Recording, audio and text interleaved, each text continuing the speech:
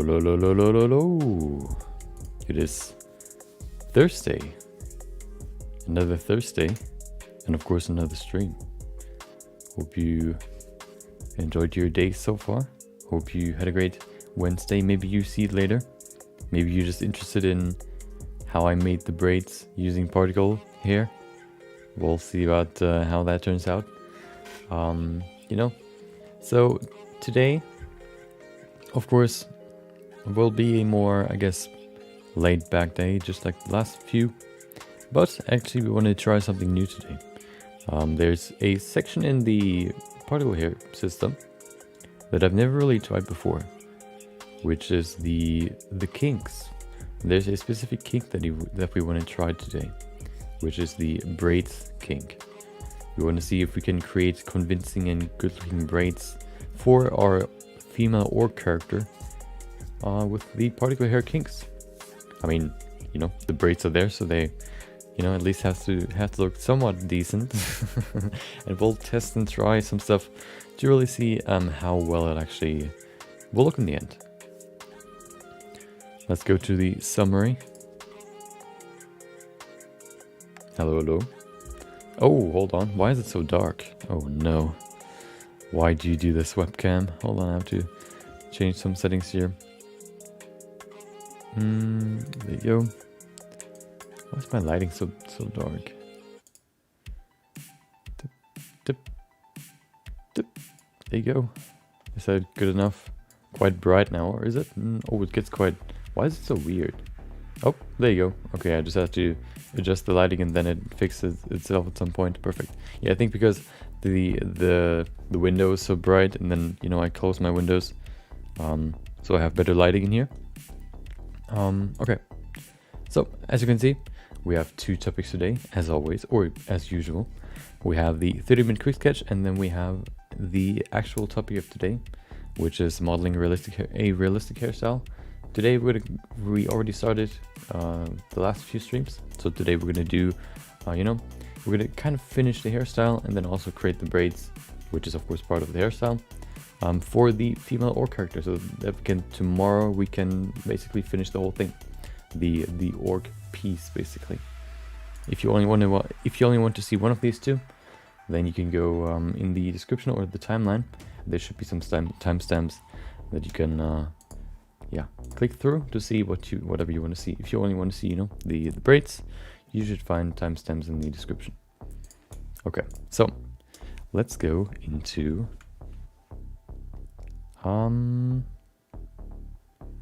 Blender. Of course, we're gonna do the quick sketch first, so that's what we're gonna do now. There you go. Perfect. So where's my... There it is. I was looking for Blender myself. There you go. Okay, my timer's ready. Today we're gonna sculpt something, of course something new, something we have never sculpted before, which is another bird, and that bird is called a bald eagle. He's not really bald, he just has a white head. So, that's what we're gonna sculpt today for this quick sketch. Should be pretty cool. Pretty cool. Should look pretty cool in the end. The good thing is, every time I do these quick sketches, I always have, afterwards I have another asset that I can use in the next quick sketches if I ever go, back to something else than sculpting something. Because, especially for these environment sketches, what I really needed for those are, assets to implement. Oh, that's probably quite loud. So it's always nice to have some more in my collection, so I can actually, just work with more than just my human base mission, create everything myself. So now I actually have some animals that I can use. Okay, let's go to sculpting. So, we forgot to select the sphere. There you go. Deactivate that. Cursor, I've never changed that. Retopology though, we need that. Set that to constant. 20. There you go. Do we need more? We need symmetry. There you go. The only thing we need. And that's all we need. Perfect. Okay.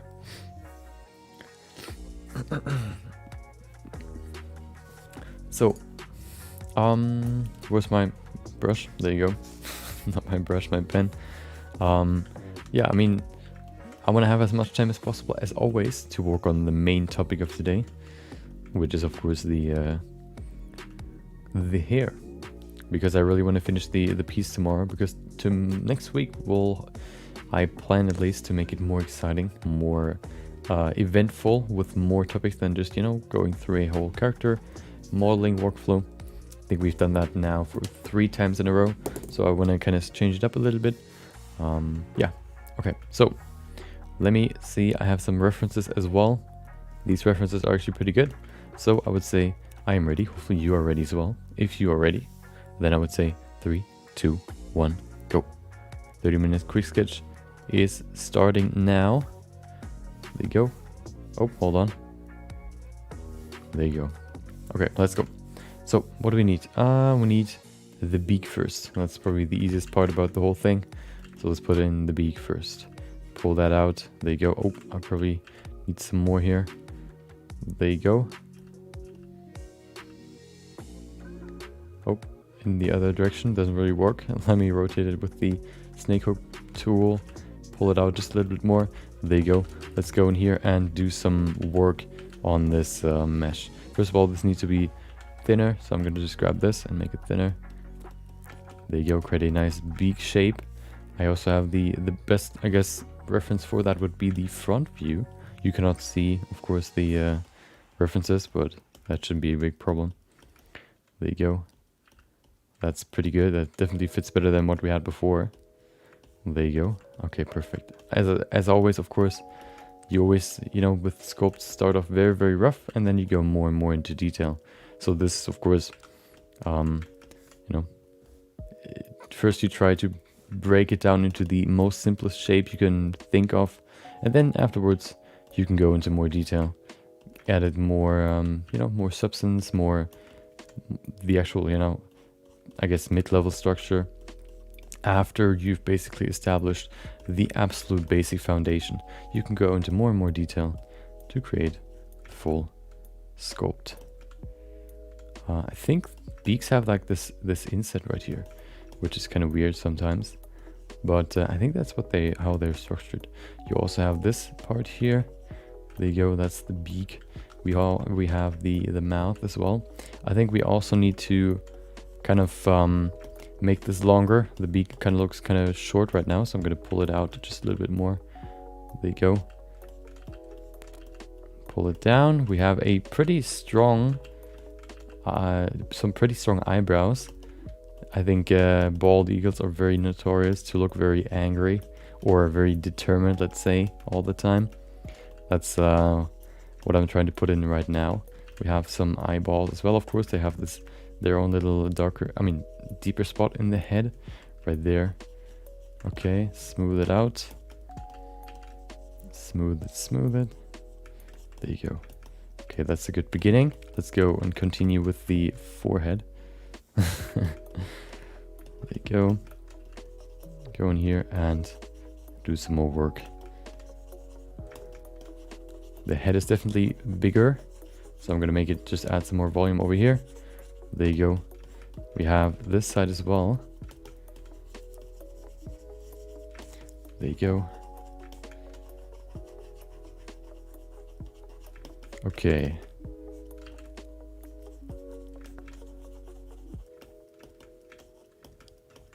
Perfect. Let me do the full head first, you know, kind of establish a base, and then we can go into more detail with, you know, everything basically. We can give him some eyes. We can give him some feathers, maybe even. We can detail his beak a little bit more. And then at the end, we may even add some, like a half body or so to him. Because right now we only have the head. I like to just, you know, keep it to the head, usually when I do these sculpts, because then you have more time to, you know, focus on the sculpt rather than anything else. But sometimes I also like to, you know, just do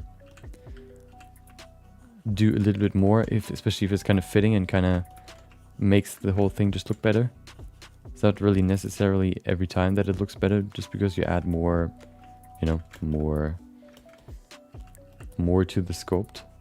But I think with this one, that's definitely the case. There you go. Gonna grab this and pull it down. Make it rounder. I need my side view. There you go. Of course, this being very sharp, it's kind of hard with just this little resolution, but you know, I think that should be enough for now. We don't really need to go into too much detail just yet. We have another, you know, we can probably add some more detail by going into 50 resolution in the constant, what is it? Constant dynamic topology setting. So that'll be later. There you go. Smooth it. We also have the nose part. Let's add the nose part. I'm just gonna cut it in and then do it that way. There you go.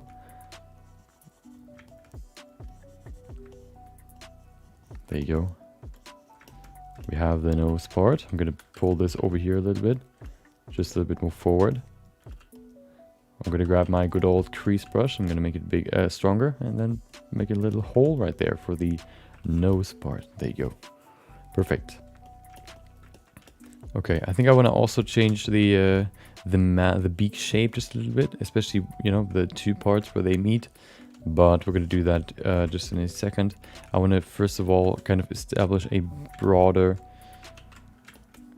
forehead, because this is quite measly, quite small. Let's make this like an actual Chad forehead here. There you go. That's definitely better already, but I think we need a wider head in general. That's definitely better. I also want to make this smaller. The beak itself, there you go. And then make this part wider. Okay.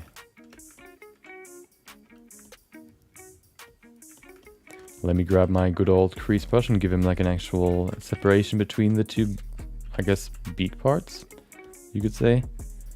Welcome back MK. Hope you've had a great day so far. Maybe you learned something new. Maybe you just enjoyed your day.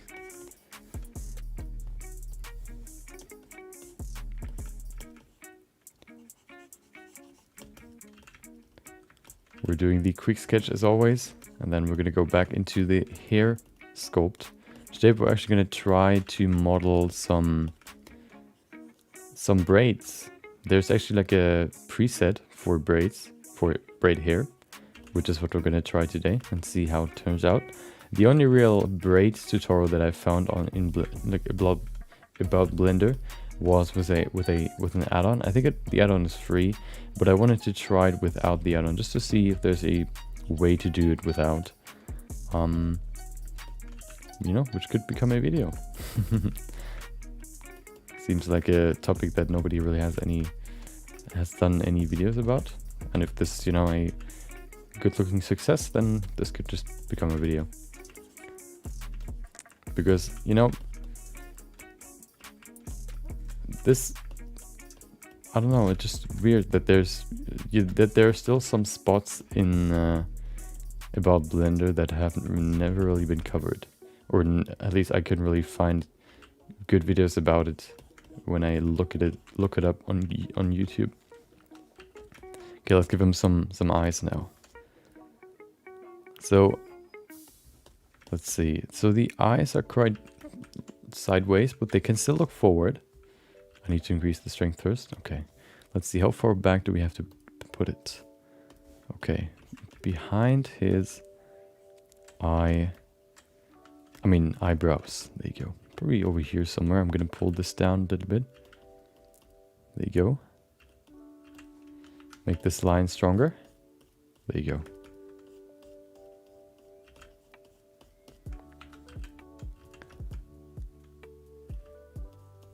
Maybe over here? That sounds pretty good to me. Let's see. Okay.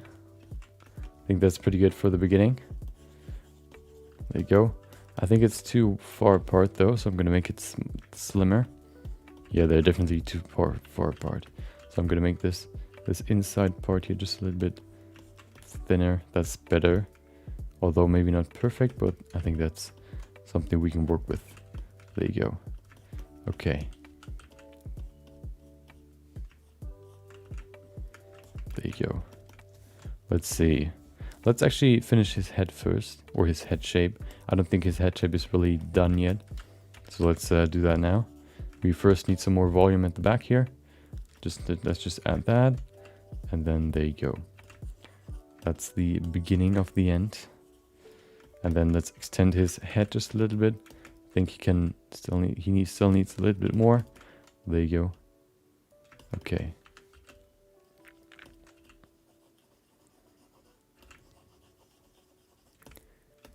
Oh, okay, yeah, we need just a little bit more volume right here, definitely. There you go.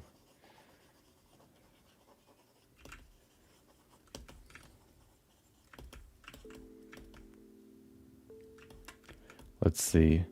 The weirdest thing is probably the mouth for, you know, these eagles. They look so weird from the front because it just looks like this big nose and then like the mouth at the bottom, kind of like Squidward. But that's just how it looks. It's kind of weird.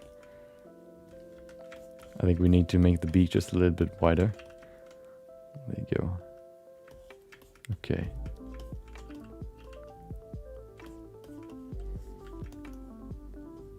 Let's add an actual body now, because otherwise it's just gonna look weird if there's like a flying head. So let's add the body. I'm gonna grab my good old mask tool and make a mask where the head should begin, or the neck rather.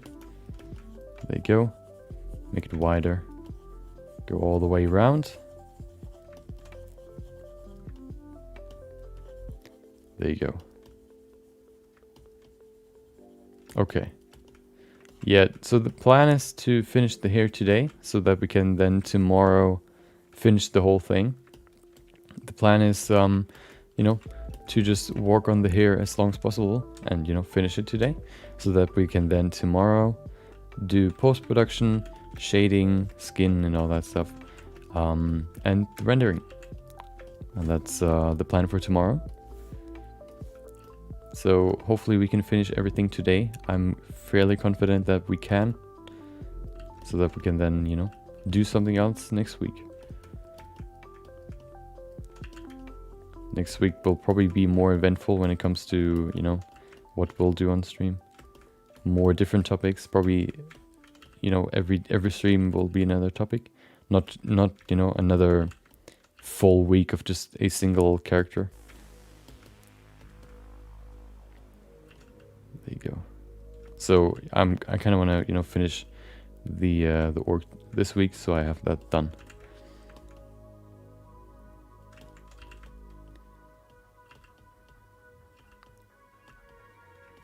Okay.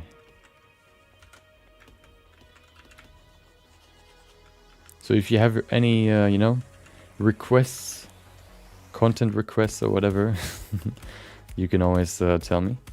I might consider it and put it in the week schedule for next week. If there's anything you want to learn more about, I have a few ideas what I want to do, but if there are any requests, I usually put those higher in, you know, on the list than my own stuff, my own ideas. Welcome back, Ronak. Hope you had some nice talks with some players, maybe some new recruitings.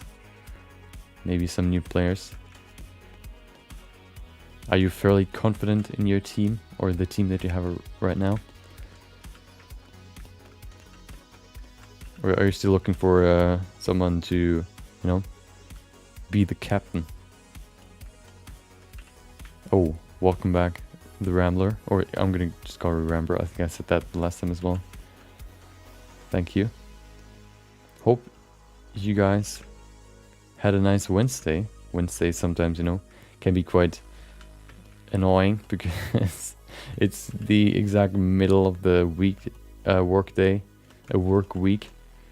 You know, you kind of feel like, oh well, I've already been working for 2 days or 3 days now, and I still have to do 3 more.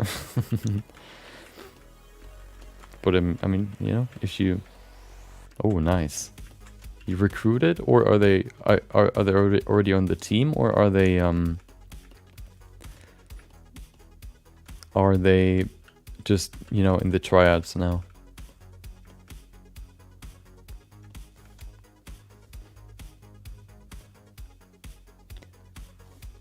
You're gonna be the manager, so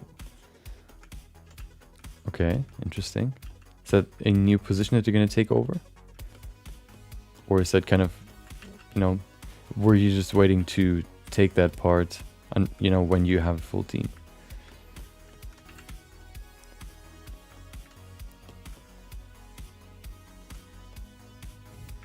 Okay, so this dude looks like a bald eagle, literally, because he looks like he has no feathers. So what I'm gonna do now is I'm gonna actually rotate his neck, and then I'm gonna give him some feathers and some eyes as well. Gonna keep that there. We don't need symmetry anymore. There you go. Rotate, nice and easy. There you go.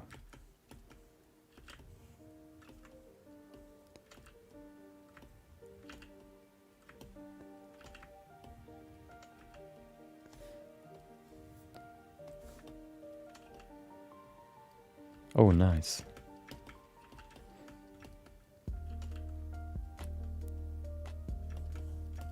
Nice, nice, nice. Sounds pretty good. Is that like a... So, hold on.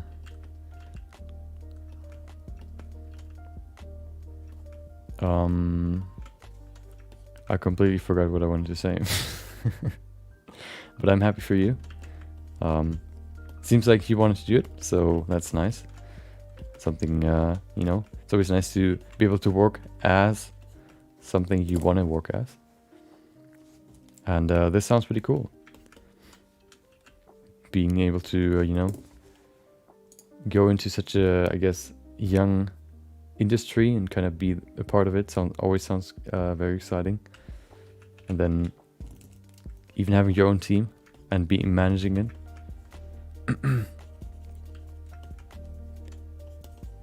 Okay, let's put in some feathers now.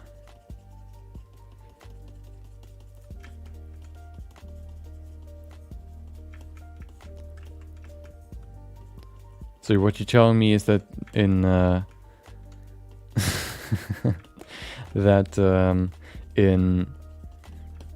in a year you're gonna be, I'm gonna see an image on some sort of news site showing you and your team holding the Valorant Internationals trophy for winning first place. That's what I'm expecting now. Nothing less.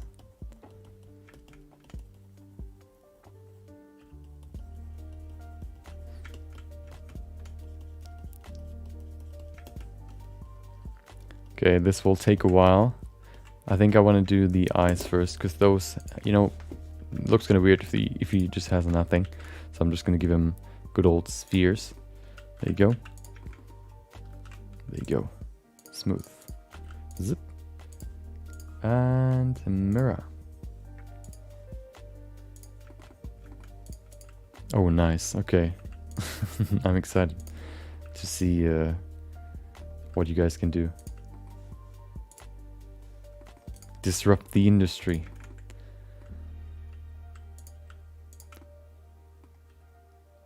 Okay, there you go.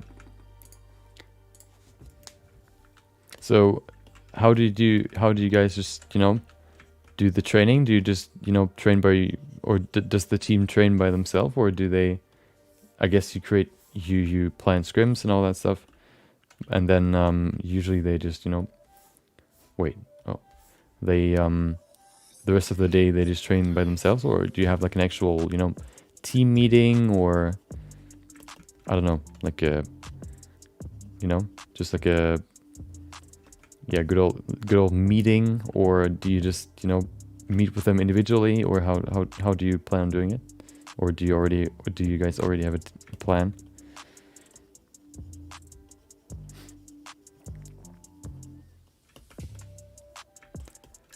Okay, I'm gonna make these a little bit stronger here. Nice, good old feathers.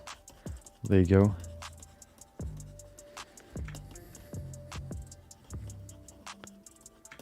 Okay, yeah. For you guys that just came in, today we're gonna finish the hair part of the female ogre piece.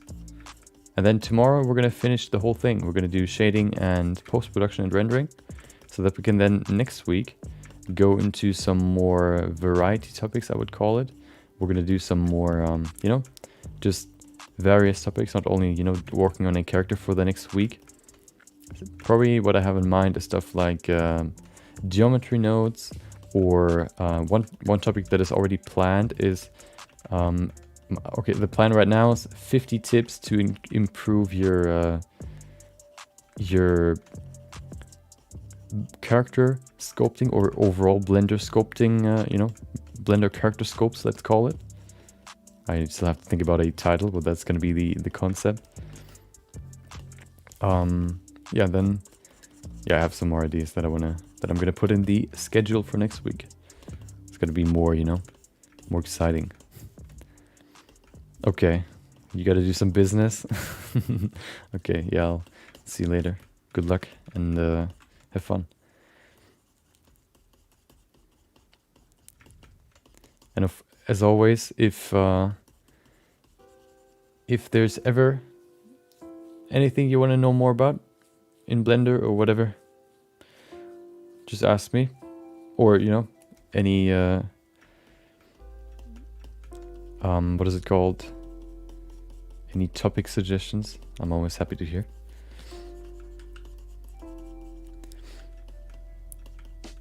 Yeah, that's something I still need to figure out myself. So if we do geometry nodes next week, what I'm probably going to do is I'm going to look into some, you know, explanations and tutorials, because I'm not really, you know, the best at geometry nodes, overall nodes probably. So oh, nice. Oh, and then you can go back into Blender. nice.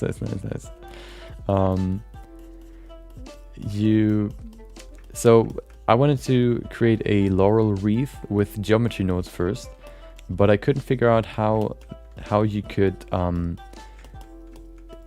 translate or apply the normal to the you know, leaves that I wanted to apply to I'll be waiting here for all you questions. You know, how you could apply or you could use the normal in the rotation of the leaves that I wanted to apply to the wreath or the ring, or whatever, the branches. Yeah, so, you know, I see more and more videos about geometry nodes, and I think once you kind of know the basics, you can really do so much with them that I kind of want to get into them. Not only because it would open up, you know, another realm of possibilities, but also because it's kind of like a new topic, which is kind of exciting to go into, because you can kind of, you know, discover some things yourself.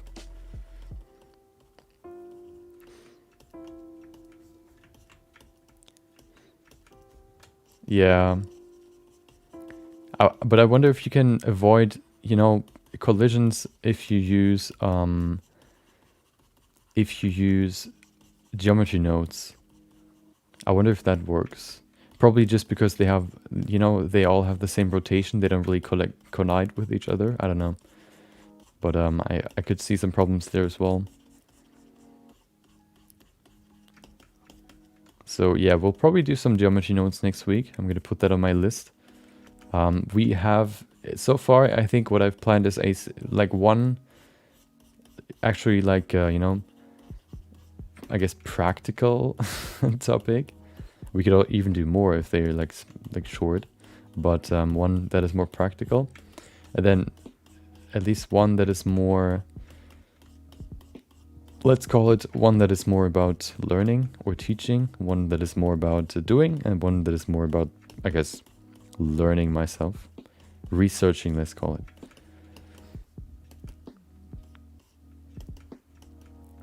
Oh, that's cool. Yeah, that's why, you know, I've seen so many videos like trees, you know, procedural trees that can have multiple branches, and the branches are like procedural, and, you know, you have sliders that kind of manage that. You can animate, you can do so much stuff with it.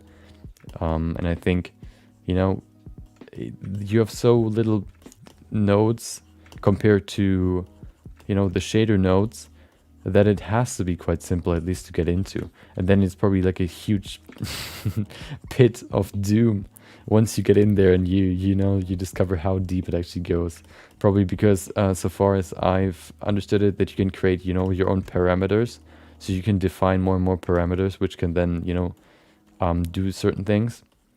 That's probably why you don't really need any nodes, because the nodes just refer back to the parameters that you've defined first. That's at least the idea that I have right now. So you know, we're definitely gonna look into that more next week. We've done like a single stream already, kind of going over them and kind of experimenting with them. But I think I want to go into it with a little bit more knowledge. Maybe do like a, you know, like a test project, just to kind of see and, you know, test the knowledge and skills that I've gathered, and then maybe get a better grip on how they actually work. I remember seeing like this add-on that was there before, like animation nodes, and I think that is now just like geometry nodes, because I think you can do basically the same. I'm not quite sure though. And yeah, like I would like to do more animations in Blender.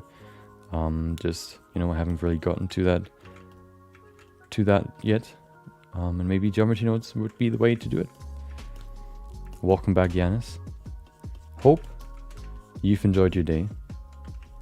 Hopefully, did you finish your... I'm gonna ask that until you finish it. I mean, until you solve it. Have you finished or solved your problem? Because, you know, I'm asking because it'll be helpful for me as well to know. The more I can, the more I'll learn about shader nodes, you know, the more I can improve myself. Oh, okay. Did you solve the modulo problem?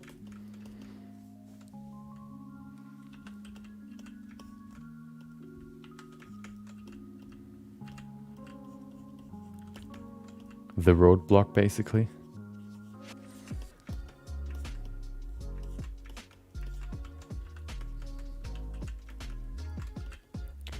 There you go. Give it some more density here.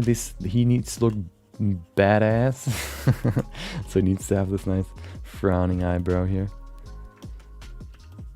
There you go.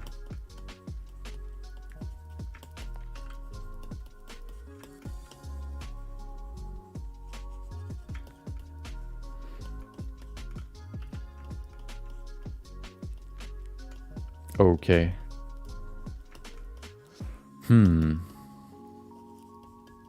Yeah.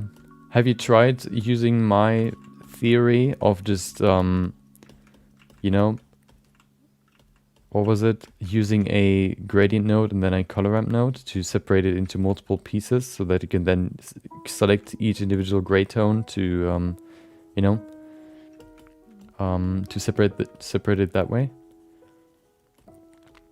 You know, if you haven't solved it until tomorrow, we're probably gonna put that as a topic for next week as well. Just as a, you know, a small fun project to do. Kind of learn more about nodes and how they could work together. That could actually tie in 2 topics or 2 requests, or, you know, 1 request into that topic. Kind of talking more about nodes and how they work together, and then also trying to solve your problem. Or at least provide a solution that you could maybe use if you want.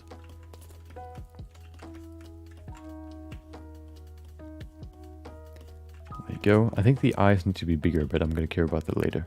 I mean, in the next 1.5 minutes.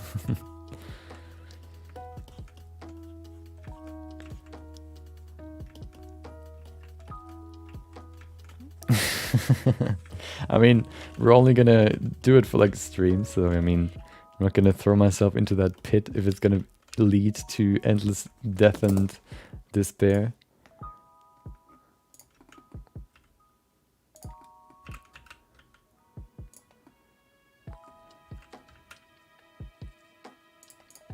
There you go. He looks kind of weird. I wonder why. Probably because the feathers look too flat. Can we fix that real quick? There you go. That's quite strong, but that's okay. We need some thicker feathers here. Come on. We have, 42 seconds left. Oh no.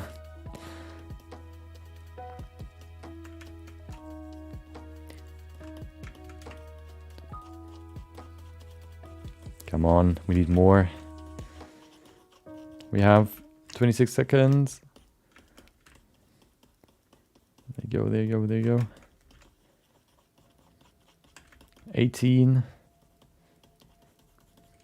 Just trying to put them in as fast as possible.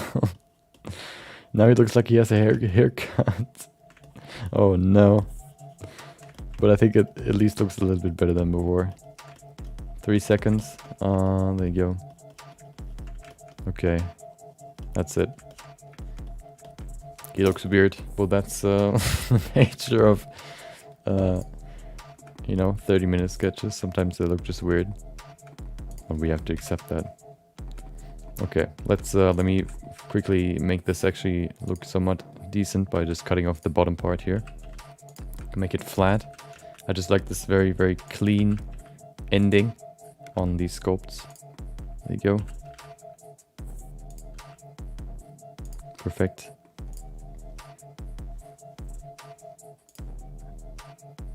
Boolean. There you go. Wait for a second. Oh, I should probably save before I do anything risky here. Come on, please don't crash. Okay. I was at the mercy of Blender right there. At least my gambling didn't turn out too bad. Quick sketch. Day 143.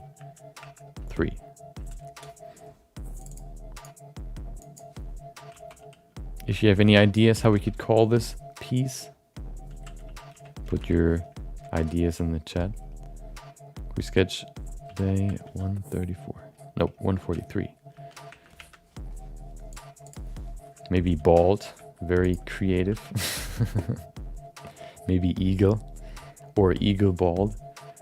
Bird head. That's a very simple name, but sometimes simple is the best way to go. There you go. See what I mean? Now it's perfectly straight. That's what I like. Okay.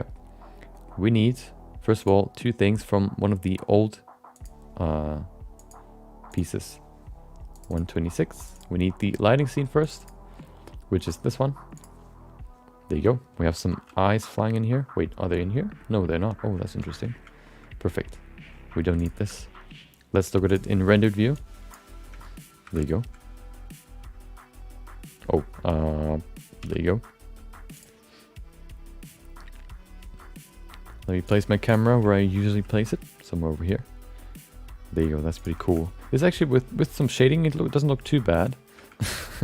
Not as horrible as it did before. So this could work. We just have to do some magic here. There you go. Put that focus down. Oh. Go closer. There you go. It doesn't look too bad, to be honest. But probably the further you're away, the better it is. That's why it doesn't look too bad, because you can't really see any that much detail.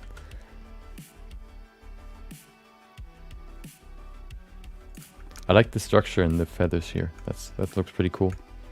I want to change this though.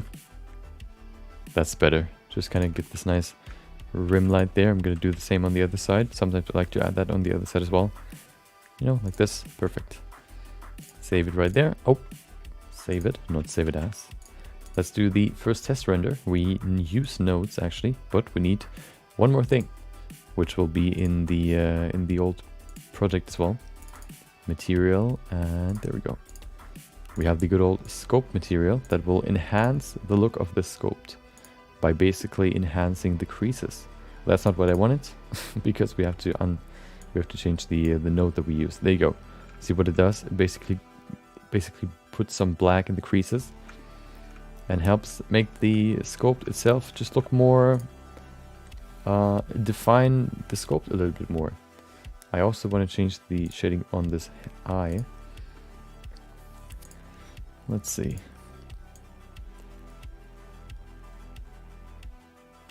Like that. I like to have some sort of glow in the eyes, but I don't usually if you try to put a glow in the eyes, it happens that it just gets too bright in the front. But we could try by just duplicating this and then setting it to disk. Let's see where the reflection comes from. See what I mean? If I put it like in the direction where you could actually see the reflection, if I set it to roughness 0. There you go, you can now see it, but it's so bright now in the front that it kind of looks weird. Maybe if we bring it down to 100, it could work. Yeah, that could work. Just to give it, you know, a little bit more, make it look more natural. That is actually one of the techniques that they used in the first King Kong movie. Fun fact. The scene where he dies, spoiler, I'm sorry, where he dies, you know, on top of the skyscraper. The moment you see his light fading away, you see into his eyes, and then there's this small little flickering light in this highlight in his eyes, and then you can see it kind of getting dimmer, and then somebody's just gone. You know, so you can kind of take away from that giving a human or, you know, something like an animal or whatever, the small little light in the eyes makes it just look a little bit more alive, more natural. There you go. And then let's do the sketch render, 50%. There you go. We need some post-production in here as well, but we're going to do that once we have the sketch. There you go. There you go.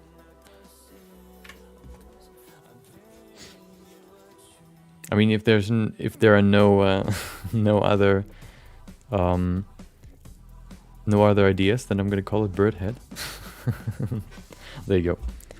He looks kind of fuzzy, kind of, you know, so kind of wild. It's not really like a kept feathers, but you know, he's been through some battles. Set that to 2 and high. That should do it. Yeah, that's good. Okay. Let's set it to times 8, 256, and 100%. There you go. And render.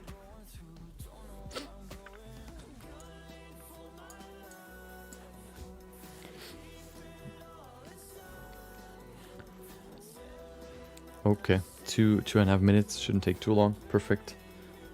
I'm kind of excited, excited to try out the braid function in the particle hair system.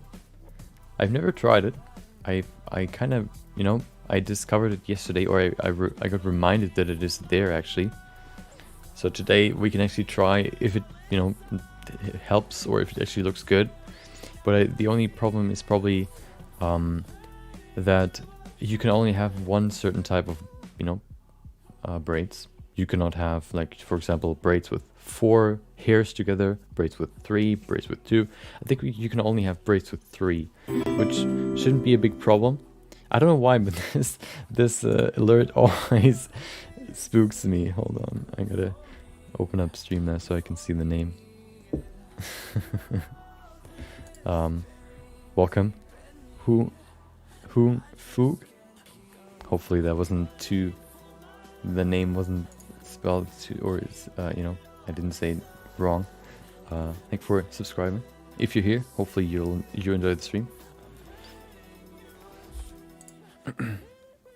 My render settings are, what do you mean? Oh, you mean here? So, do you want to see all of them? Do you want to see sampling, light paths? I can go through the main parts. I use GPU to render usually, except for when I do hair modeling. When I do hair modeling, I use CPU. I don't know why, but for some reason the CPU can just handle hair better. Path tracing, and then the render sampling always changes. Viewport sampling doesn't really matter that much. I use adaptive sampling. Nothing changed here. Denoising, nope. I use a denoising node, as you can see right here. Render layers, and then I enable denoising data in the data under passes tab. So I can use the denoising data to plug that into the denoising node and then into the composite, export node, so that the image that I render will be immediately denoised. Then nothing here, changes, advanced, I don't do anything there. Light paths, max bounces, I never change. I usually always keep it like this. Yeah, that's the, I think that's probably the settings that I've probably never changed. I played around with them when I tried to render an animation to kind of see which ones do what. But I think those ones are the best settings for, rendering overall. You could maybe go down with transmission a little bit. You mean the what is it? The Europe Championship? Not really. When Germany plays, then I sometimes, I at least know what happened, but I don't really watch it. Welcome, Athrin. Hope maybe you've learned something today. Hopefully you had a great Wednesday. Yeah, so max bounces always stay the same.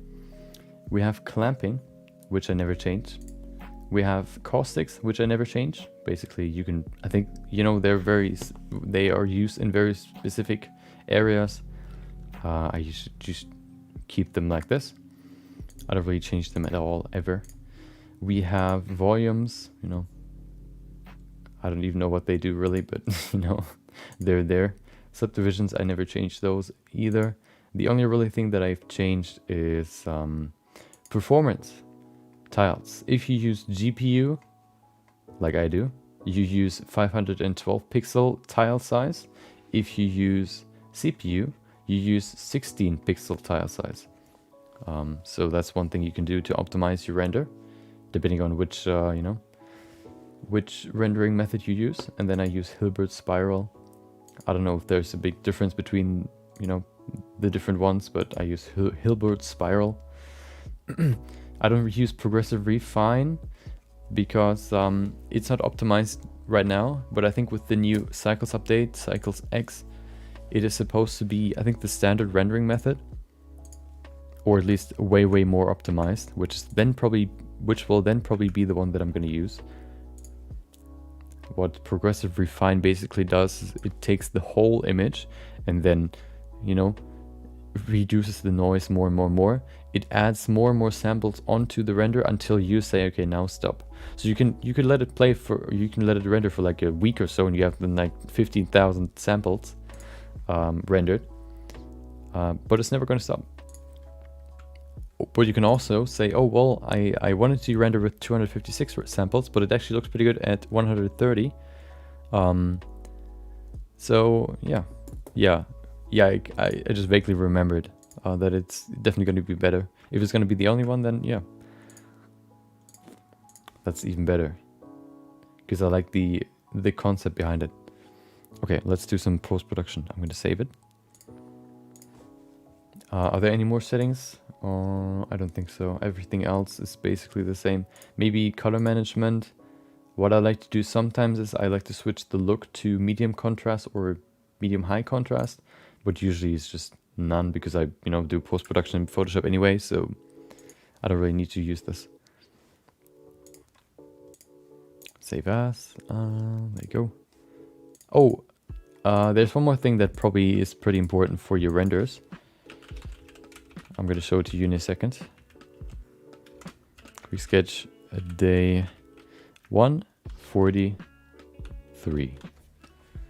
1920 by 1920.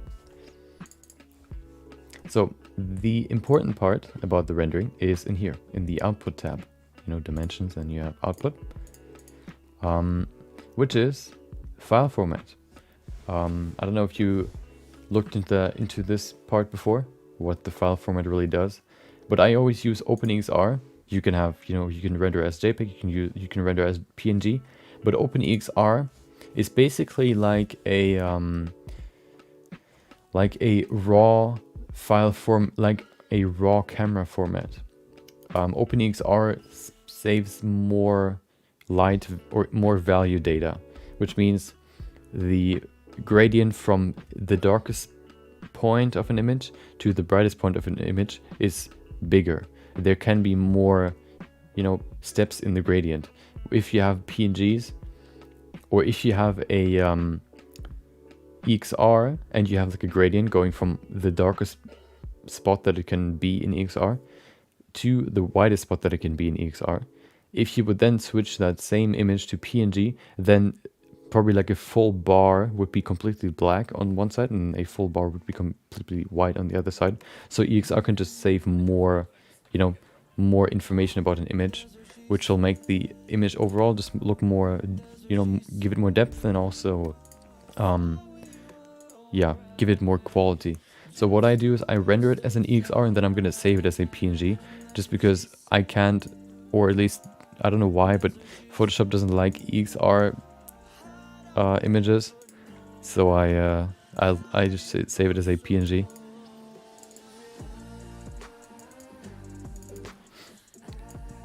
Yeah, that's why I use EXR, because it's better.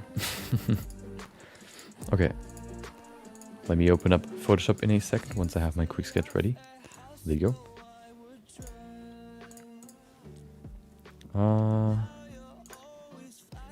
There you go. This one is definitely one of my worst sketches when it comes to sculpting, I would say. I don't know what really, I don't want to say went wrong, but I think I just didn't really capture the essence very well, or the shapes. You can still see that it's like a bald eagle, but I think sculpting feathers is quite hard because they, you know, protrude from the sculpt, which makes it kind of harder to render. I mean to sculpt. Okay, let's do some quick adjustment. This doesn't really do much. It makes it a little bit, you know, gives it a little bit more contrast. I think I want to go to the selective color correction though and bump down the grays just a little bit as well. You know, make it a little bit darker, give it some more depth. That's pretty cool. And then the good old fingerprint texture to refine and finish the image.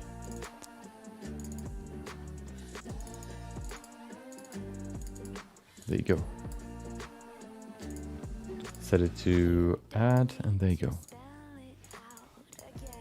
50%. Okay, perfect. You know, I want to get this done pretty quickly, so I can go back to the hair as fast as possible. Because I definitely want to finish it today, so we have as much time as we need tomorrow for the rest. Yeah, let's save it. PSD, there you go. Okay, the music is a little bit too quiet, I think. Hold on. There you go, that's better. Okay, I'm gonna save it as a JPEG as always. I'm gonna upload it into my phone. I'm gonna upload it to social media, and while that is happening, you're gonna see the good old compilation again. 3 minutes of epic B-roll footage. I don't even know if that's B-roll, but you know. Epic compilations. Nope, I'm in the wrong folder. Oh, my disk drives are getting full.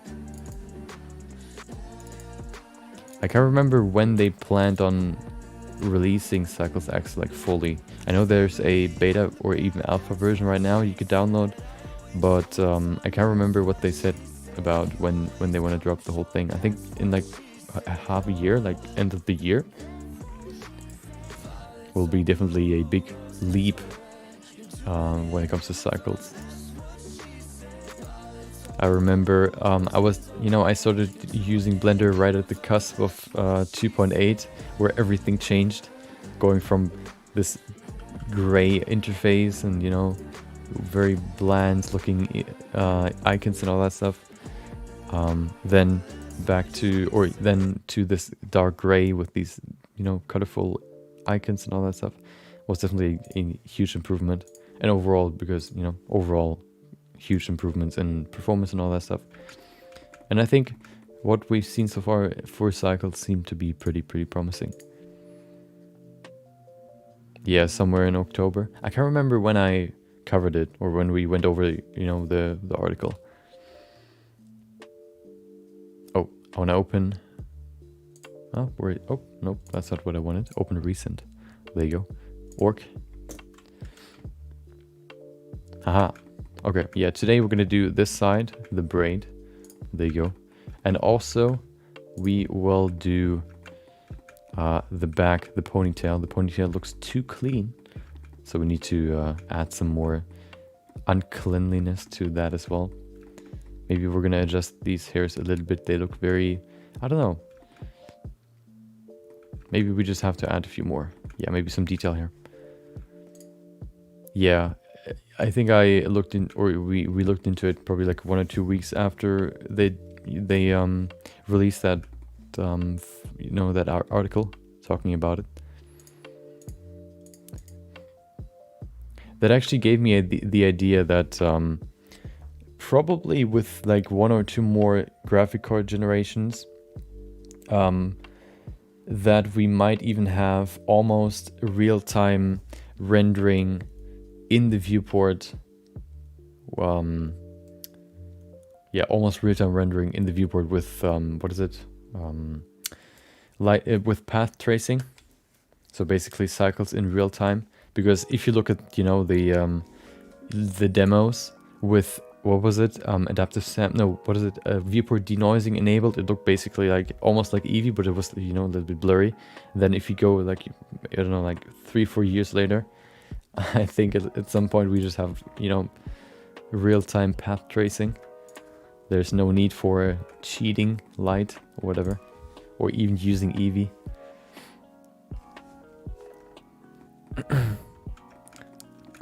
When you want to mirror, so do you have like basically the similar hairstyle on both sides? I think what you can do, hold on, let me see. So I think hair particle, I think, hold on, so you have these settings here. You have X symmetry, and then you have topology mirror. If I now add an image, like a hair, you can see it just adds a hair on this side. What if I remove this X? Yeah, it does the same. What if I enable topology mirror? Yeah. So I think if you have basically a remeshed topology that is symmetrical on both sides, I think then you can use symmetry. Otherwise, I don't really know if there's a way to use it. Just because I think, unlike, I think weight painting, I don't know why, but there are some tools that use the world location where you use the brush for the symmetry, and for some tools they use the topology. I don't know why some use that, you know, the one than the other, but that's what I've kind of discovered.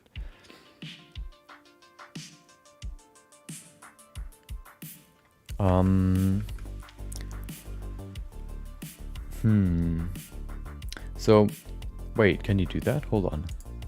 What if we go in here and let me remove the children real quick.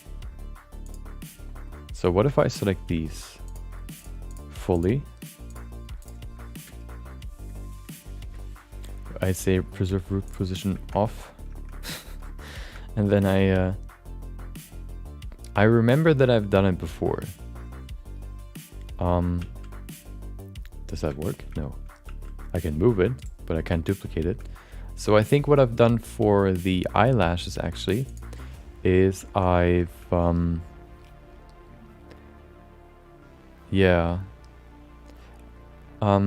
I think so. I have an eyelash model, basically, you know, eyelashes that I can just put in onto every character. I think what I've done there is I've just grabbed the topology from one side and just duplicated it and scaled it on the x-axis by -1, so basically mirror it on the x-axis. And I think then you can just, you know, hold on, let me see if that works. So I duplicate it, there you go. What if I scale it now on the -x? Now you've basically just mirrored the whole thing.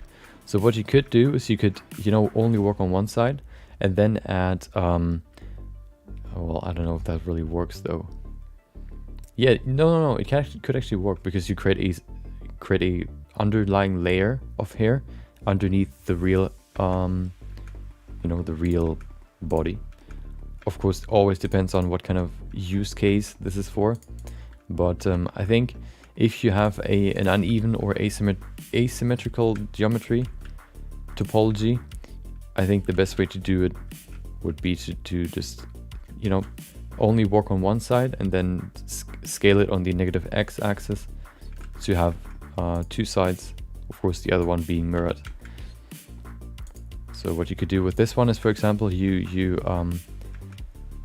create an underlying geometry, either by creating like a retopologizing the part that you need and then splitting it in the middle, then working only on one side and then, you know, grabbing the half that you need. There you go, and then scaling it -1, so you have both sides. Or yeah, that's the problem. I don't know if it works for a rig character. Of course, you can always just keep the two sides, you know, you don't need to connect the two sides, which would mean that you can just apply the weight paint for the bones to both to both sides. So it would probably still work because then it would be similar to clothing. But I've never tried that, so you know, beware my ideas. Oh, welcome back, Jordan. Hope you've enjoyed your day. I'm gonna do the compilation real quick, and then we're gonna go back into this this here. So you're gonna see the compilation. I'm gonna be back in 3 minutes, and then we're gonna continue this. We're gonna look into how we can create the braid. We can see in the sculpt we have this big braid, and then we have these smaller braids that go into that form a big braid. So we're gonna look into how we can create this braid using hair particles. There's one idea that I have, or actually two, and we'll try it. So yeah. Hold on, hold on, I need to check. Did I upload it into my phone? I can remember. Did I? Yeah, no, it didn't. Wait. Oh no, okay, hold on. Yeah, that would probably be the only way to do it without symmetrical topology. You could always just, you know, retopologize, but I know how annoying that can be. Retopology overall. But then at least you have like a clean, you know, clean topology that you can work with. Oh. Okay, now I'm ready. So we're gonna look into how to create braids with hair particles after this quick compilation. 3 minutes. I'm going to see you then. Have fun, and yeah, until then, enjoy.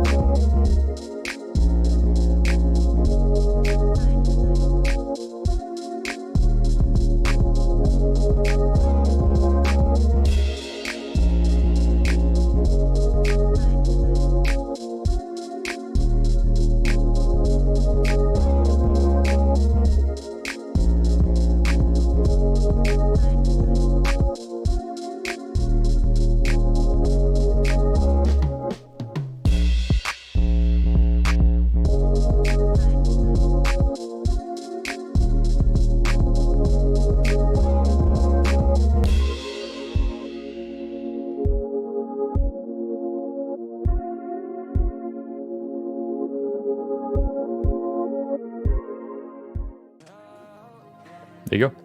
Perfect. Okay, let's go ahead and go into a new frontier of hair particles. But before we do that, we have a little bit more work to do. Yesterday, what we've done is we've detailed the hair a little bit. Yesterday, or 2 days ago, we started with the hair particles. We tried to, you know, emulate what we have here with the sculpt. And first of all, what we've done on the first day is we've created the volume hair. Basically, the first layer of hair that is supposed to just create some volume and cover the skin, basically. So you can't just look through the hairstyle and see skin underneath. And that is why we add the first layer, and then we have the next one, which is hair layer 2, which is used to create the hair some more structure. You can see it not only gives it a little bit more volume, but it also gives it an actual like secondary hair flow. These strands are smaller, which means they can create their own, I guess, hair flows, and also can break up the flow that has been created by the volume hair. And we can kind of refine the hair flow overall. So today, after yesterday finishing these sides on the shoulders, we're going to go to the ponytail and also do the side over here. Because what we have over on this side is this big, huge braid that we're going to try to recreate using the setting, the kink that we can find in the children's settings, which is here. There's a kink type, which is braid. We can actually basically there's a preset for braids, which we're going to try today. As far as I've seen, the only way, on YouTube at least, to create braids using hair particles was with an add-on. I want to see if we can do it without an add-on. So that's what we're going to try today. The add-on basically made it so that you can use curves. You can create curves first and then convert those into hair particles. Yeah, I'll try to do it without, just because I think could be a fun challenge and something new to discover. Maybe a new technique, maybe a new, way to sculpt braids in Blender. Who knows? We'll see. But before we do that, we're going to go into the back of the hair. And then tomorrow, we're going to try to finish the hair today, so we can then tomorrow go into finishing the whole character. Maybe giving her some more detail, she looks kind of bland in the face right now. There's no real detail, no real, character. That's probably what we're going to do tomorrow. Today it's all about the hair, finishing the hair. So let's go into the particle edit mode and do some work here. You can see all these paths. So the big, I think actually no, it should work. So of course, the thing that'll probably help us the most is what I've just discovered on the weekend. No, on Tuesday. How you can speed up your hair particle process times 12 by interpolating the new particles that you add. Interpolation means if there's already one of the object in the scene, or one or more, if you add a new object a new hair particle to the scene, they will take reference from the closest hair particle around them that it already exists and shape themselves after that. So if I would now go in here between these two and I'd add another one, you could see, oh, hold on, I have to activate it up here. You can see it just shapes it almost exactly like the other ones are. Basically a mix between the two.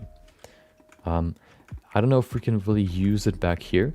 I've used it for the volume hair because what I've done basically is, because all these hair particles all just start back here, we have quite a lot of room to play around with in the back here, where there's no influence from all the other hair that could influence the interpolation.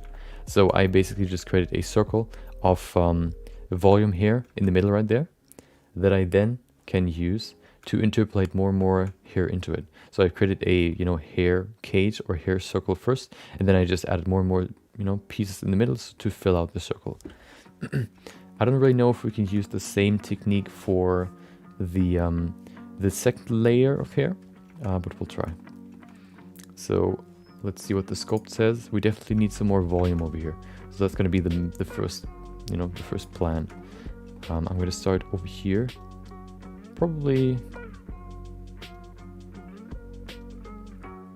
Yeah, probably over here somewhere, like add it right there. Oh, that's interesting. Wait.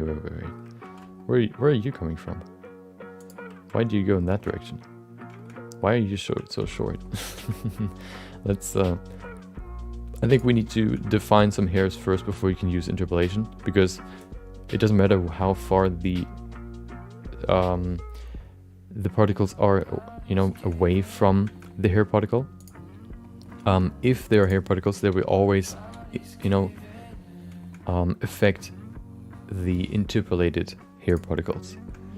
So I guess it just grabbed one of those back here and basically, you know, formed itself, shaped itself according to those. So what we have to do first, we have to define, you know, the hair that will spawn in this area, how it's supposed to behave and shape itself.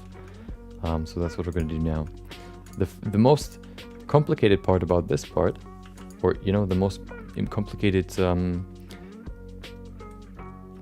part about this will be that we have to create a band to hold all this hair together. You can see in the scoped, you have this small little band that holds all these hair together.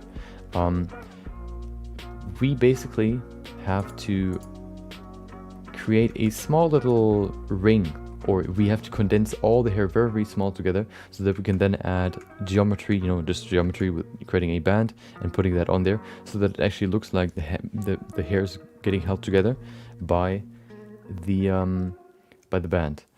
It, in my experience, can be quite complicated or quite annoying to do that, just because you can see how wild some of these hairs are to really make it look like they are being held together, but we'll see how that turns out. Okay, yeah, the first part will be just to kind of define the volume a little bit more, kind of maybe even follow the shape of the sculpt that we already have to yeah, use it as reference. There you go, that's the first one. We can see that's pretty good. We don't see any hair really going through the band, that's good, except for these few, but I think a few going through, that's okay. So let's add a few more. I think what I'm going to do here is do the same that I've done yesterday, adding just more children at once and shape them together, just because I think, you know, doing one at a time can take quite a long time. I think we can save some time by just, you know, shaping, or doing some general shaping with multiple at once, and then afterwards, once they are in the, you know, the right proximity, we can shape them more individually. This way we can at least save some time, and, you know, it's similar to symmetry. We could either do both, you know, both sides individually, or we can do both at the same time, and then at the end add some more asymmetry. That's basically what I try to do here. Make it more effective, make my workflow more effective. Always going back to the hair reference. Okay.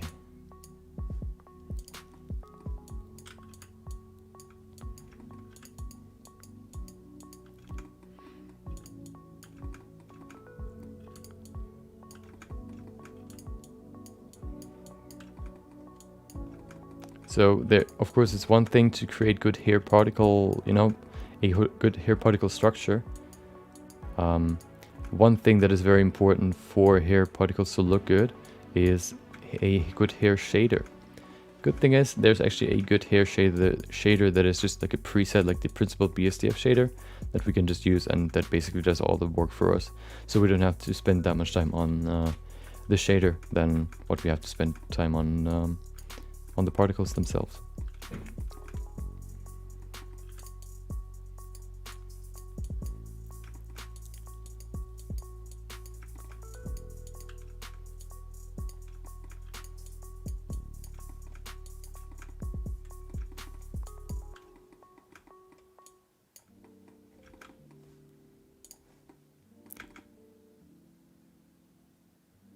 And as you can see here, these hairs are supposed to not only, you know, kind of get, I guess, kind of, they're supposed to follow the main flow, but they can still have their own, you know, sort of own way of I guess, following the flow. They're not like perfect slaves to the flow. They're not supposed to perfectly go straight or whatever. They're actually supposed to break up the structure a little bit, give it some more, you know, randomness, give it some more smaller structure to make it look more natural and more realistic. I think that's basically the same word, natural and realistic, but you know, I don't want to repeat the same that I've said yesterday over and over and again. But you know, just explaining what I want to do here and then doing it is what I want to do. Okay. So the biggest problem will probably be down here. I guess what we have to do is just make the hair longer. We'll see how that turns out.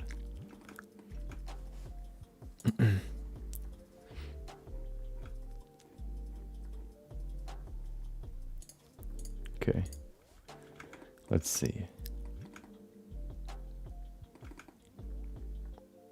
I definitely need to make this hair a little bit reduce the children that we see, maybe set it to 5. I just want to see very limited amount of those volume hairs. There you go. Wait. Oh. Okay, perfect. Now it's just a little bit easier to see through the whole thing. We can also go in X-ray mode to see a little bit better maybe.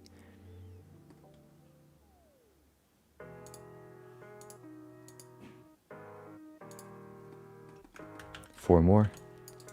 I've seen a Twitch clip probably last weekend where there was a, I guess, smaller streamer, at least that was the description, watched a clip of Miskiff saying that he hates, or that he hates smaller streamers because they all, you know, they always need to be, or they always are very annoying in the way they, I don't know what he really meant, but I guess what he means is, you know, I don't know, self-advertisement or overall just, I guess, their behavior maybe. He didn't really go into much detail, or the clip just ended before he could really say more. He basically just said, you know, the small streamers are annoying. That's why he doesn't like them.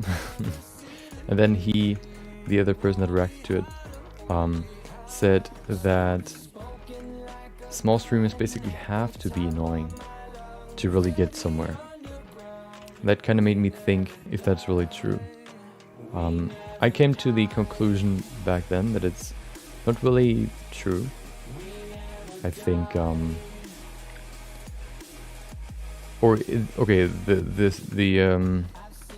let's say,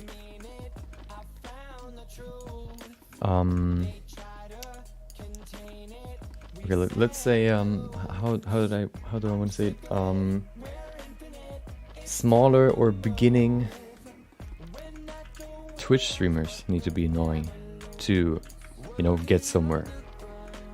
If you are a beginning or starting off, I guess, content creator or streamer on YouTube or Facebook, I think that's a different story. Just because there's no discoverability on Twitch, so how are you supposed to be seen without basically advertising yourself? You could, you know, have the greatest content you ever. If the only way you get discovered is by having viewers, how are you supposed to be discovered if you start off, you know? So I guess he could be right in that sense that, you know, you have to be annoying to make it on Twitch without any other platforms, you know, without using any other platforms. But even then, I don't really know if you really have to be annoying, like, you know, kind of advertising yourself, inserting yourself into every I don't know, conversation or whatever. I think there's always an alternative that is more beneficial for both, not only the streamer but also, you know, the potential viewer. Just because at the end of the day, you can advertise yourself as much as you want. If you don't have really any value to add, then people, first of all, are not gonna watch you. And second of all, or even, you know, react positively to your self-advertisement. And second of all, just, you know, they're not going to continue to watch you if you don't have any value to them. So I think at least you should focus on being annoying. I think you could even not be annoying and advertise yourself. You know, you could just, you know, be a part of the community, or be a part of whatever you want to, you know do. For me, I could, you know, go to the whatever subreddit, Blender subreddit, and submit all my pieces or whatever. And then maybe somebody asks, hey, so can I see more of your work? And then, hey, I can say, hey dude, what's up? You're actually interested in what I do? You're actually like what I do? I add value to your life by giving this piece of artwork or whatever to you. Maybe let me give you more you know, more value now that you've asked and you're actually interested. Let me send you to my, or let me show you that I stream, or let me show you that I yeah, basically stream, if we keep it in that example. Let me show you that I actually do more than just, you know, post stuff on Reddit and comment and all that stuff. You know, it's, I think I've never, at least I never, maybe that happened before, or maybe, you know, you have reacted positively to self-advertisement, like, hey, check me out, I do streams on Twitch. Maybe you got curious and just, you know, tried, you know, wanted to check it out just because you wanted to see if, I don't know, his self-advertisement actually worked. But at least I have never reacted positively to one of those, just because it kind of feels like, you know, the people, this message of, hey, check me out here, always kind of feels like it's more like, hey, I want something from you, but you're not gonna get anything from me unless you watch my content. It's kind of like demanding stuff from you, but then giving you nothing back. So why would you, the person that has the choice to positively or negatively react to your, or neutral, whatever, react to that message, why would you react positively? I actually saw an advertisement of someone that that advertised his stream using YouTube advertisement placements, or ad placements, you know, these 30-minute ads in the beginning of the stream. He made like a small video kind of showing some highlights of the stream and what he does. And I think what he said was like, yeah, okay, I'm going to be fully transparent with you. I'm a long-time streamer now, and I can't really, or I don't really, I want to make this my living, or whatever he said. I want to, you know, I'm going to advertise my stream through Google, you know, advertisements or pre-rolls. If you're interested, check me out or whatever. I was actually interested because I never seen that before. If that would actually work. So the problem was though that I never really had that ad again. I only had it once. So I can't remember his name, so I couldn't really, you know, see if it actually works or whatever. Not that I would ever do it myself, just because, I don't know, it's kind of weird, but you know, I was just interested if that could actually work. But yeah, but it's also, I think, kind of different whether or not you actually do like an actual you pay for an ad, or you just go into some sort of forum and just post, hey, hello, I exist, please notice me, please you know, interact with my content. You know, it's kind of weird. It's there's no value given or coming from you, and you just expect value coming from others. I think it's also kind of like the false mindset overall, to say I need to be annoying to make it, just because that kind of gives you a weird situation to be in. Because probably then at some point you're just gonna always resort to that. you know, oh, I need to be annoying, so I need to do some annoying stuff again or whatever. Because I don't know, I'm losing viewers or whatever.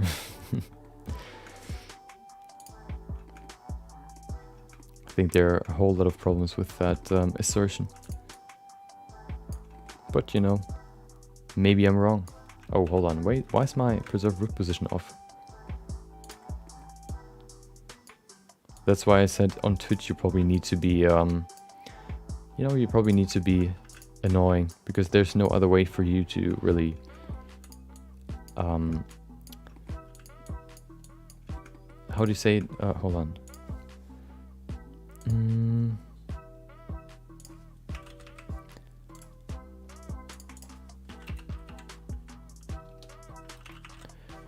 You stand out of the crowd, you know? I think there are like 3 million streamers or people that stream every month or so. So, you know, it's kind of hard to really stick out at all. So I guess your last resort would be to be annoying and self-advertise yourself.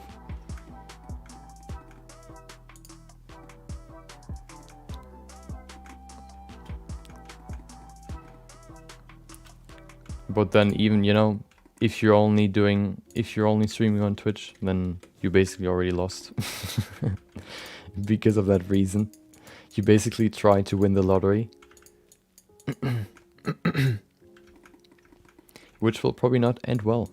But who am I to say you shouldn't do it? Do whatever you want.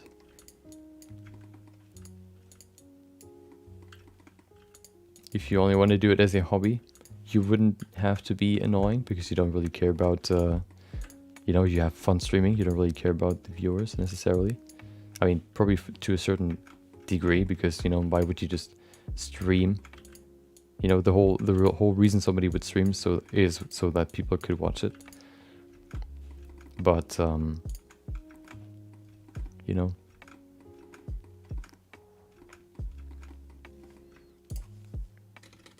if you really are serious about streaming, I don't think you should make streaming your main goal, or your main way of garnering, I guess, attention, getting attention. Oh, okay. So you can already see how this hairstyle now transforms. If we go out of X-ray mode, you can see how much more structure it just has. If I remove this, see how it looked before. Hold on. There you go. See how it looked before? Very empty, very bland, very, I guess, you know, very just straight down, going up and then straight down. It has a singular flow. And then adding these smaller strands really gives it more structure, gives it more of a, yeah, makes it look more natural. I can't really describe it more than that. These individual strands just, yeah, bring more depth and more structure into the whole thing, just because you know, no hair is perfectly just straight down. So you always have these twirly hairs that go around, and, you know, build these smaller strands that go in different directions. So you add those by creating smaller strands and add them on top of the first volume layer. That's what we do right now, of course. Let's continue, and then we can almost or soon get to the interesting part of today.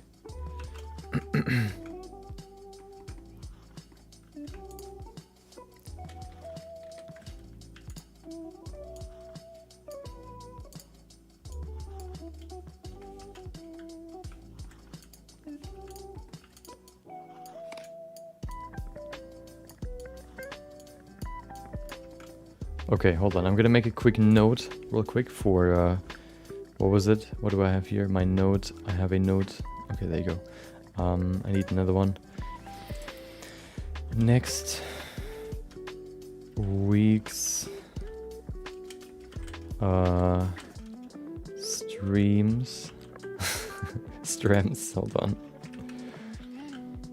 Okay, so what was my idea? So we have one that is 50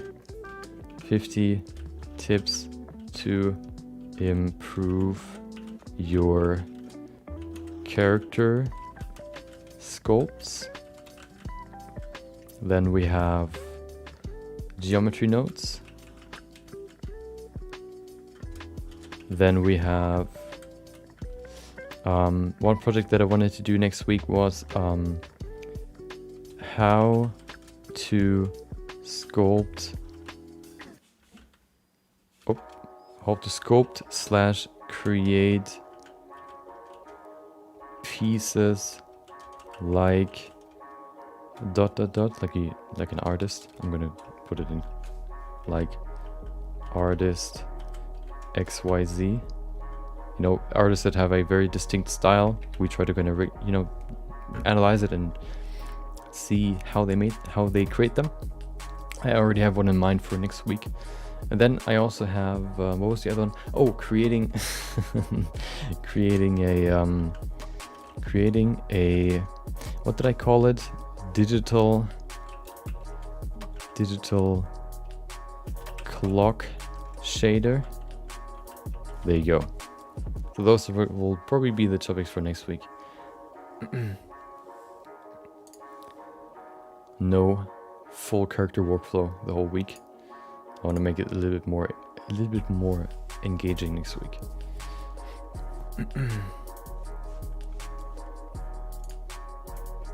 And then for the geometry notes, we'll probably do like a quick project or whatever. Oh, okay. Welcome back, James. James. Okay. You tried to sculpt a woman.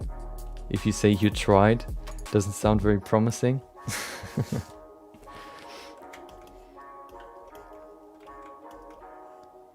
I know how it feels to try. Did you try a full body or just, a face?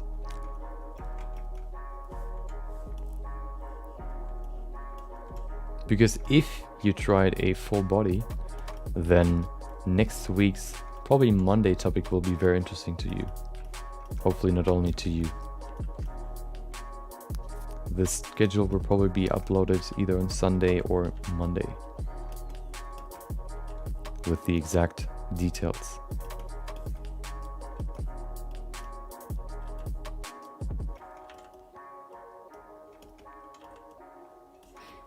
Yeah, okay, just the head. Yeah, I think females are a little bit harder to sculpt just because they have more fat, just intrinsically, which means their face is more or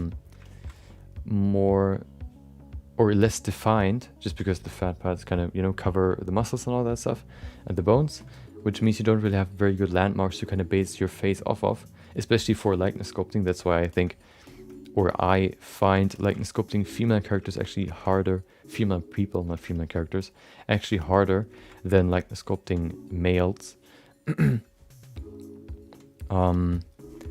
So yeah, I know creating female characters is definitely harder, especially for likeness sculpting. But overall, you have to be more subtle and very distinct. Oh, you're never going to delete your comment. I actually, I mean, I can probably delete it if you want to, but is it that bad? Is it embarrassing? If there's a link, then it's probably going to be insta deleted anyway. So you don't have to do anything. Can you edit comments? I think you can, right? You can just put a link in there and then it should be gone after a few hours.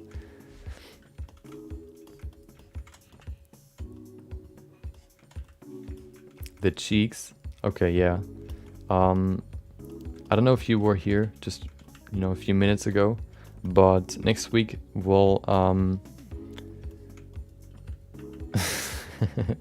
next week we'll go over 50 tips to improve your character sculpting, which will probably be the topic for Monday, where we kind of go over 50 tips I've kind of gathered not only for the face, but also, you know, bone structure and anatomy for the human, you know, character, the human form. Maybe that helps you, hopefully. I think even I learned something. Did a little bit of research to collect some of the points, and even I learned something. So you know, if it's I don't want to say I'm the pro in sculpting characters, but yeah, even I learned something. So I'm actually quite excited to do this, to that stream, because I think it can be very, very valuable.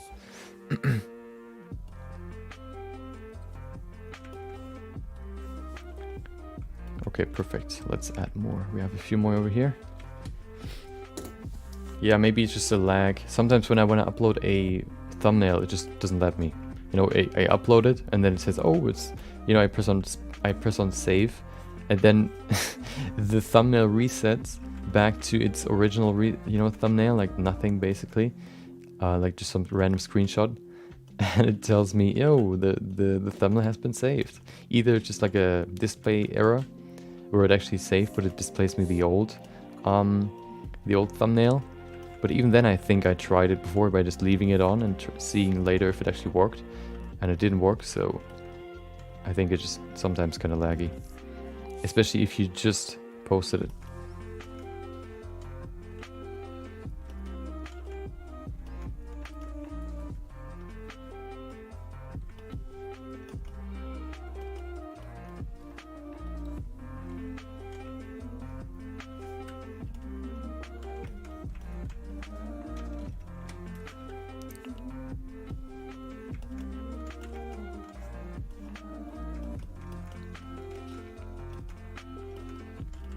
Okay, now the good thing is that we have a few strands established. We can now use the interpolation method to kind of, you know, fill this this braid, at least the top part, way easier. So if we need a few more over here, what we can do is we can trace this strand back to its spawn point, basically, enable interpolation in the add brush or add tool, and then just click next to it. There you go, maybe 2. And now they almost follow the exact same flow. They always have the exact same what is it? Structure.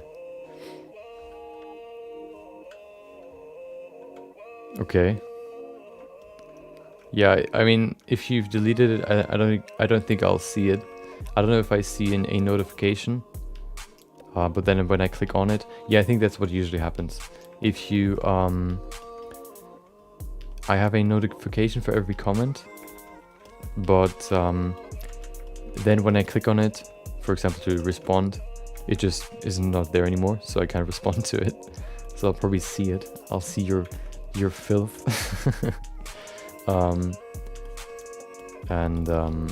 Yeah. To be honest, so I think the hair will look quite good, but I think we need to do some more work on the face itself. It looks too bland right now. It looks too, yeah, there's no character in it.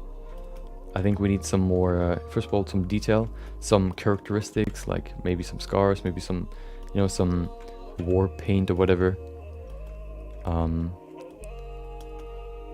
Yeah, I'm gonna do that probably tomorrow to finish the whole thing off.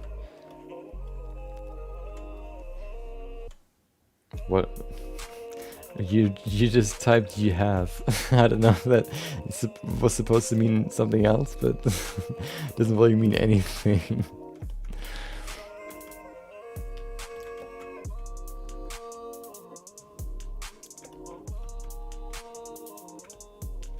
In German, I mean.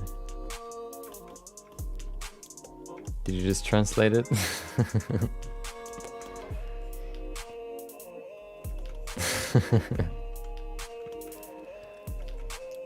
What was it supposed to mean?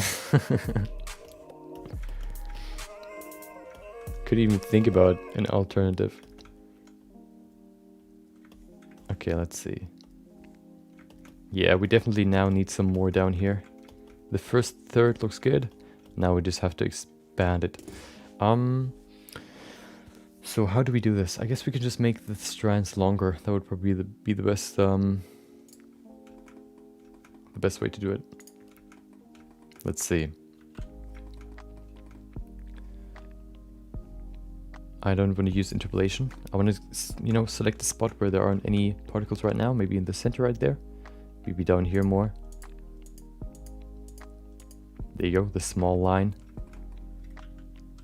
Then make these longer.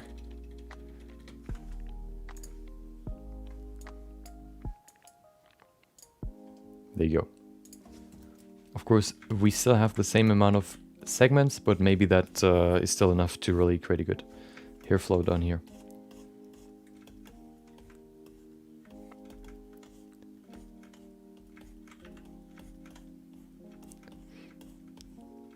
Yeah, I really hope I can find a good way, or we can find a good way to create nice looking braids with this kink system. Just because I haven't seen any tutorials on braid hair with hair particles, or I've seen one, but the one that you know, that uses hair particles for braids uses an add-on to basically convert curves into hair, which is kind of, you know, cheating. I wanted to see if you can use the vanilla tools to just create braids. So hopefully we can find a good way to do that. Usually either, if there's no tutorial for it, it either means that there's no good way without an add-on to do it, or it is still to be discovered.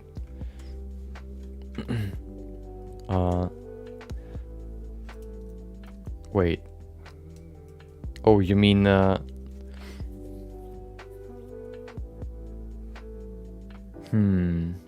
oh, you mean if you want to create a certain kind of heritage or a character with a certain type of heritage, you could go through the ancestry database and look through, you know, the characteristics of that, you know, character, and then base your sculpt off of that, the look or whatever. Wouldn't that mean that you would have to create like a ancestry account for every single character that you want to do? Could you just Google the traits of you know, certain, I don't know, heritages or whatever?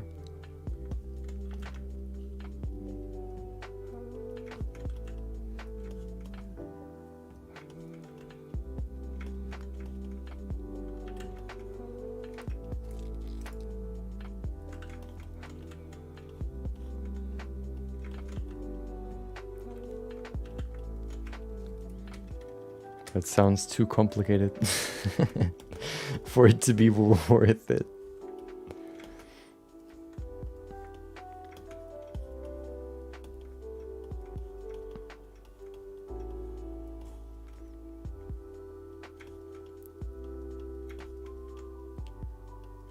I mean, it would probably be viable, or, you know, valuable, but, you know, it sounds like a huge effort.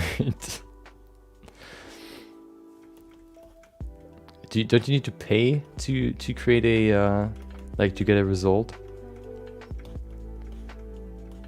You know, paying for every single character you sculpt, that could be quite expensive, depending on how expensive it is, how much it costs.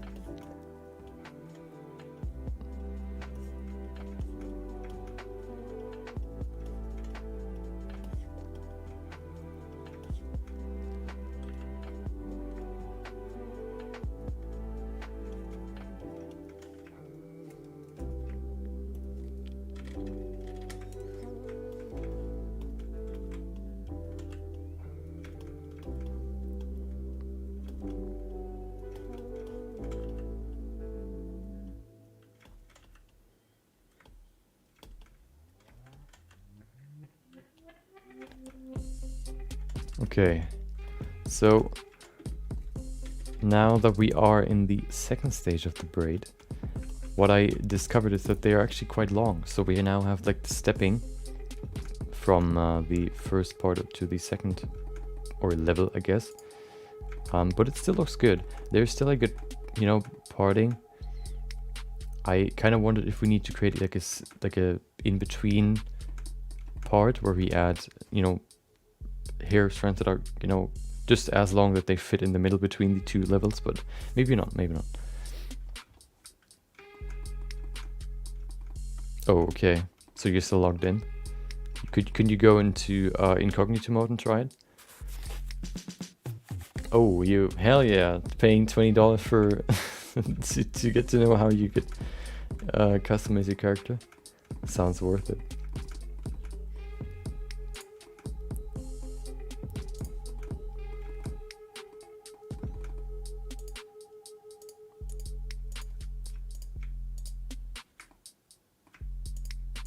There you go.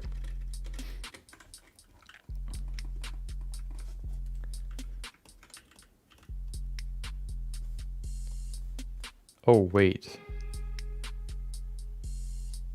Did I just add 1,000,000 hair particles? No, I didn't. Okay, perfect.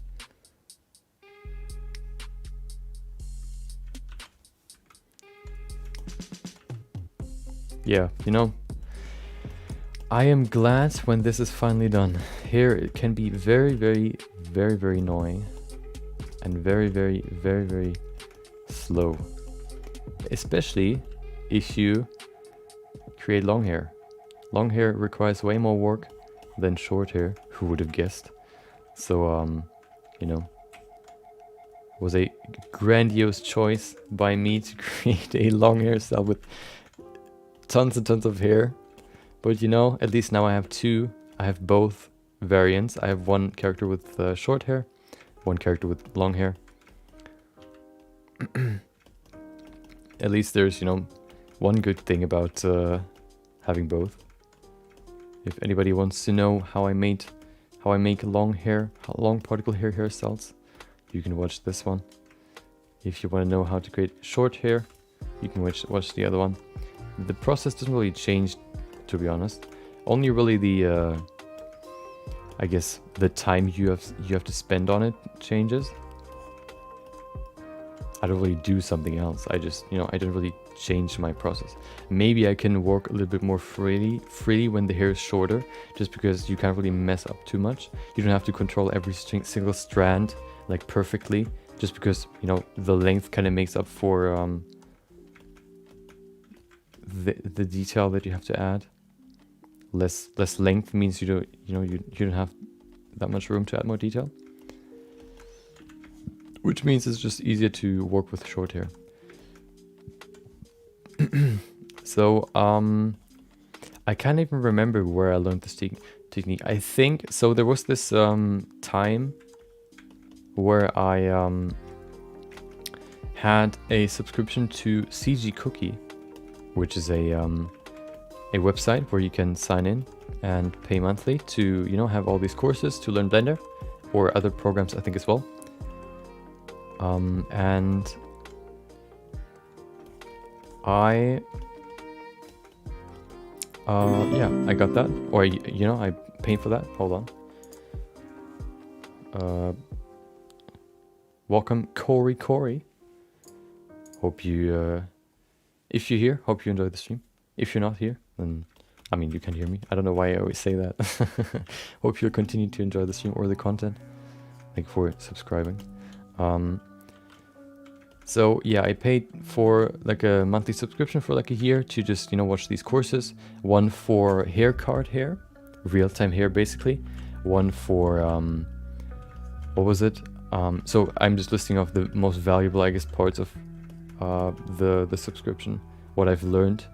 One for this, I think, particle hair, and then also there was a feedback session where you could submit your sculpts. I think that's what I've done early when I started going into character sculpting.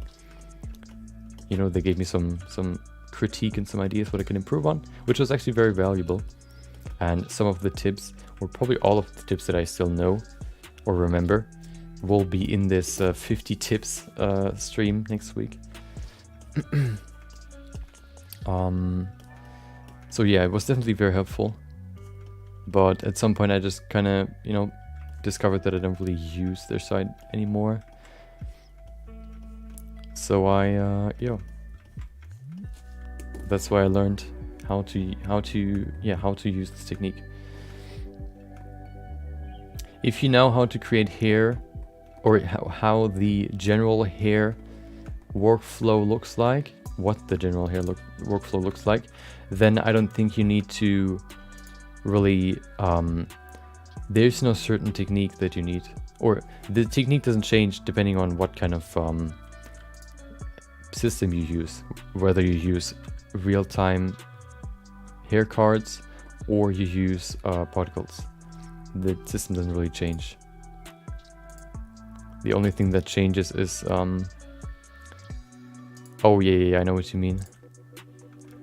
I never watched it. But I've seen it a few days ago. Yeah, it's pretty old. You know, that's that's one of those loopholes that I think is quite funny.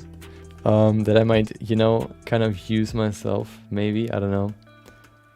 Basically just putting in the tutorial, you know, or in the video, if it's like an explanation, for example. I don't know, like, for example, Blender hair tutorial for Blender, what is it? Like, Blender hair tutorial in the year 2021 or whatever, kind of to refer back to that is newer than the other ones, which kind of, I think, at least in my brain, makes it more valuable because it is closer to what you probably work with. Usually all the hair, you know, tutorials are like a year or more old, but in the way that Blender changes, you know, there are so many changes that happen that it could be that, you know, the particle system could change as well.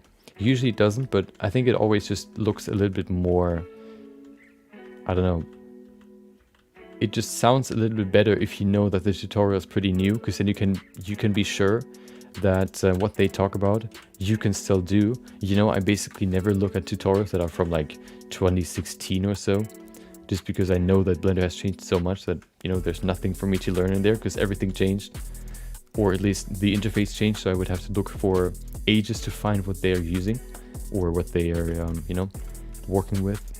Probably also the system changed, so it's also kind of weird. So what you could do is you could every year just repeat the same tutorial, like, oh, Blender hair tutorial 2020, Blender hair tutorial 2021.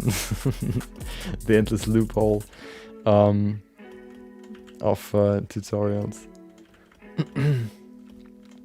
Or whatever videos you want to do. The state of Blender in 2021. What changed? What will come next?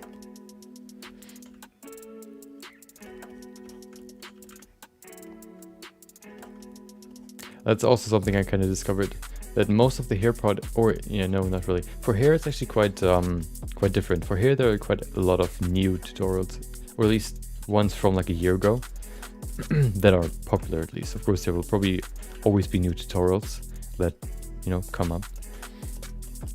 But yeah, there are no, I guess, new tutorials that really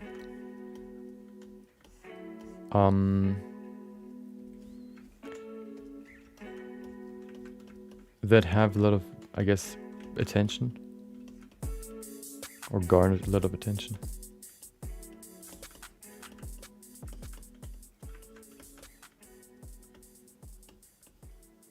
Probably because the old ones still work quite well. Or because there are no new... Okay, no, that's not true. You know, but... You know, the braid tutorial that I've seen with the add-on was from 3 years ago. It was still the old Blender layout. I remember 2 years ago Blender changed to 2.8. So it's been, you know, 2 years and then one more when that tutorial has been made. So, you know what changed in 3 years? I started, you know, I finished high school 3 years ago, almost. Oh, I started my apprenticeship, I was in the first year. You can see how much happened, how much can happen in 3 years.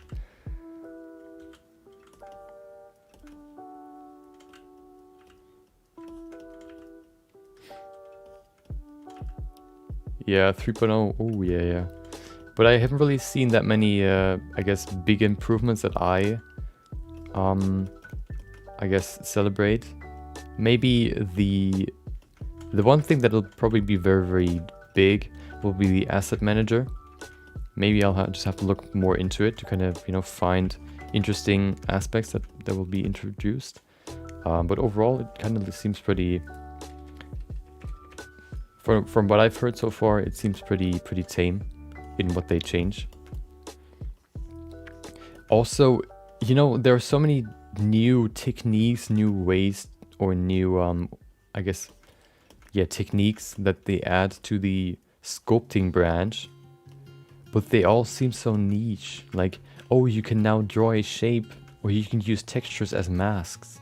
Oh, hell yeah, I can now use a noise texture for a mask on my sculpts. Hell yeah, I can select using a noise texture.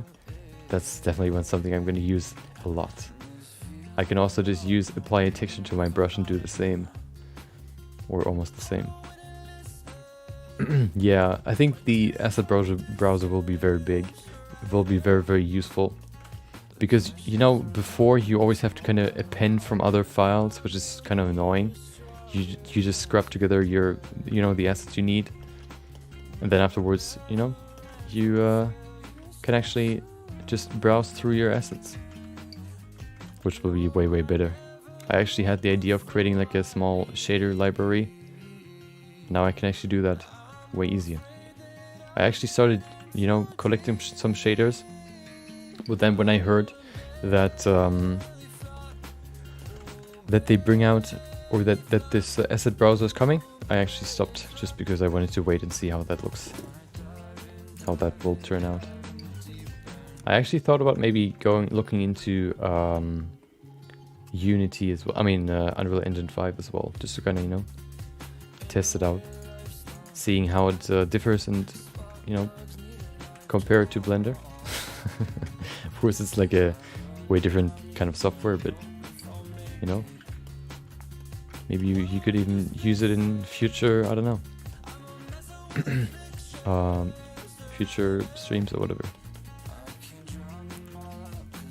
Game design is overall just something that interests me. So looking into a game engine might be a good step to, you know.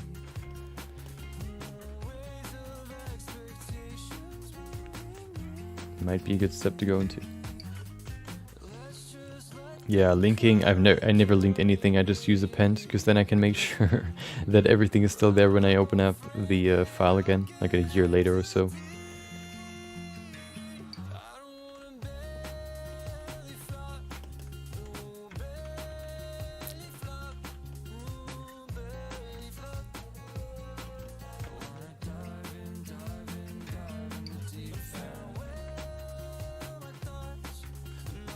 Oh, so much more volume, so much more structure. Looks way better already.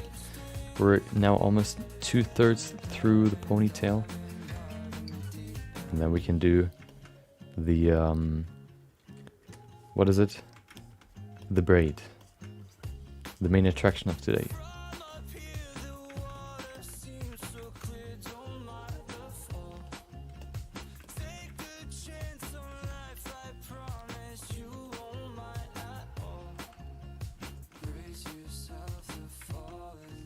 Oh, I wanted to write down one more thing. I'm always, you know, I'm collecting all these tips for my 50 tips list.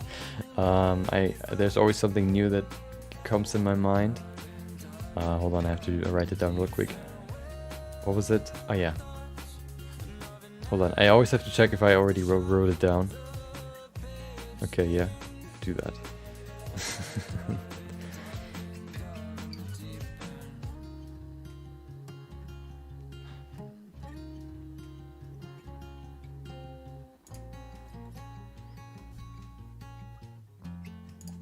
What was it? Oh yeah.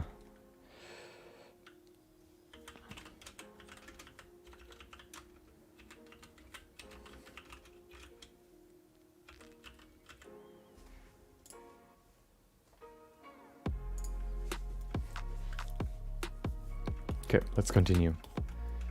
let's continue this hairstyle. Of course,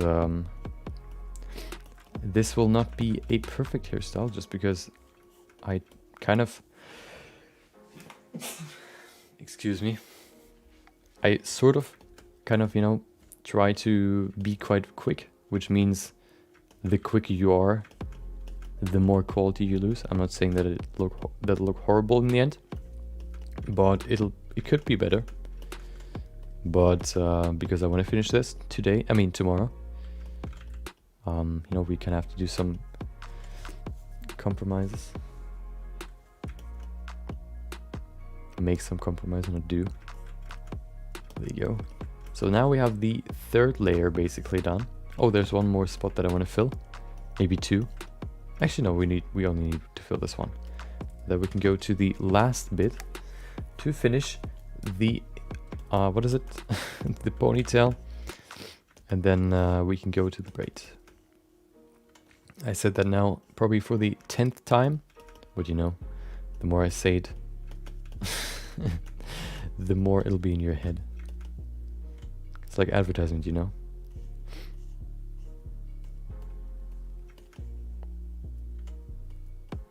Wait, oh, we have to do one more thing though.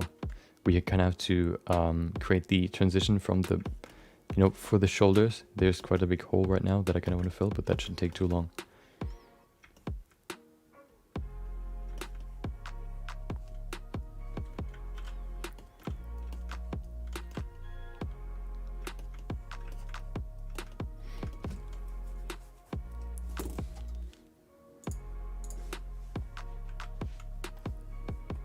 Oh, lag. Oh, hello. Okay, I'm gonna drink something real quick. Always stay hydrated.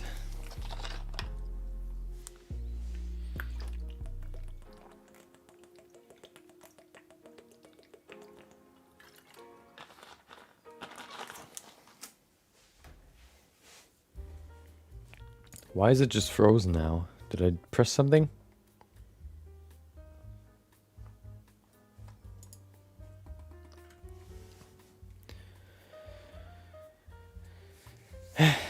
Let's see how long this will be frozen. Sometimes it takes ages, sometimes I have to restart. Sometimes it fixes it itself.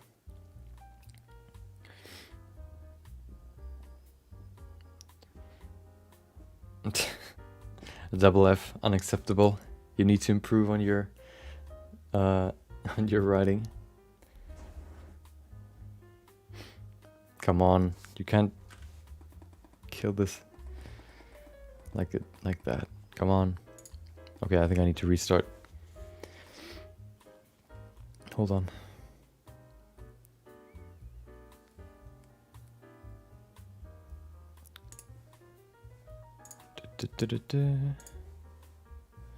Orc, female orc. There you go. Time to restart. Oh, nope. There you go. Okay, perfect. Blender saw the threat of being rebooted and decided to cooperate again. Okay, let's do the last layer. We can probably grab this middle part here and, or actually, I'm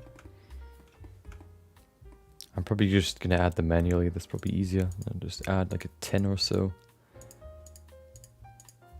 There you go. Make them very, very long. And then we can do the last bit. As we discovered today, you cannot duplicate particle hair, which would be pretty cool. But unfortunately, that's not possible. I guess the closest to duplication would be interpolation. But yeah, you cannot duplicate here. Wait, oh, okay. I actually found a spot that we haven't added here to yet. But maybe we don't have to if we bring these hairs in.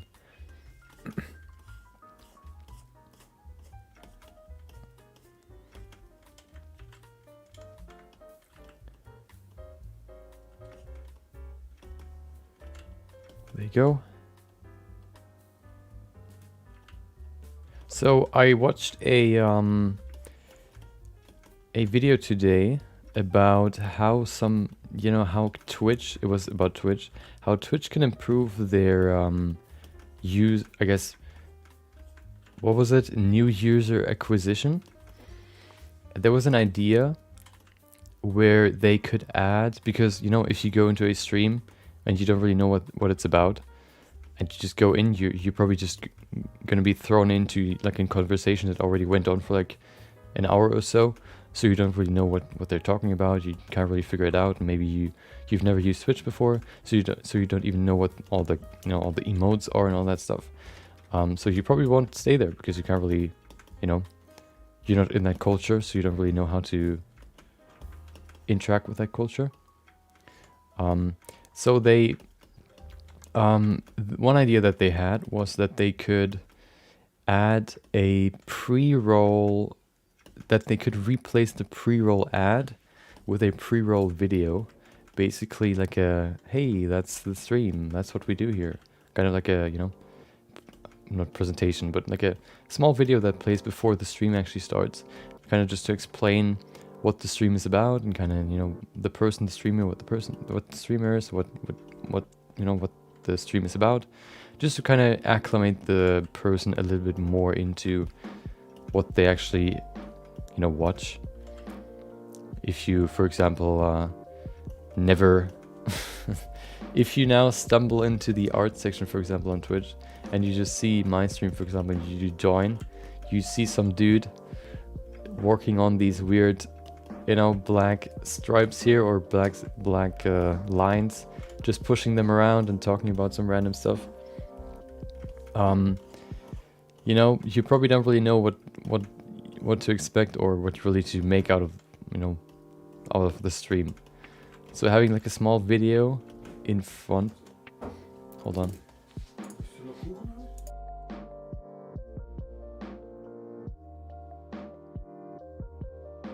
Having like a small, video in front of the actual stream that kind of introduces the new person to not only the stream, but also maybe even the overall stream culture. Could probably be very helpful in retaining that person, because it's kind of like a big learning curve in learning how to interact with Twitch, kind of learning the culture and learning overall streaming, I guess, the nature of streaming, especially if you only, for example, watch videos on YouTube before, because it's quite different. And I wondered if, because that's not possible on Twitch right now, I wonder if you can do that on YouTube. I think the closest that you can get to on YouTube would be the video that you can, place in your channel. What is it? The video that you see when you click on a channel, the introduction video, whatever it's called. That's probably the closest you can get to with YouTube.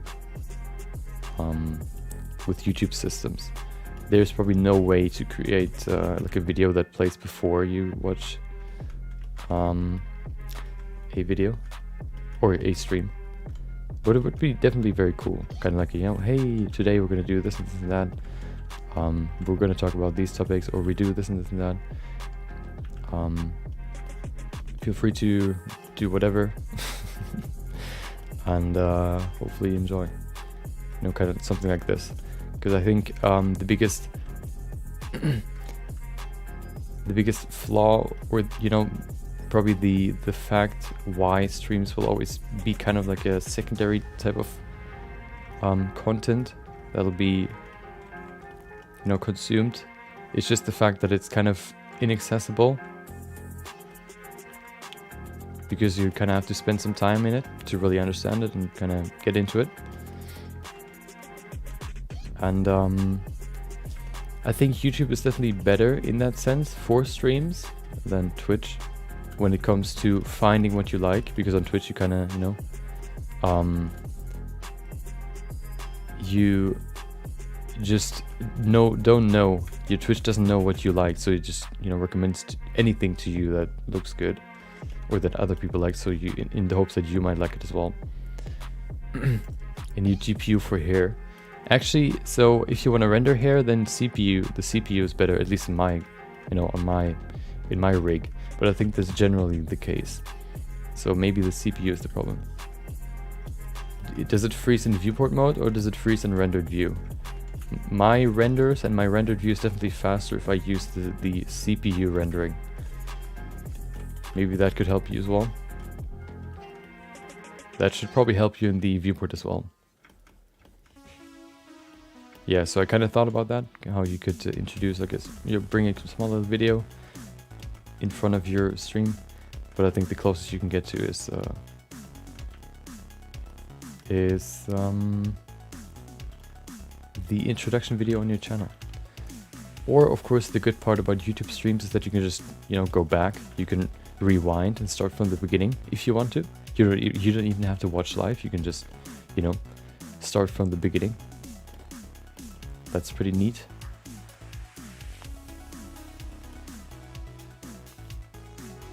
Hair can be quite annoying, especially if you have a lot. Can freeze quite a lot. I guess if your hair freezes and you really want to do hair and you don't want to get like a new GPU, I guess the best alternative would be to use hair cards, just because they're supposed to be used for real-time hair, which means that they require less performance, and you could even use Eevee to make it real-time. So that could be another alternative. Yeah, or you just buy a new GPU or CPU. You can kind of test which one's more affecting the performance.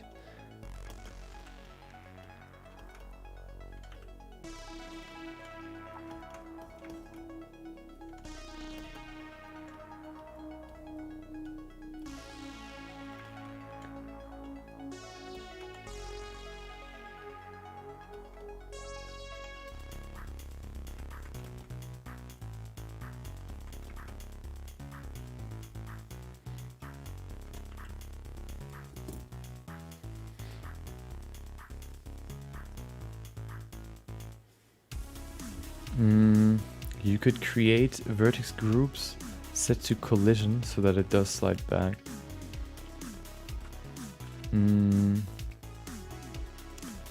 So you mean that you weight paint the clothing differently than the... you decrease the weight paint on, for example, like the sleeves so that they don't... that they're not... that they won't... No, that doesn't work. Well, but then we're back to simulating. Then we could also just simulate the whole thing.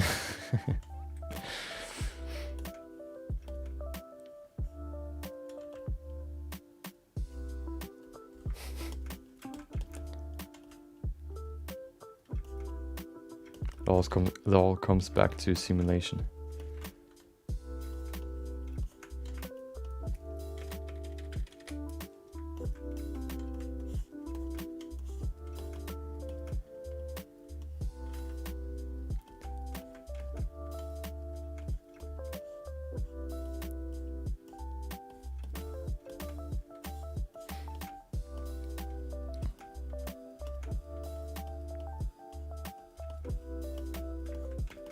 Maybe you could use drivers. You could also probably use, what is it? Rigging. You rig the clothing just exactly how you would rig the bones. And then you could maybe use shape keys to kind of give it some custom folds or some custom, shapes. So that you could turn up the shape key that rolls back your sleeves when you move the bone forward. I don't know. That would probably be a manual process though, so it would require a lot of work. Nobody likes work.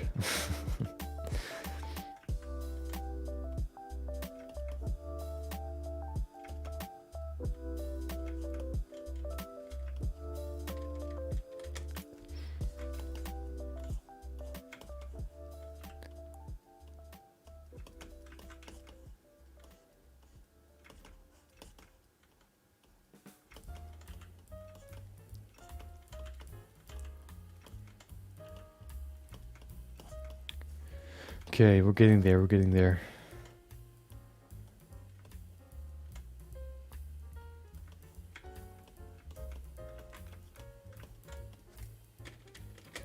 Just a few more. I also maybe thought about just not adding these hairs here. It could also look pretty cool by having this gap here, but also it looks kind of weird. I think I want to add like a transition. It probably doesn't require that many particle hairs, so should be quite quick.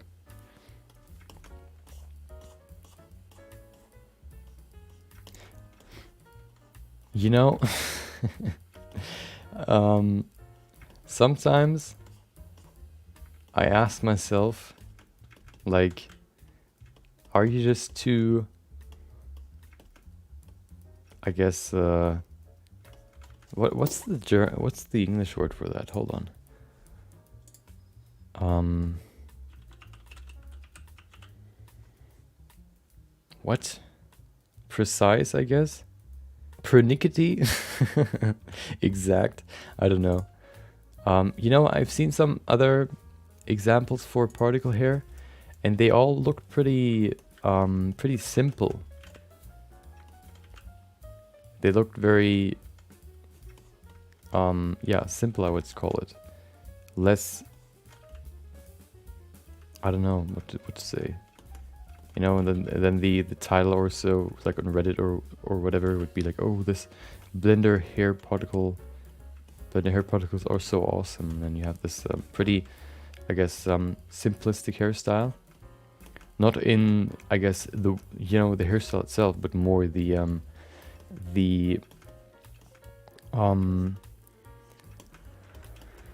what do you call it? The structure in itself. No real detail. Very, yeah, basically almost stylized, I guess. Yeah, you could probably also say perfectionistic, but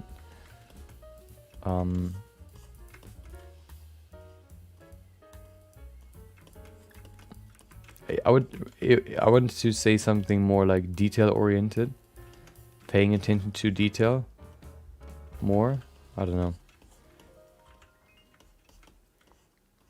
That I can't appreciate something if it doesn't have at least somewhat of detail. You know, creating a simple. If I would just create like a simple version of this hairstyle, it might look okay, but or maybe even good, but that wouldn't be enough for me. I always have to add just at least a certain amount of detail to it. And sometimes I would like to be able to just, do it simpler. But there's always something, I don't know, just pushing me further and further into more and more detail. That's also why probably some of my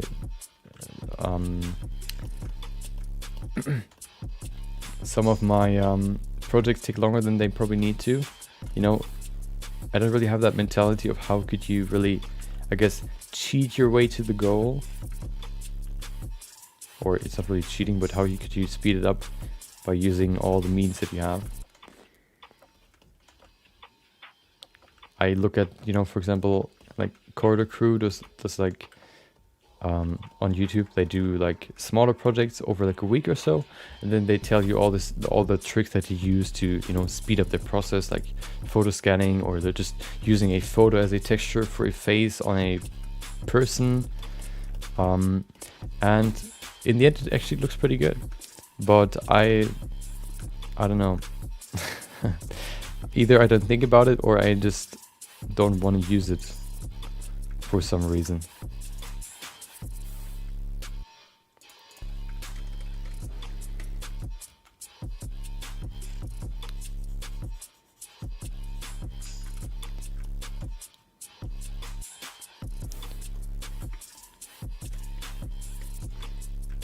I think that might be a hot take, but I think perfectionism is bad.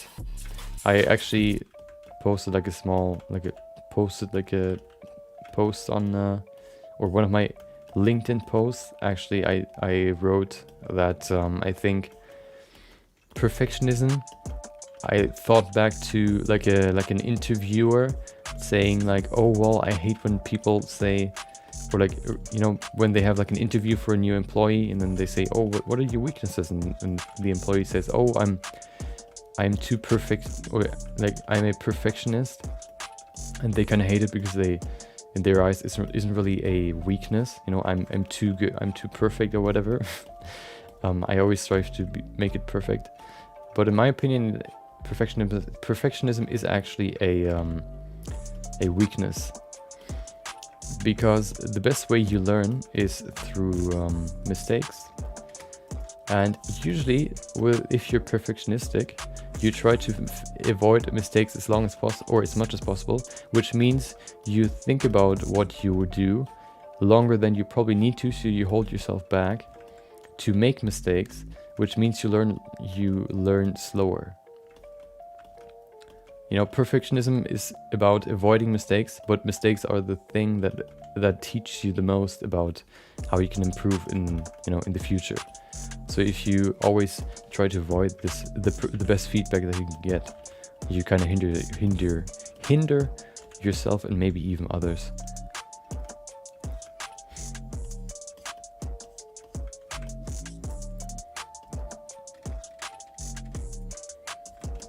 I would say I was at some point when I started my apprenticeship, I was a pretty,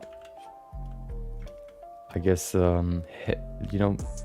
pretty strong perfectionist, which really hindered my, I guess, work speed.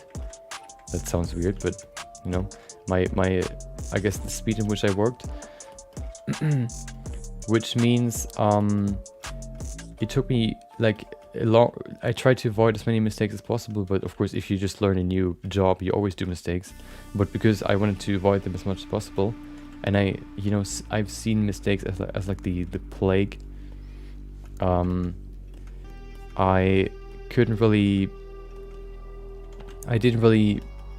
been dwelling on whatever I do on my work for quite a long time, trying to avoid every mistake possible, and then there's still something I did wrong, and then dude, I'm so bad, I need to do it better next time. And then I always got more and more paranoid that I do more and more mistakes, or that there are other mistakes that I overlooked. So I held myself back more and more. Okay, there could be something else there. Let me look through it again, and then there could be more.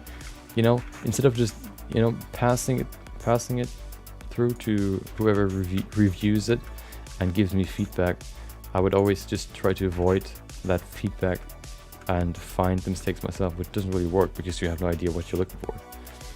Jiu-jitsu career. I actually did karate for a year probably. I went all the way to the yellow belt, which is one above white. So you could say I'm a professional myself.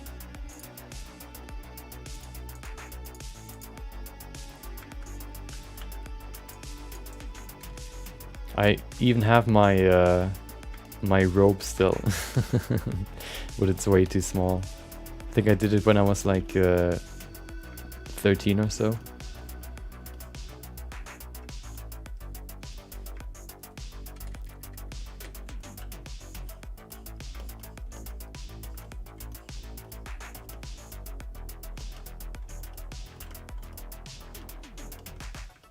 Oh no.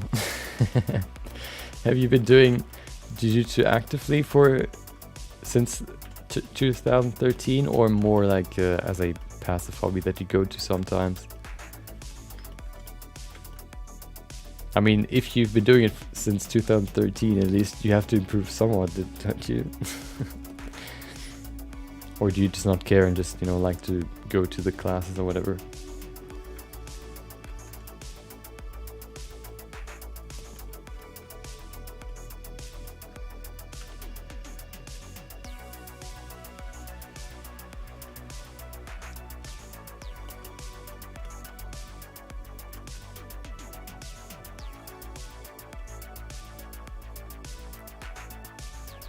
Yeah, that's why I think perfectionism is bad. I actually am glad. I actually kind of hate my perfectionism now that I kind of... So I had this, because I had this stop, or I always, caught myself, or I always try to look through my, or I was, okay, I was always slow with my work, which means I, you know, collected more work which needed to be done, and the deadlines came closer and closer. So at some point it just all collapsed, and I had this, I don't know, I don't want to say not breakthrough. I mean, it was a breakthrough afterwards, but I had this, you know, huge moment where everything just went wrong, and then afterwards I guess, kind of had this breakthrough where I kind of just, everything went just better. I can't really describe it, but since then I kind of hate the perfectionistic aspect of myself. It can be useful sometimes, especially when it comes to your work, but it can also be a big hindrance. Oh yeah. I mean, if you do it on off, then it, you know, you get some new skills, you forget them, you get some, you forget them. It's always that's always what happens.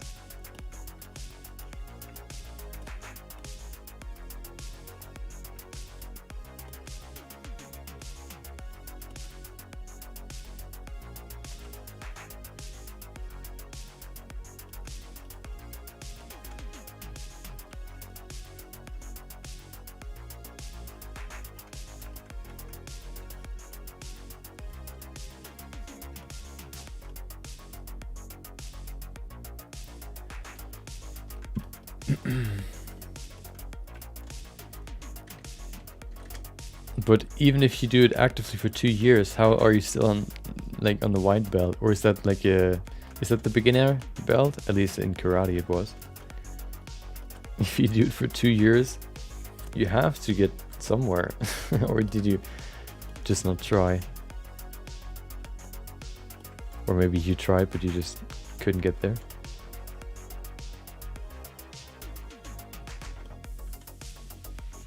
I don't want to expose you, but you know, if you like to share with the class.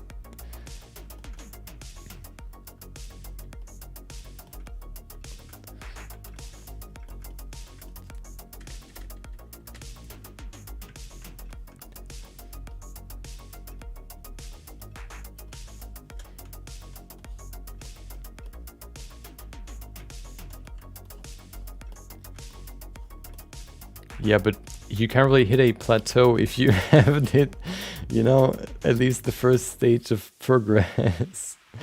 Isn't like the white belt just like the very basics? There has to be something that you're not telling me.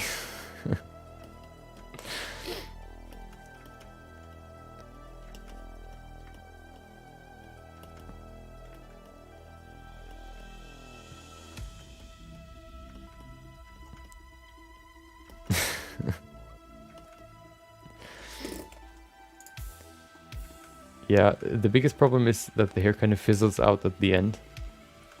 We'll see about that later. Maybe it doesn't look too bad. We'll see.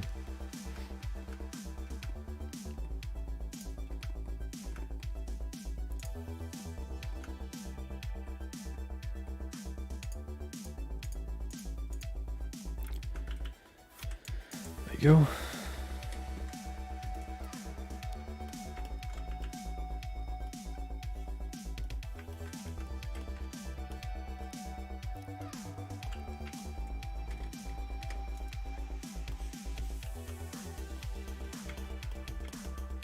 Okay, so let's see. We need the other side now. We have covered this one quite well, so now let's do the other one, and then we can do the transition for the hair.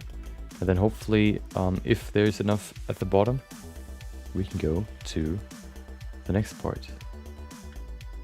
The actual exciting part. Or interesting part.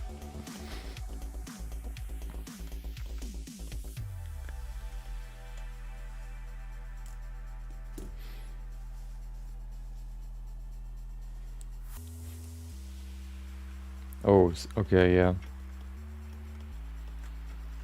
But you said that you did it for 2 years straight. Or did I read that wrong? Hold on. Actively from 13 to 15, so... You have to go somewhere in those two years.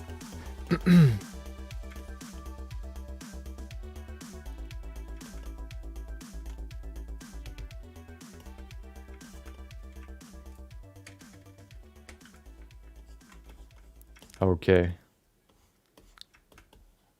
So you actually went somewhere, but you didn't go to the next belt, you just went to the next gym. That's another strategy, I guess.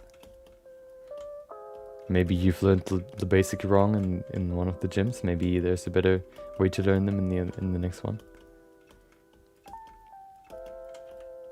That's an interesting strategy.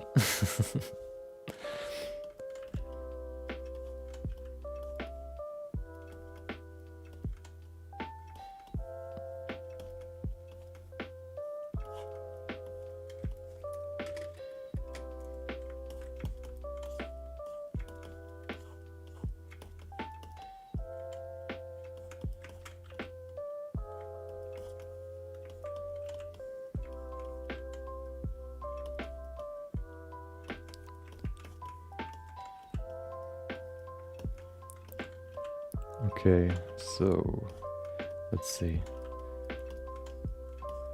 Put that there. Expanding the hair a little bit. It'll definitely not be as I guess vast as what we have right now for the sculpt, but I think it gets close enough.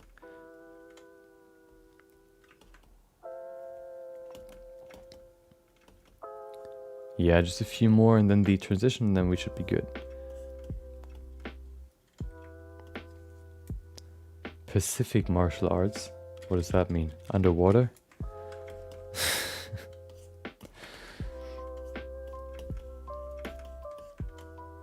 that the name of the gym?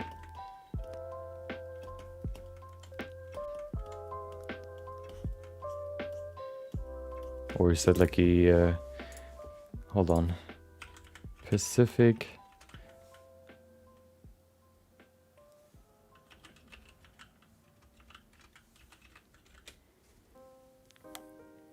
Ah. Oh, it actually is like the specific gym. So you basically just wanted to, you know, just learn about different styles instead of improving in one of them?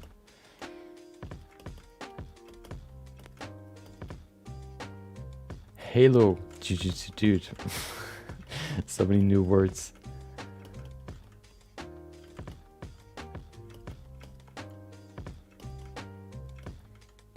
All I know is karate, nothing else. I can probably do 2 moves. I still know 2 moves, the very, very basics. I think the reason why I stopped doing karate was first of all because I don't really like, you know, fighting sports necessarily, and then also because it looked kind of weird.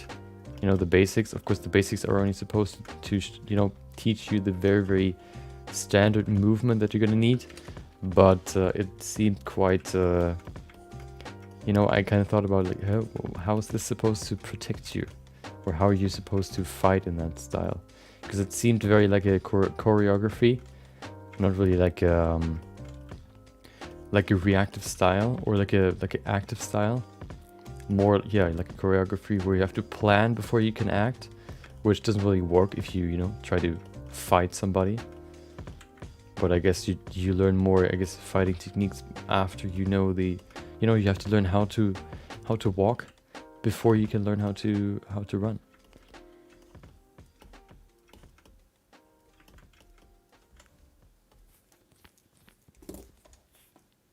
Okay, let's look at the hair now. I'm quite interested in what it looks like in rendered view. Maybe the blender will crash. We'll see.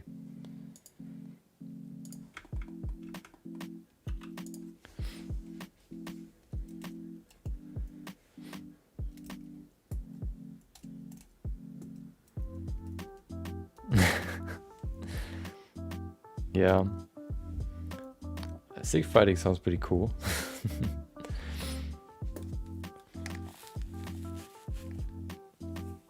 But overall, you know, I'm not a big fan of, what is it, martial arts?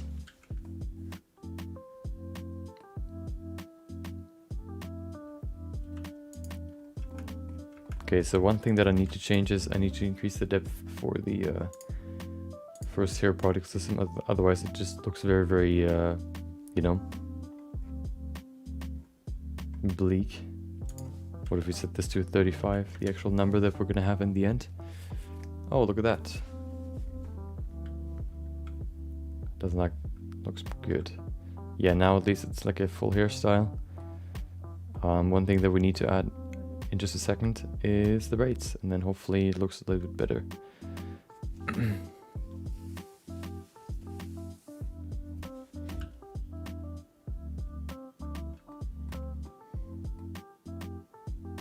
Some family trouble. Okay, I'm sorry. Hopefully everything's going well now. Wish you all the best.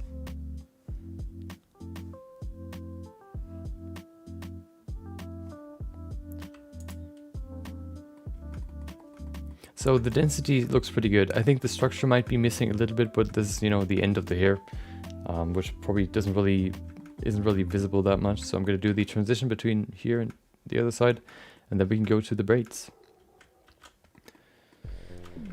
Let's see. Oh, recover. I've never used recover.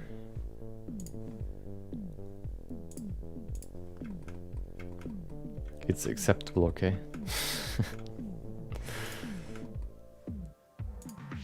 Let's do this side first. Probably like 3 or 4. 1, 2, 3, 4. Let's do 5.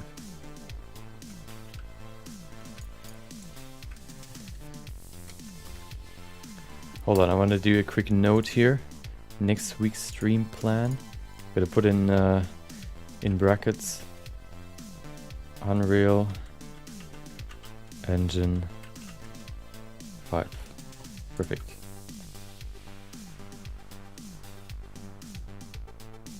I need 9 more tips for the tip stream. Sculpting tip stream.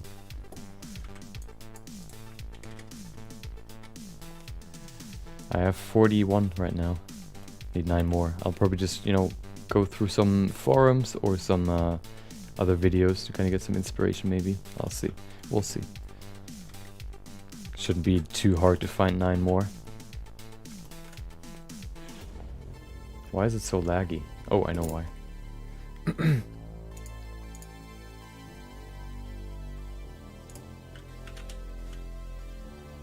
Okay.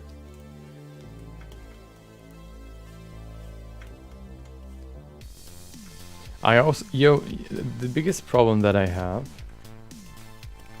probably, or the thing that holds me back the most,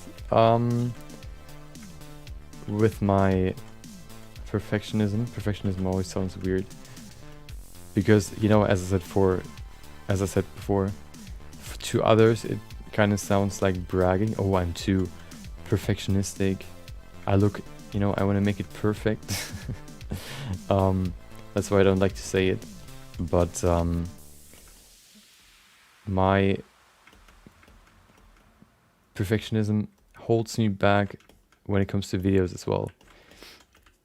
I want to do like just, I guess, I wanted to do more like just snippets of streams where I explain something, for example, and upload that on my videos channel. But every time I do that, or I want to do it, I always think like, oh, you could also just make that like an actual video with like editing and, you know, sections and commentary over it. And you know, I always have like an excuse on why I could make it better. And usually that side wins, which I think holds me back a little bit when it comes to creating more content for the videos channel, because right now I'm only uploading 2 videos. I mean 1 video per week, but I think I can at least do 2 or 3 when I do one that is only like a stream snippet explaining something, for example, or I don't know, something smaller, and then doing like a more heavily edited video on top of that. But every time I just, you know, there's this voice like, oh, you can do it better, you can do it better. And I can't stop it. But I think I'll try just creating like stream snippets or whatever, I think I have a few from, like a few good ones from this week that I could use, that I want to try. Because, you know, I think one thing that I need to take more to heart is you don't decide what's good content, the market decides what good content good content is. So you know, there's a reason why so many people do voiceovers of random, I don't know, videos or music, you know, music on TikTok, because they enjoy it. So who am I to judge whether or not that's good content? Some people like reality TV, and you know, if that's good content for them and that's giving them value, then you know, there's no, or you know, I don't know how to say it. It doesn't need to be like a full-on, fully edited video to be valuable for somebody. You know, even if I look at myself, I like to look at or watch just, you know, just stream snippets of somebody, maybe even just like an hour or so, doing like a debate or whatever. Even I enjoy it. But for some reason there's always this second voice kind of telling me, oh, you could make this better. But then of course I can only make one video per week or per weekend for the next week basically. And my plan was basically to, you know, create content over the week, throughout the week on stream, so I can then use that for the videos channel to make it more digestible for the broader YouTube audience, I guess, because they're more used to videos, shorter videos than like 3-hour streams.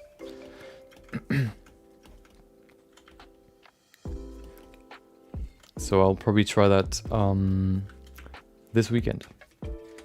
The video that I want to, you know, just kind of slightly edit down is my basic settings for my my sculpting settings, basically. How to set up your sculpting, how to set up your sculpting settings to start sculpting.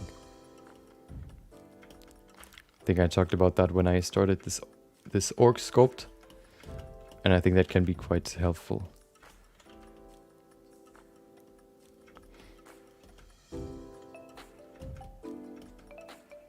Maybe even this, but I think what I wanted to do with this orc character is more like a full video about how I create these sorts of characters. Going over the whole workflow, basically what we do here, what we've done here throughout the last week, putting that into like a 15-minute video, so maybe even 5 minutes, just like a small, quick explanation. Because that's the other thing that I like to do, not only to stream but also to edit videos.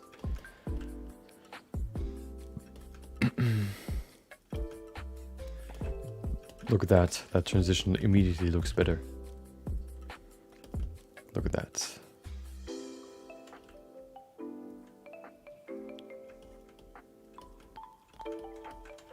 The eye setup?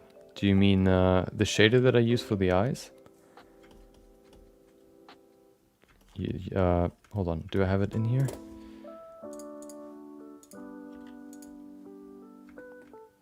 This one? So the problem with that is, I actually thought about that, but I don't think I'm gonna make a video about, or an explanation for the eyes, just because I actually got those eyes by following a tutorial from CG Cookie, the subscription platform that I've used in the past. Which means I would basically just, you know, pay to see their tutorial and then just make a free video myself, which is kind of weird. And I don't even really know anymore how it really worked. So I couldn't even do that if I wanted to. But I agree.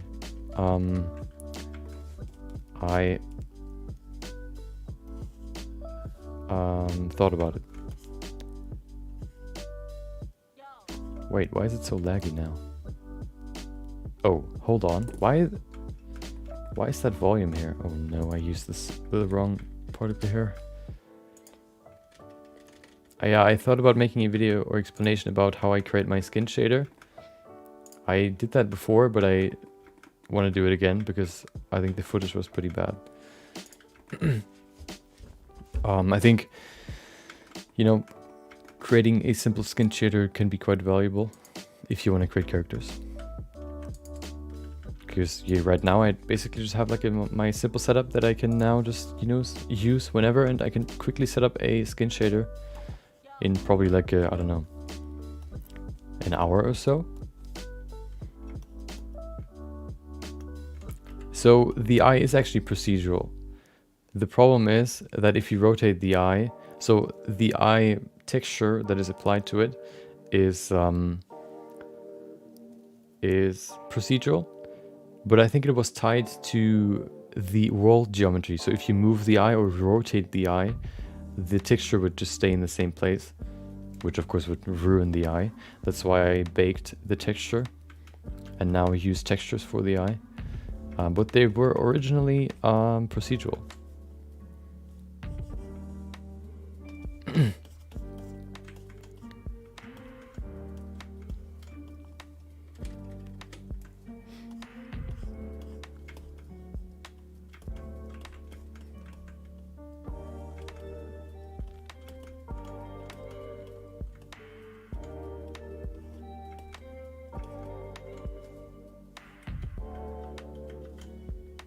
Wait, why where are any, there are no children anymore.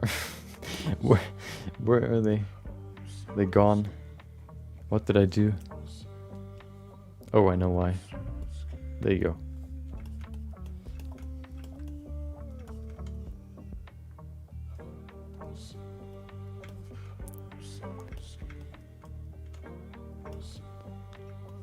So how it works basically is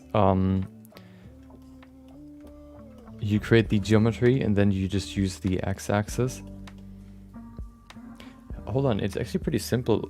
No, okay, well the I guess the simple eye setup would be, you know, the eye setup in itself is pretty simple, but the iris texture is quite complex, and also the veiny part of the eye is quite weird. I don't really know how that worked, or how it worked. I think he kind of used some sort of Voronoi combination with another texture.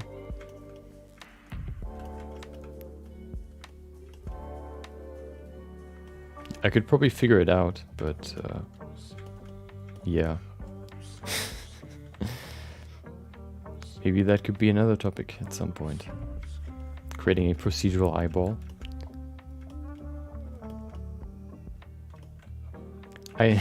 So today I was googling or looking through YouTube for what was it, Blender braids, and one of the videos that I found was for a Roblox character creating a nice what was it, cornrow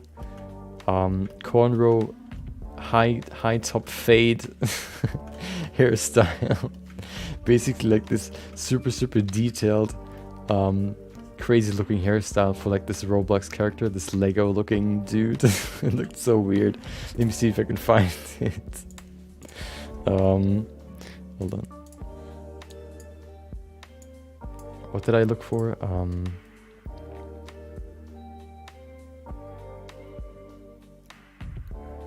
Blender braids. There you go.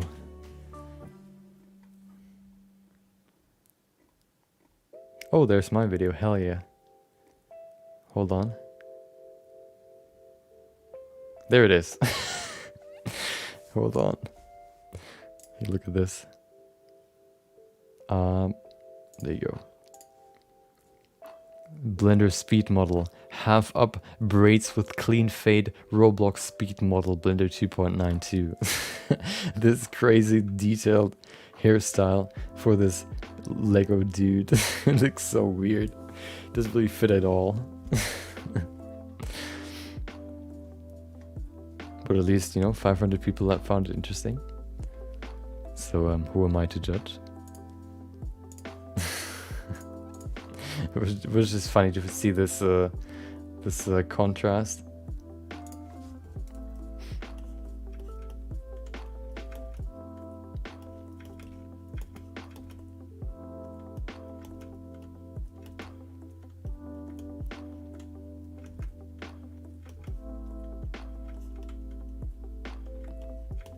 Okay, I think that's a good transition now. Do we need more hair particles? I don't think so. Let's see. No, that's pretty good. Yeah, that's a nice transition. Let's do the other side and then we can go to the braids. Save it right there. Okay.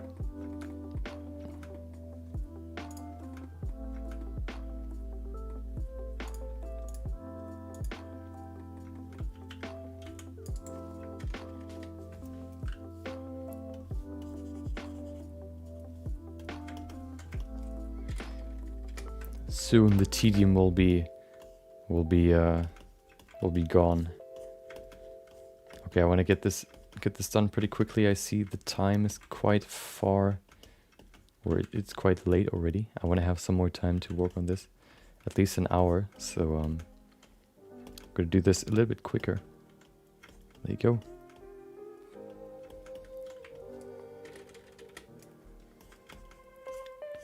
Pull this down. Over here, give it a nice twist. There you go.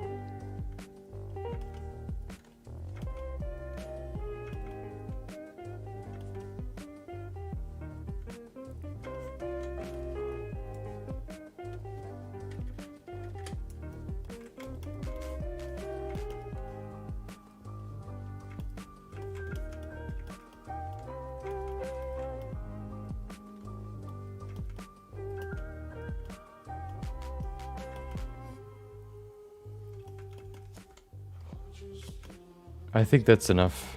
I don't think we need to add more. I think that's pretty good. That's okay. It's acceptable, okay? Okay, before we start with the braids now, I'm gonna quickly... Oh, it froze again. Well, if this is... Oh, no, never. Oh, it's frozen again. Yeah, when it freezes, I'm gonna switch back to sitting. And then we can begin with the braids.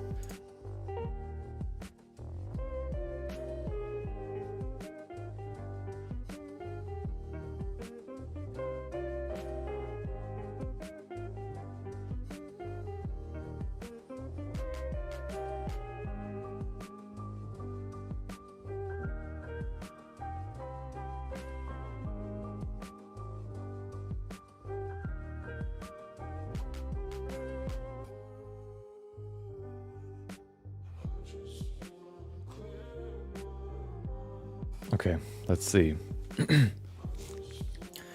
Oh, it's still frozen. Hell yeah. Let's wait a little bit longer.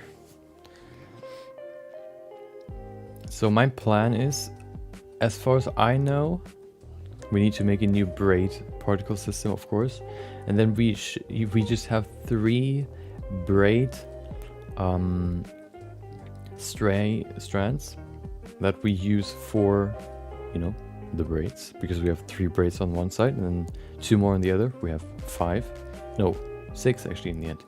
And then we have to create another particle system to blend the braids into the hair or into the head a little bit better than just, you know, yeah, basically to, yeah, just to blend them in a little bit better. We'll see if that works, and then we can finish the hairstyle. Are you done now? No, you're not done? Oh, now you're done. Okay, perfect. So, let's go out of particle edit mode. Let's go to the braid. Let's make a new hair particle system. Call it Braids.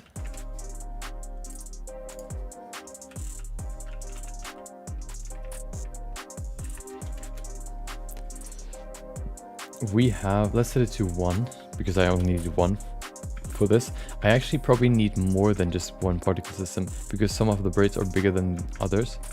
We'll see though. Where's my here? There it is. Okay. We need children. I also need to increase these strand steps. Maybe let's set it to 8 for now. 8 and then 8 and then 8. We can still increase it later. We need simple children. There you go. We also need to increase the display amount so we can actually see what we're doing. There you go. And then let's start with the kink. No, strand shape first. What is it? 0.35 and 0.1, I think. Yeah. Then the strand shape negative 0.5. Those are the standard settings that I use. Remove close tip. There you go. And then let's use the kink braid. There you go. That's the standard setting. We have 3 hair strands together. Change the amplitude first.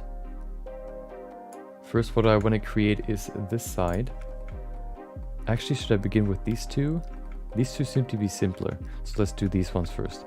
One thing that is immediately, you know, sticking out is that they're quite close together, quite thin. So these strands seem to be quite thin as well.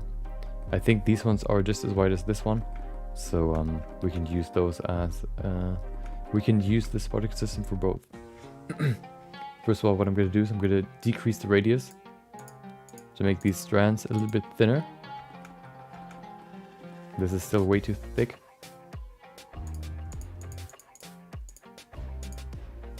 There you go. That's better. Yeah, that's pretty good. Let's now change some values here. First of all, I want to change the amplitude. It's way too big, as you can see. They need to stick quite close together. I need more hairs, otherwise I don't really see what's happening. Let's set it to 300 maybe. There you go.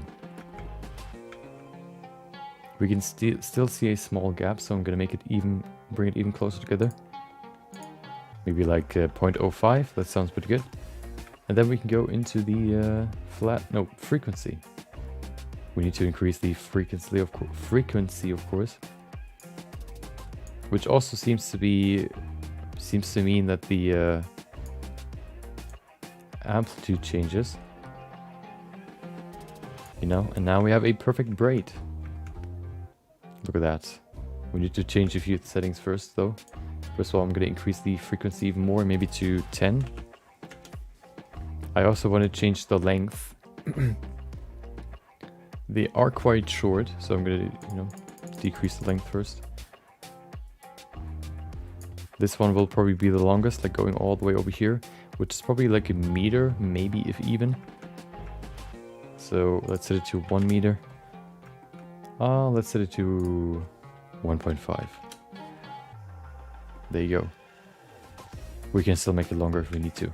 So now we have quite a good braid, but we need to change the amplitude. So this is right now just, you know, optimizing the values. There you go. Why are they not sticking together that well? What does flatness do? Nothing? Okay. Shape. So the shape changes that they spread out more, I guess. That is good to know.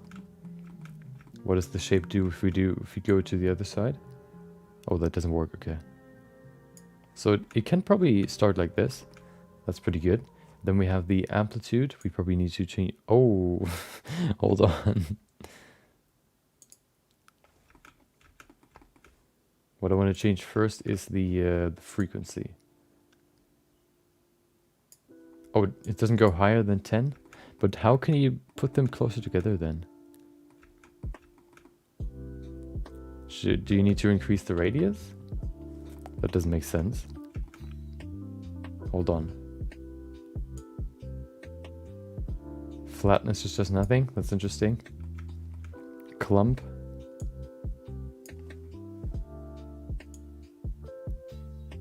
Okay. Yeah, there's only the shape that does anything.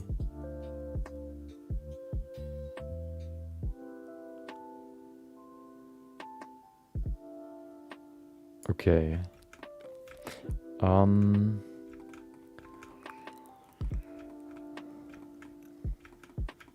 Let's see. So how could we use this for this piece? First of all, this is now way too thin, so we probably can increase the radius. Oh, okay, so the shape actually ruins the whole thing, does it? Why is it only increasing?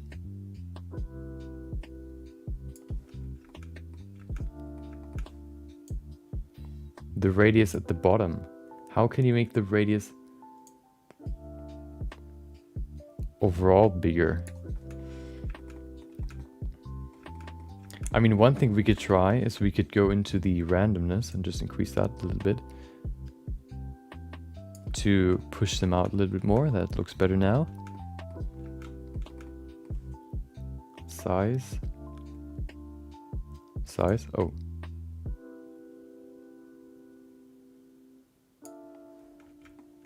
There you go. This looks quite thick now. Let's actually look at it in rendered view, just so we can kind of get a good look at it, how it's gonna look in the end. There you go. Hide everything else so it's easier to render. That looks pretty good. The hairs are definitely too thick though, so let's change that now. Didn't I change that to 0.35? Is that still too much? What did I use for the second hair system? Let's say 0.35. Why is it so thick though? Maybe because of the 0.1? No. I guess that's just how we set it up. Okay. Maybe because of the amount of hairs that we have. What if we set it to 100? Okay. 100 is definitely not enough. So I guess we set it to 300 and then we set it to maybe 0.25. Maybe even 0.15. Make it very fine. That's pretty good. Maybe might not set it to 0.2. There you go. Okay, let's see how we could use this now.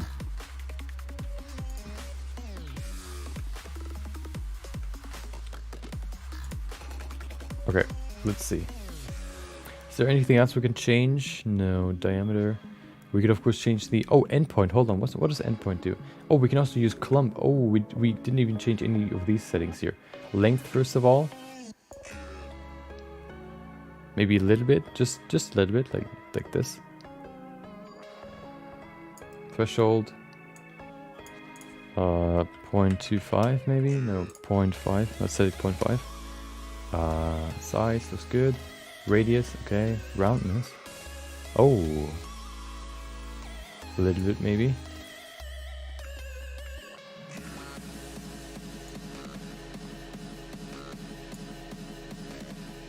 Now we're getting somewhere.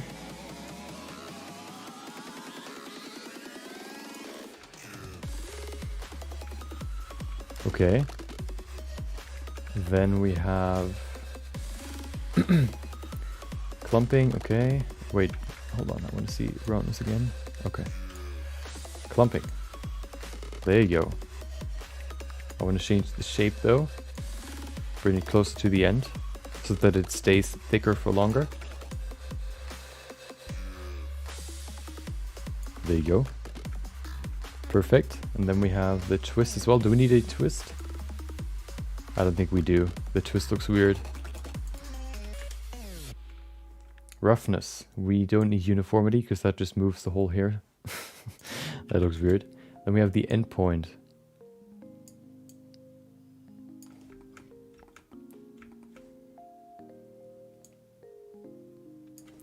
I think that's pretty cool. Actually, no, I want to keep it pretty close together. Like this. Yeah. That looks pretty good. Let's see how it looks if we use it now. The only thing that looks weird is this part here. This weird, you know, twirl there. Let's see though. Okay, let's remove this piece. I'm actually gonna give it more segments, probably like 10. No way. Let's try with 8 first. No parent particles, please. Let's see how that turns out.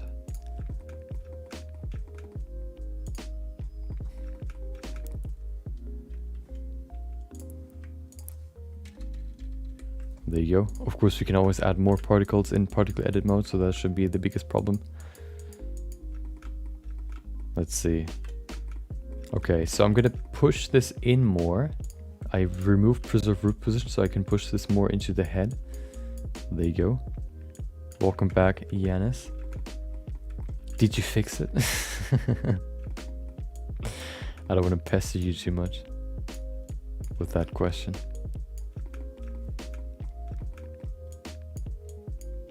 Okay, so this is definitely too long, so I'm gonna make it a little bit shorter.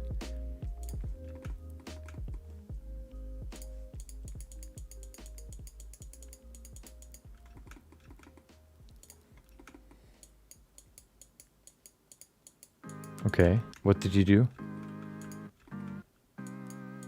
Did you, yeah, 80% is the easiest one, and then 10% takes the longest, as always.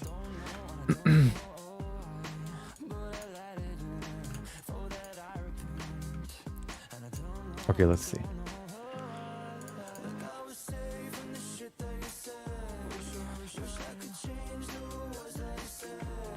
Okay.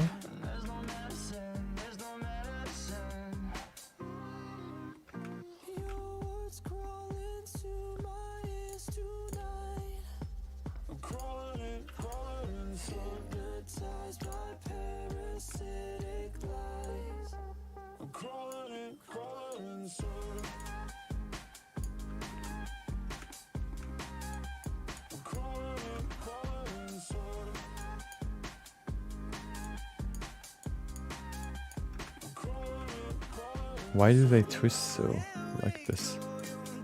Hold on. Yeah, tell me if you if you found the solution. Because I'm actually quite interested in how you could do it fully procedural. I have an idea how you could do it with a texture, but not how you could do it procedurally, fully.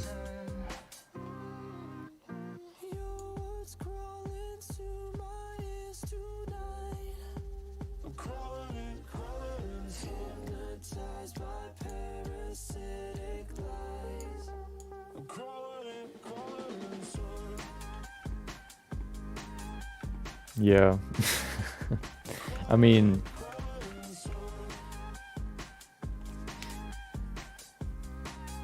would be too easy. I mean, if you set yourself like a challenge to make it fully procedural, I mean, yeah, then that would be too easy.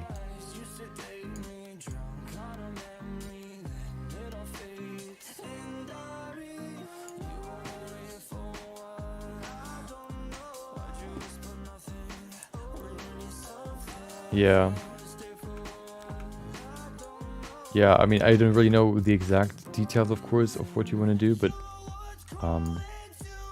I would probably just use a texture and then rotate through the digits.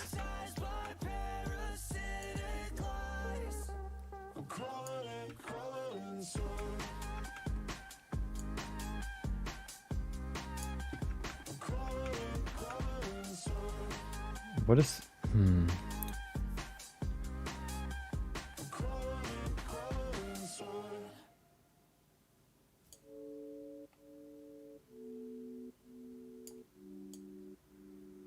Oh, there it is. Roundness messes it up.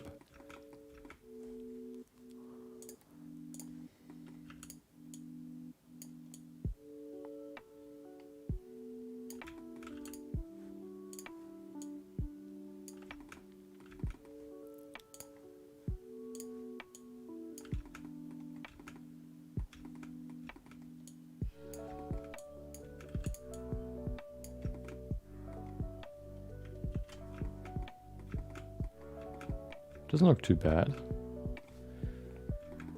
Let's see. So if we change these settings a little bit, maybe decrease the amplitude. Well, that doesn't do anything. Oh, it does. Okay. Not too much though. What if we change the radius? It doesn't do anything, right? I don't know why it doesn't do anything.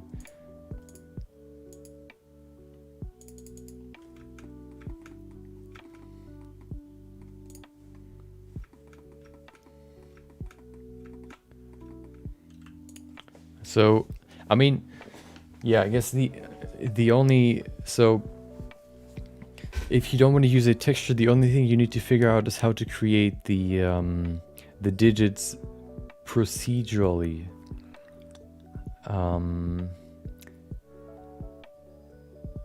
Yeah, I don't know how to do that.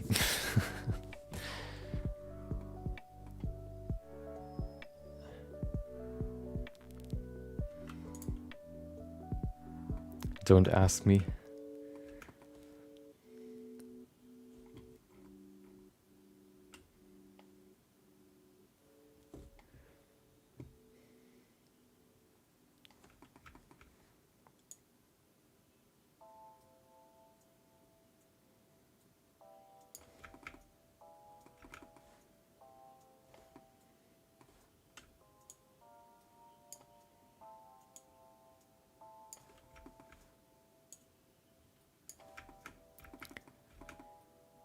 Let's see if we could find something on the internet.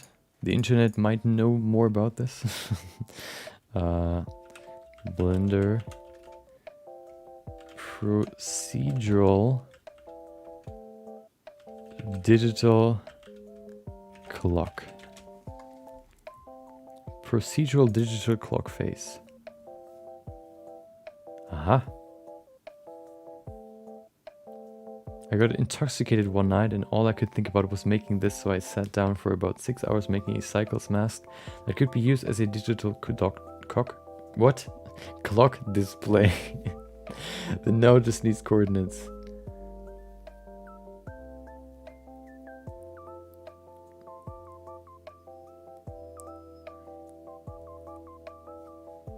Procedural 7-segment digits.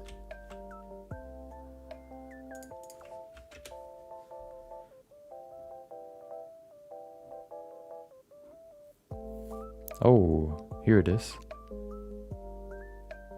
What is that? What does it use? Well, what?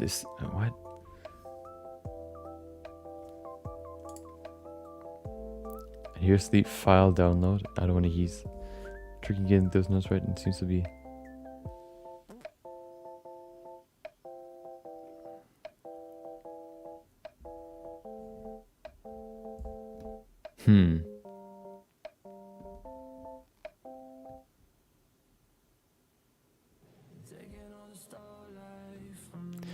I love when somebody shows you their, node group, but then they grouped everything together and they don't show you the groups in the node group, so you don't see what they actually did. That's always a nice post. Always appreciated.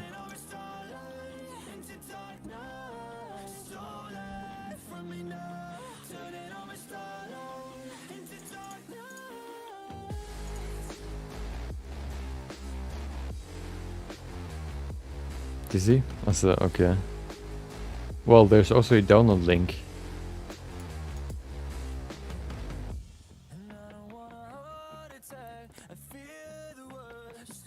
Yeah, I don't know how that works.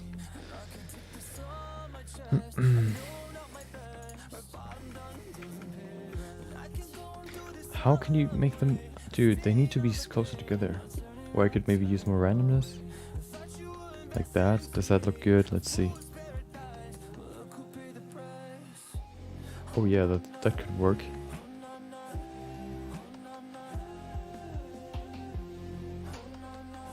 That at least looks like full braid without big holes. Threshold size. Yeah, let's use it like this for now. What does the end look like? Oh, that could work. Hold on. Okay, let's do the same over here. Another one. I need my sculpt. So this looks pretty good. It actually fits the volume as well, quite well.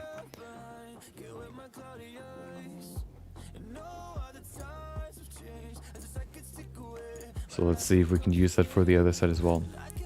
After we've added the second one, then we just have to basically blend these braids into the hairstyle with another hair particle system.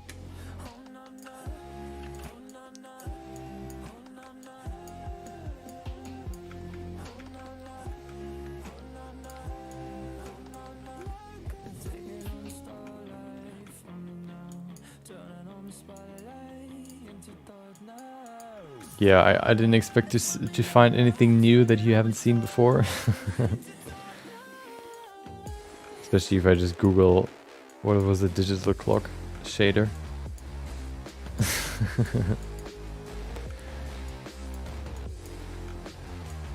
But I was curious. So it at least works. You know, that's a good thing to know.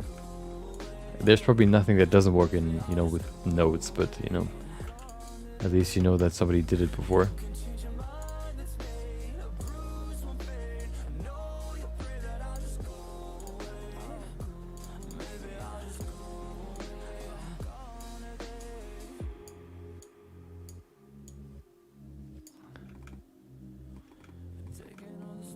Okay, there you go.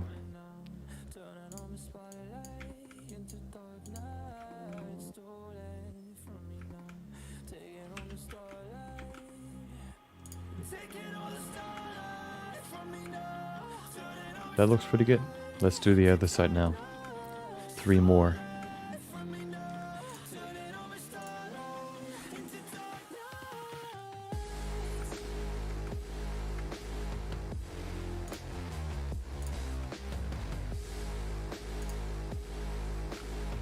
This one might even be too short, we'll see.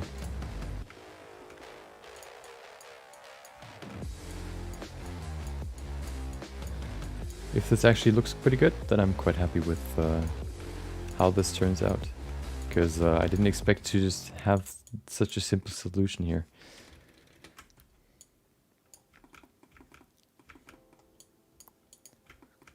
You know? And that would be even for the first time that I ever use any hair kinks for hair particle systems in Blender. You know, you have waves, you have... what else do you have? You have some sort of curls, you have all sorts of stuff, which could be probably pretty useful, but I just like to do it myself, because then usually the presets look quite boring, and doing it yourself, you know, maybe requires a little bit more work, but at least then it looks exactly how you want it to look like.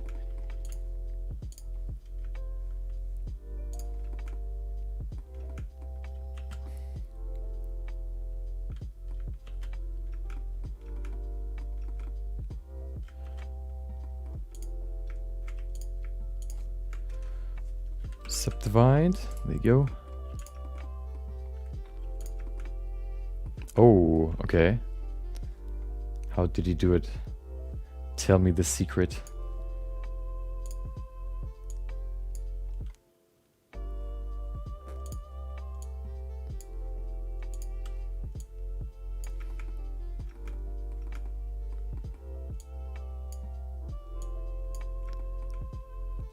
Yeah, the one, the forum entry. That's the one with the green, bright green one. That's the one that I saw as well.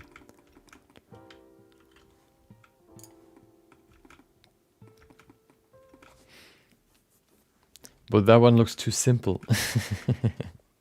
It doesn't look as cool as the other one.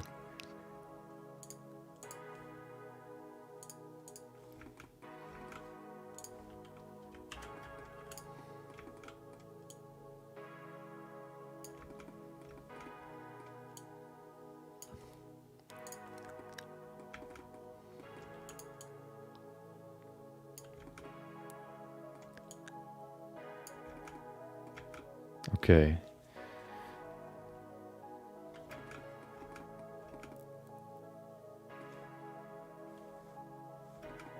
Did you already look into it? Seems to be, yeah, I mean, the node setup that he showed with his image didn't really show you anything, really.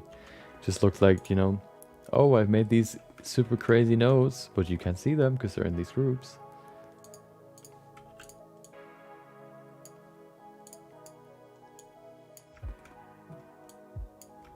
I would imagine that they're quite, you know, complicated. I don't even know how to create. Actually,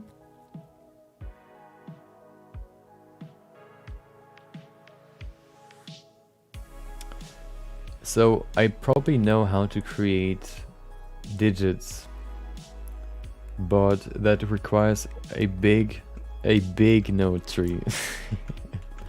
Because if you know how to create stripes, then you can just create all the digits, right, you know, underneath each other by just combining the gradient node or gradient texture with the what is it called again? Color ramp node, and create stripes that, you know, are right where they need to be.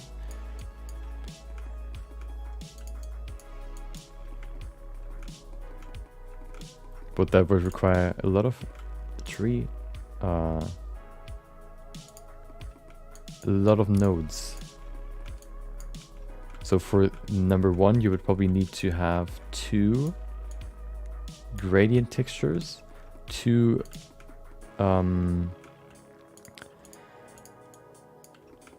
color ramp nodes, and then 1 mix node to combine the 2. Then you have the 1, and then you add just more. So I think I have a simple solution to the problem, which just requires a little bit of work.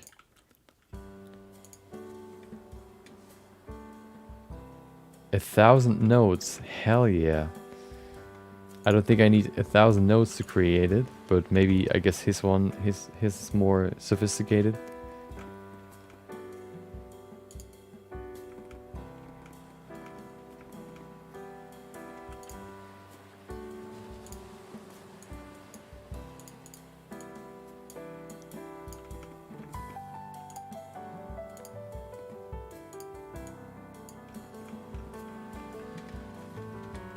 Yeah, with as many numbers as, I mean, yeah, you could also go to 9 with my system, so that's not the problem.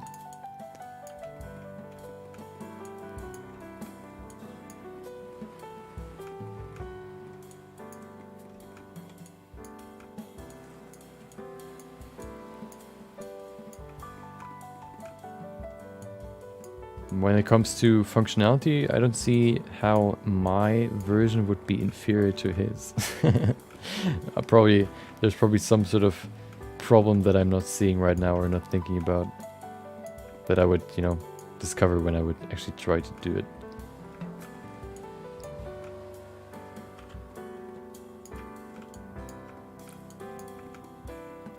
All I'm saying is I'm almost a node pro, okay? I could almost go pro just selling shaders.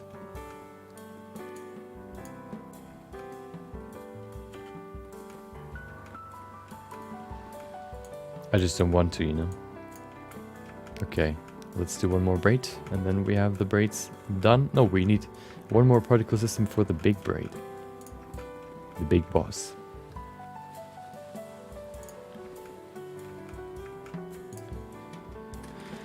And then we can we can add some more simple detail, and then we have the whole thing done. Some smaller hairs to transition everything better.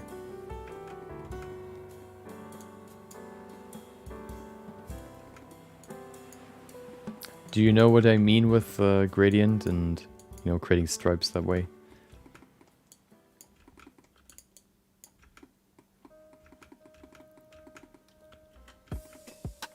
Probably too... no, never mind.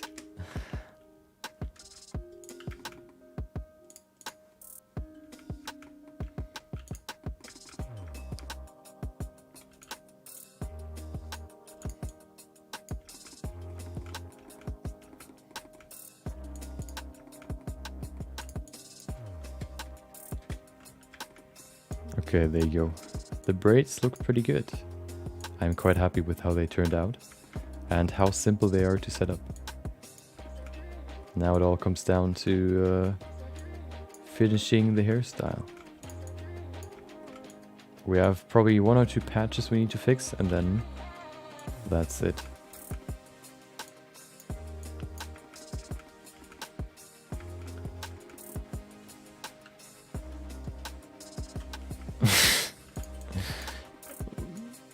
So what is it? What is it used for again? What do you need the digits for? For an alarm clock, or?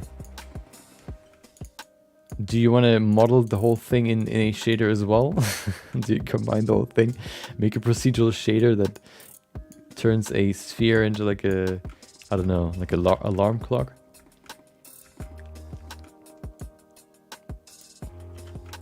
Oh yeah, I remember spaceship, right.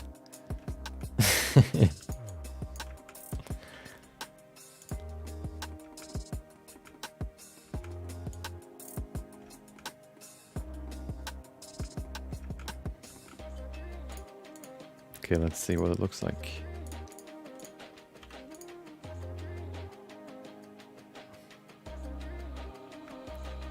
Oh, welcome, Matthew. You came in the exact right moment. We just discovered how to create braids in Blender. I mean, with hair particles. It's actually pretty simple. You just use the kink braids. And then you just set it up properly and you have these nice braids. We have them on the other side as well. Now we just have to add the other hair particles. My love is dirty. Do you mean in the way it sounds or in the way I use it? Okay. Let's see what it looks like with the other hair particles. Particle systems.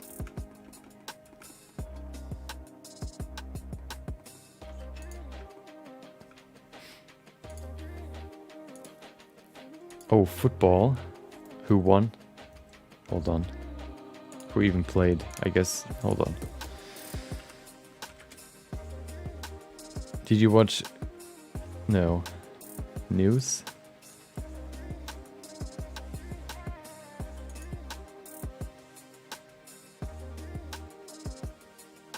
Yeah. 2-2. Oh no. Well, oh, Spain destroyed Slovakia 5-0. 2-2. I don't even know what that would be for the placements. Sports data is temporarily unavailable. Yeah, I know what you mean.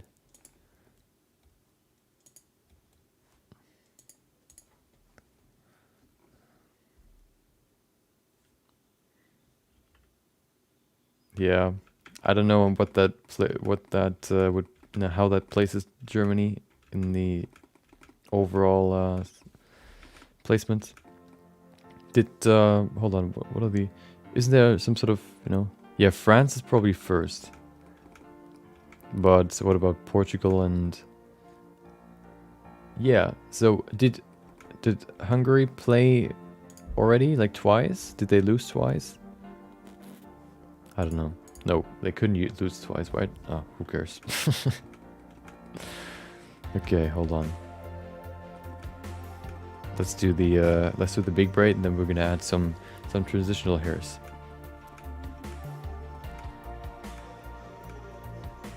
So we need another one. Let's call it hello. Big braid.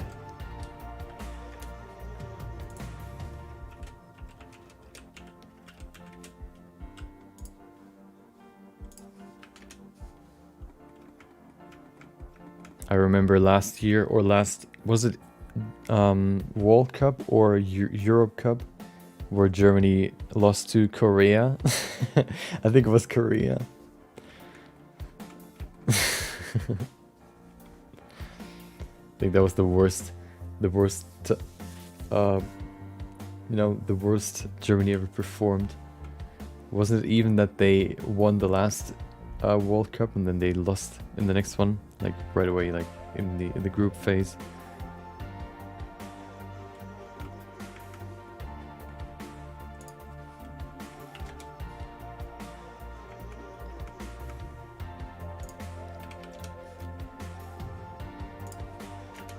At least they got a little bit better. I wonder why they were so bad.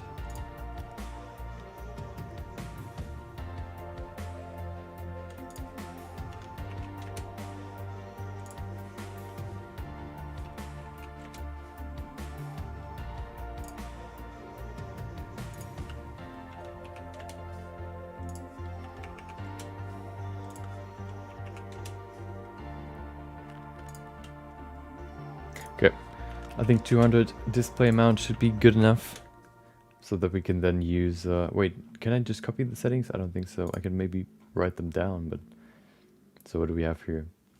Can I just write them down, I guess? Hold on. Give me my notepad. I need my notepad. Notepad. So what do we have here?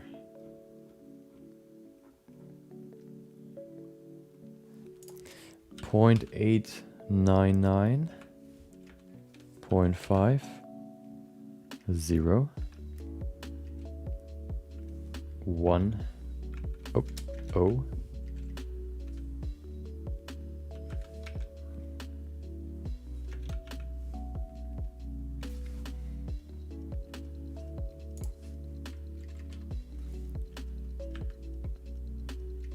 0.0492.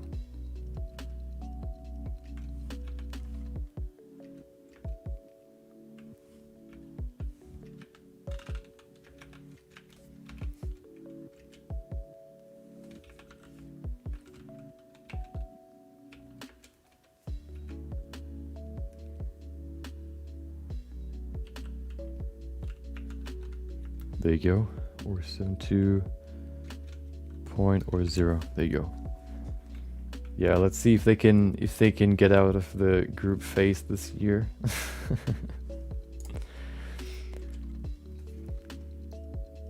It would be an improvement to last time.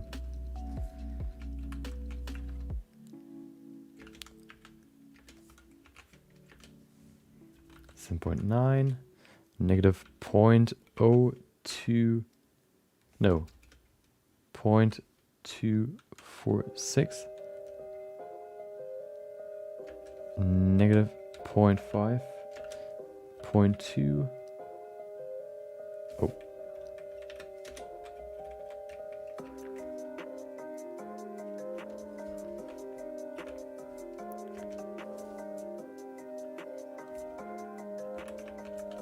Okay.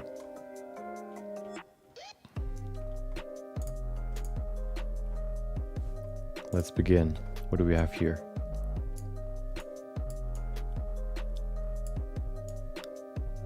We have length 0.899, 0.5. Of course, I learned all these values. I know them by heart. Didn't write them down. 1, okay. Point.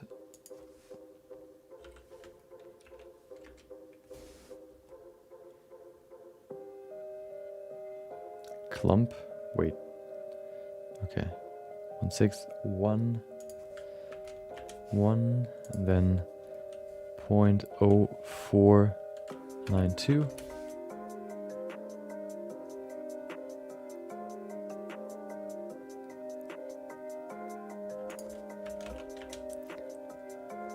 Wait.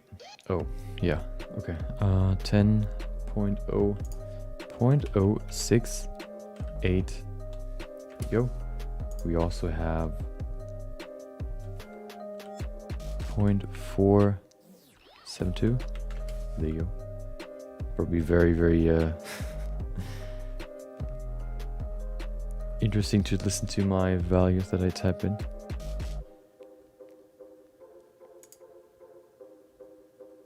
But maybe this helps you if you want to create your own braids.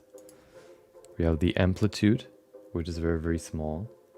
Should probably be bigger for this part of the hair, but we'll see.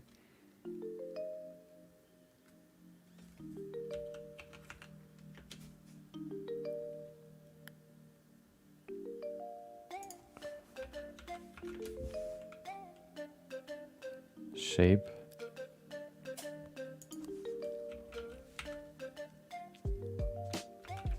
There you go. Strand shape, we have -0.5. We have a diameter root of 0.2. Okay, perfect.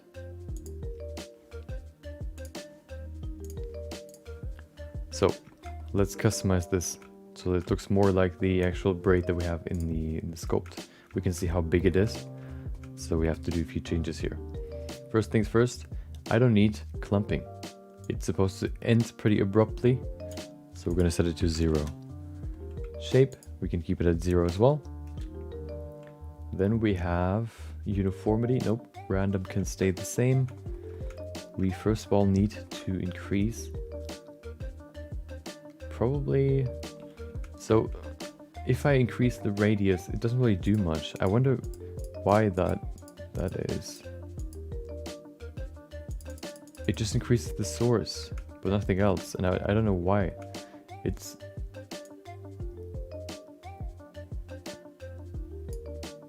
weird, because how are you supposed to increase the strand, the 3 strands in the braid itself? The braid settings don't do it, so you know, I mean, probably if you just make them wider, I guess, but then they're more spread apart, which is really, you know, what you want.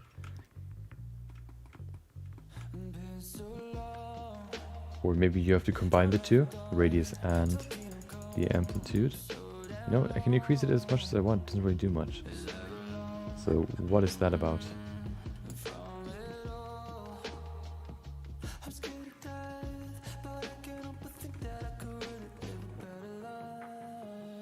Yeah. I mean, yeah, I think hair is one of the, you know, hair is one of the thing that is kind of lacking in games, in my opinion. I think if they could create good looking hair, that would probably be a huge leap in creating realistic looking characters as well. Right now all the hair, you know, they still use hair cards, which means that they all look very flat. The hair looks very flat and very, you know, like cardboard sometimes, which I think holds the characters back quite a lot, because you have super crazy detailed super crazy detailed skin and super crazy detailed models, and the expression look pretty natural, but then the hair just looks like drawn on like a cartoon hair. It's so weird.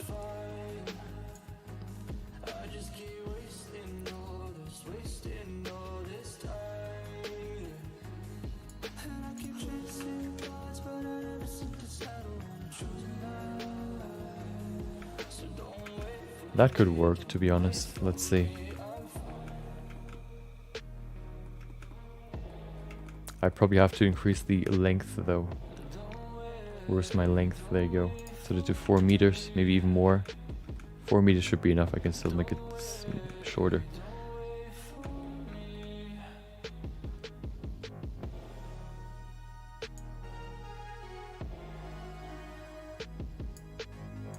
The only downside is that you cannot increase the frequency higher than 10. But I mean, if that's the maximum, then we have to work with that. Maybe we can set it to 12. Oh, okay. So sometimes, that is actually like a small little fun fact in Blender. Sometimes there are soft caps in Blender. So sometimes, you know, you have these moving values. You can just, you know, the slider values. If you go to 9 and then you want to increase it more than, you know, more than 10, it doesn't work. You know, I can just go all the way to 10. You can see it stops at 10, even if I move it, you know, more. But if I type in 12, it actually works. So that's good to know. 20. Oh god, no.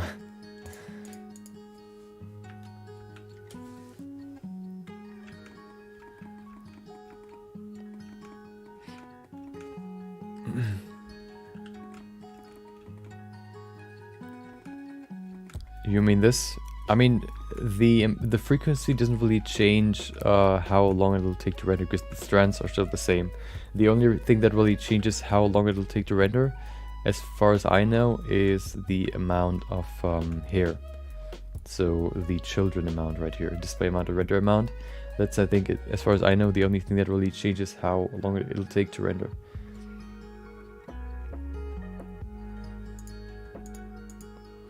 So, you know, changing the shape, in my opinion, in my experience, didn't really do much to increase the render time.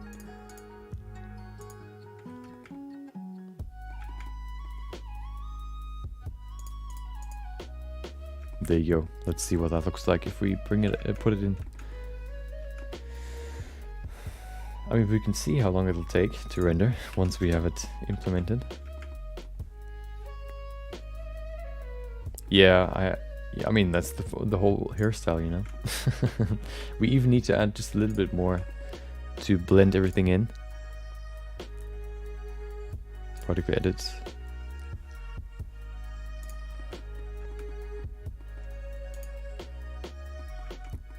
Okay, so let's see. We have this huge log of hair here. Let's see, okay. I'm gonna remove the children just for now, so I can place it well. Oh, hold on. There you go.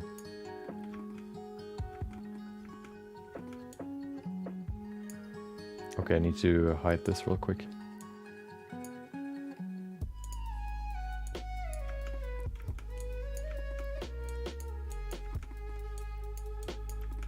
Feels so smooth. Okay. Yeah, this is too long. I'm gonna make it just a little bit shorter. There you go.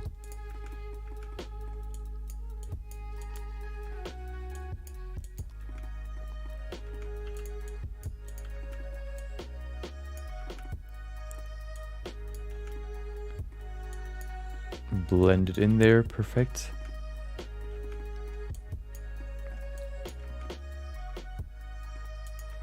Okay, now that we have it in place, let's actually look at it and see if it looks somewhat good. Oh, hello, what is that? Why are you so flat?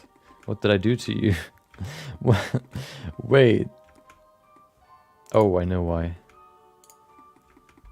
But why is it so flat? Hold on.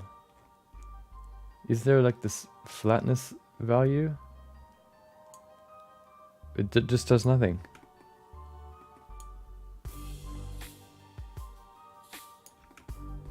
Yeah, 2D here. There you go.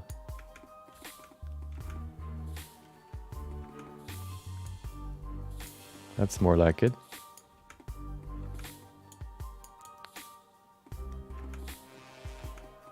But now it looks scuffed. What is going on here? Hold on.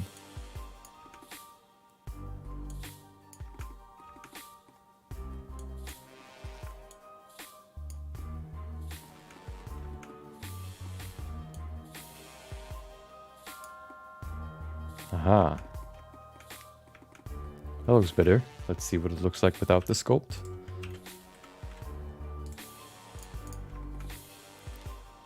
Sometimes the kind of position of the root, I guess, segment and the second segment kind of defines or dictates how the hair particle is shaped.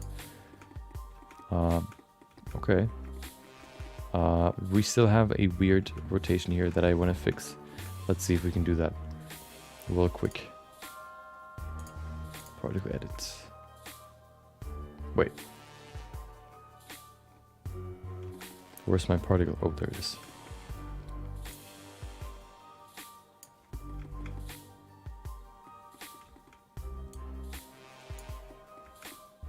That's it. Haha.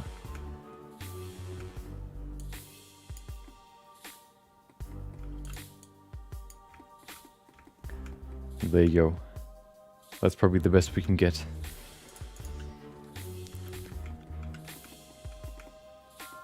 Let me change. Oh, hold on. We can still probably change this weird rotation here.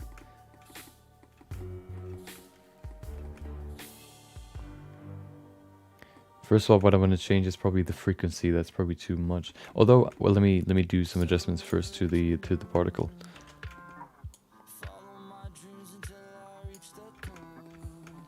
That's definitely better now. We can probably make it even better by just pulling it up more. Let's see. No, that's worse. Ah, that looks pretty good. Hold on. Yeah.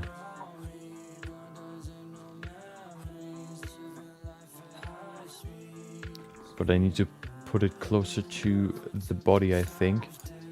Do I? No, that looks pretty good. I want to push it further to the left though. Just a little bit. A little bit.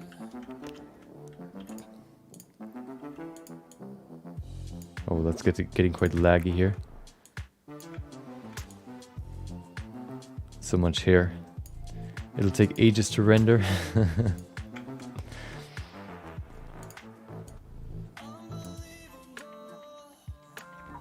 Okay, that should be good. Object mode, solid. Okay, now we have a semi-transition between these braids and these. This one, hopefully. This is so far off though. I want to push it further in. Hold on. You know, those are the small adjustments that we have to do to perfect the hair.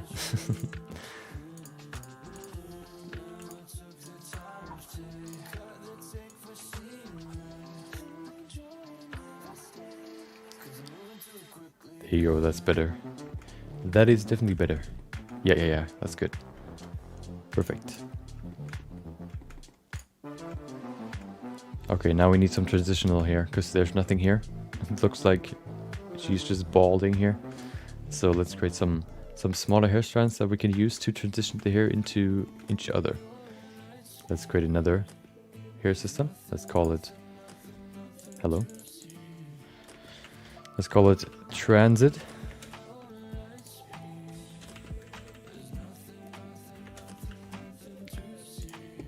We need one. This one will be pretty short because it's only supposed to cover a small space. Hair length maybe 0.1. Oh, we can't even see it, can we? There it is. Yeah, that's a little bit too short. Maybe 0.2, 0.3. Yeah, 0.3 sounds pretty good to me. Or actually, no, let's set it to 0.4. There you go. Segments shouldn't be too many. 5 is probably good. 5 here as well. Then we need, of course, simple children. We make the radius pretty small. Like this. Increase the amount. 100. Not 10. 100. There you go. We need a little bit of clumping. There you go. Not too much though. The shape can be wider. Okay. We definitely need roundness. Like this. Perfect. Clump noise. Nope. Kink. Nope. Diameter. What was the diameter? 0.2? Yeah.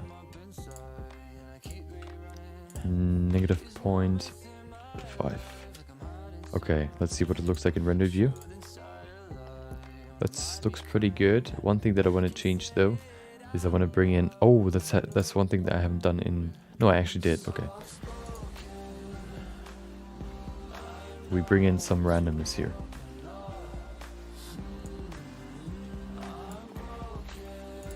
There you go. Now we're getting somewhere.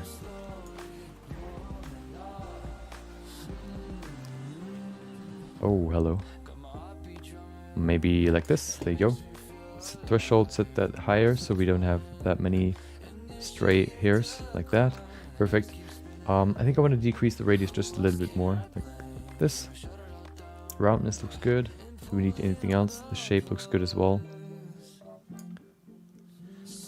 Uniformity is okay. Endpoint? No. Okay.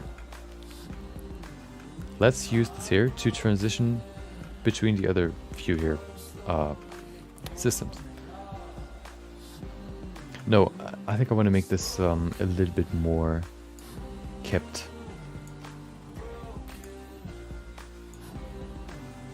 More like that. Yeah. Okay.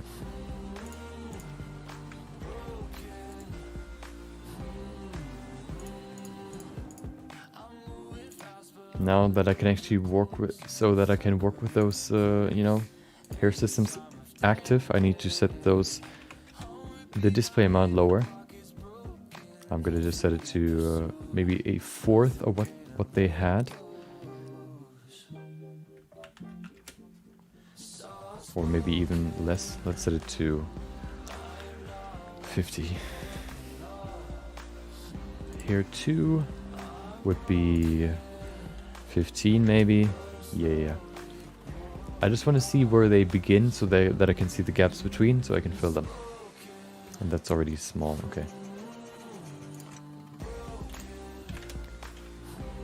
let's begin. Though this is probably the most prevalent spot here. There's just nothing and we need to fill this spot.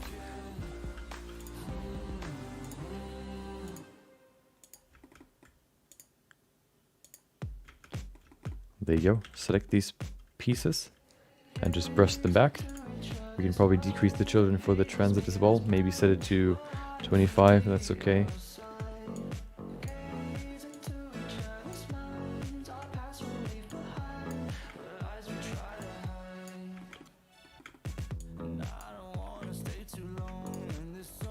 There you go.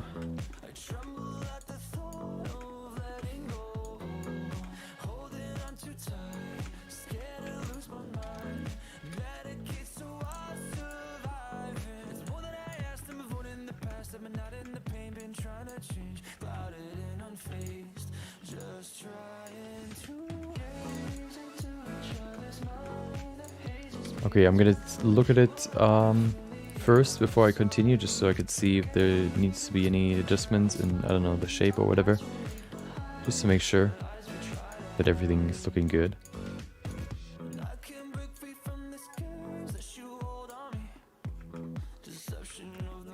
Okay, we definitely need a few more over here first. Maybe one right there. There you go. Brush it in. Just to fill the gap between the braids and the other hair.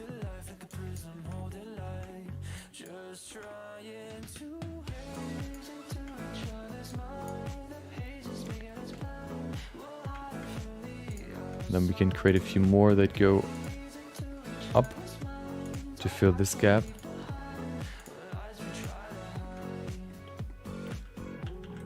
They don't need that much care. So we can actually, you know, brush multiple at once.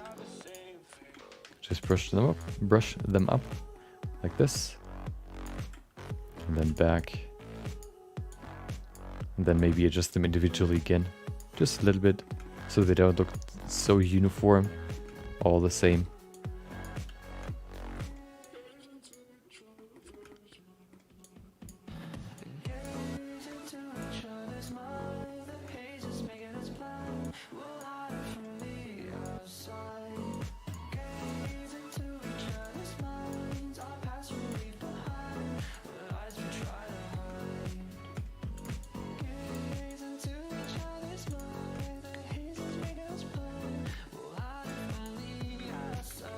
Okay.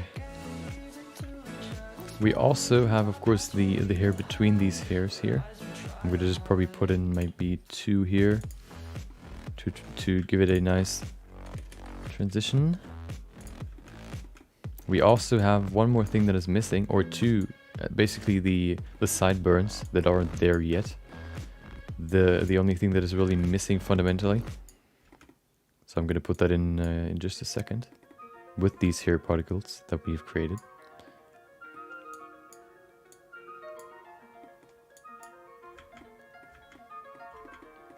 Oh, I just pulled them out of their roots position. That is not good. I actually forgot to deactivate that setting. There you go, that's better.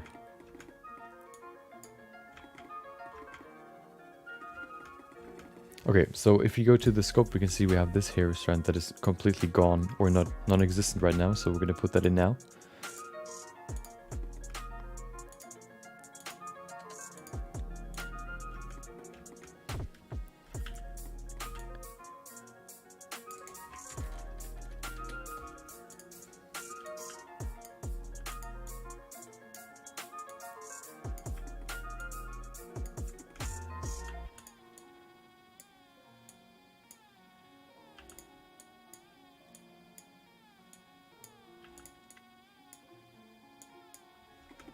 There you go. Okay, now that they're all in one spot, I want to make them more unique, shape them better into the place that they need to be, shape them into what they are destined to be. You want to be more philosophical. There you go. Okay, hold on. Okay. This part will be probably over here somewhere, make it more wild. This one will actually probably branch out more outwards. like this.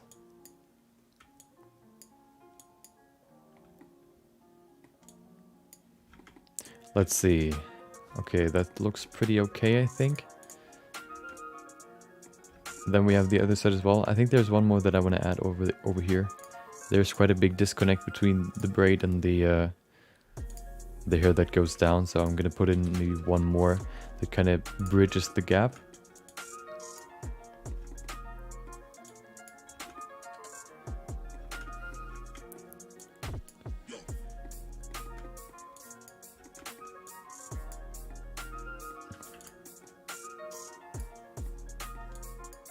There you go.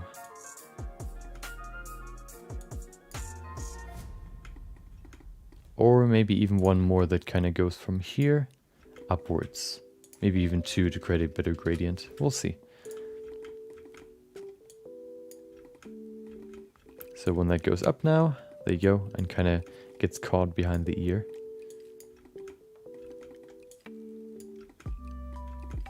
There you go. Pretty simple, pretty easy. Okay, let's do the other side now. The other side probably needs a little bit more work, as you can see here. We start over here.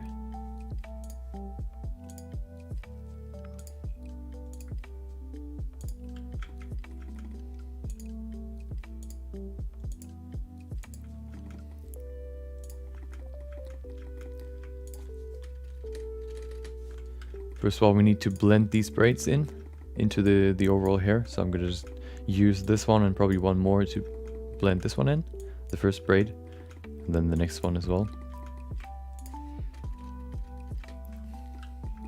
Because of course a braid is made out of a radius of hair that then just gets separated into 3 parts and then, you know, put together into a braid. So we have to have hairs coming from all directions, kind of going into the braid to make it look like a realistic braid. I've said braid too many times now. I'm gonna stop. There you go.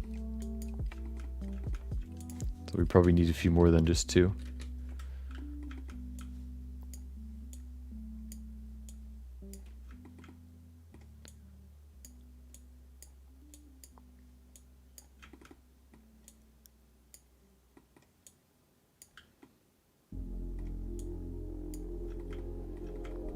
Okay.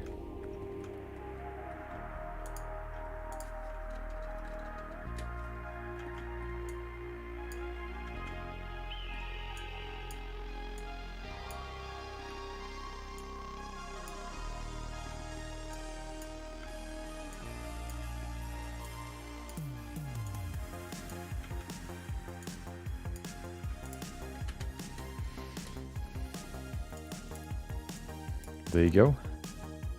That looks pretty good. Let's create the transition upwards.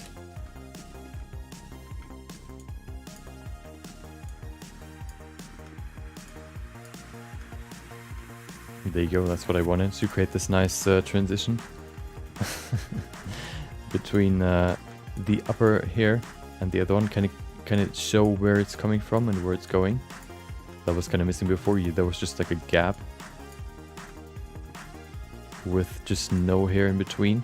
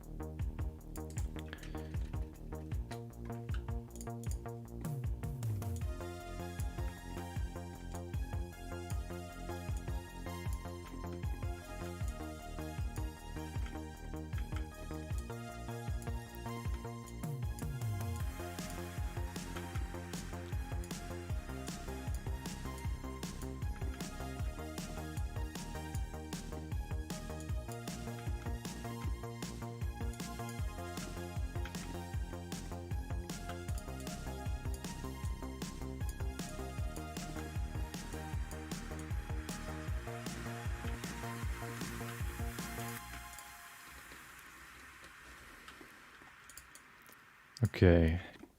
Of course, it could look horrible, but I don't think it will. We have to look at that later in rendered view with everything set to maybe not maximum, but at least higher than the settings that we've set right now. These ones are more that we can work easier, more fluently.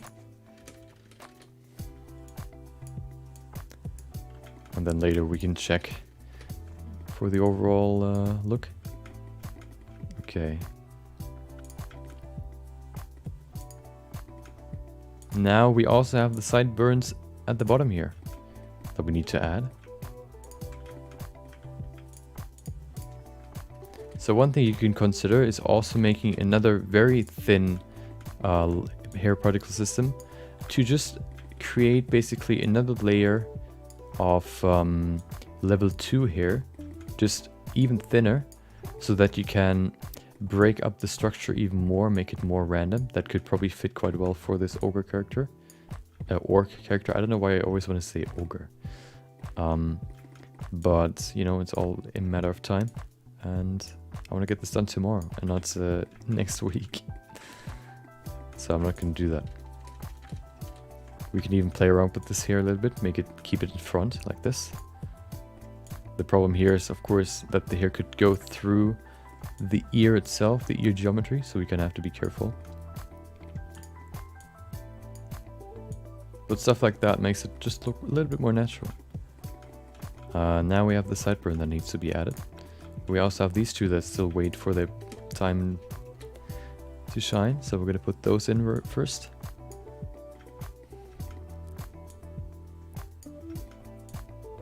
There you go. First one. Yeah, I'm probably going to end it soon as well. Thank you for joining. Thank you for chatting, Yanis. I wish you all the best with your shader. Enjoy the rest of your day.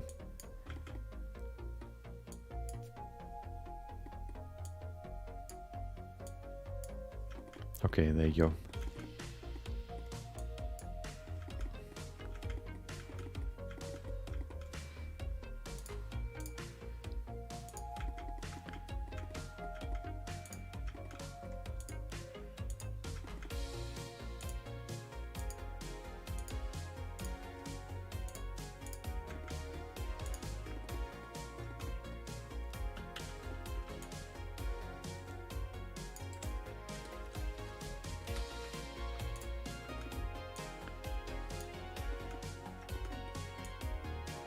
There you go. Push down, so we have the nice hair going down. It's quite...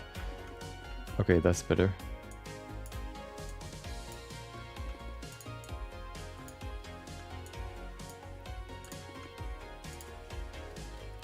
Now we can adjust each individual hair to make it optimize it.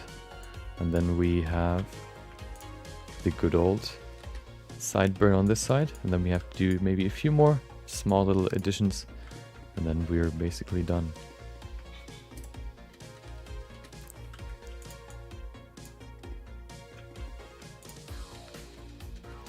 Okay, yeah, I'll see you, Matthew. Thank you for joining. Next week will be a little bit more, I guess, eventful. I'm gonna post a schedule probably on Monday or on Sunday. We will cover a few more different topics that might be interesting. It's not going to be like a full character throughout the whole week. I think I've done that quite a lot now.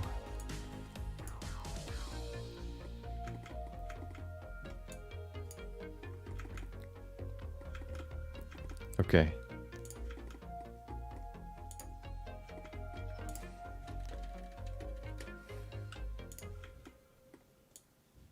Of course, tomorrow we're going to finish the orc itself. Shading and all that stuff.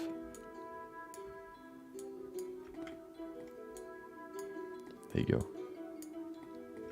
Okay.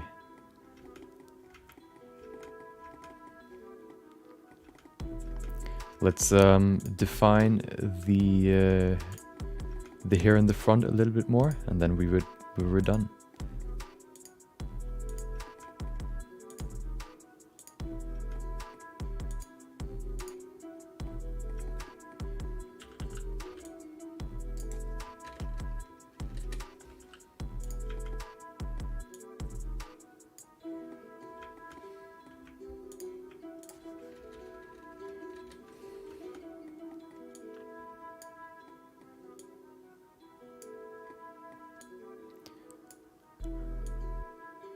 There you go.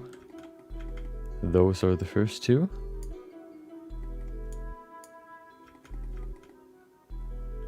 Let's do two more. We have a few more left and then we are at the finish line. Then we finished the hairstyle.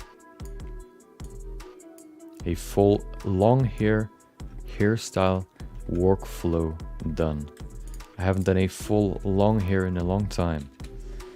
And I'm probably won't do it again for a long time because it takes a long time to do it.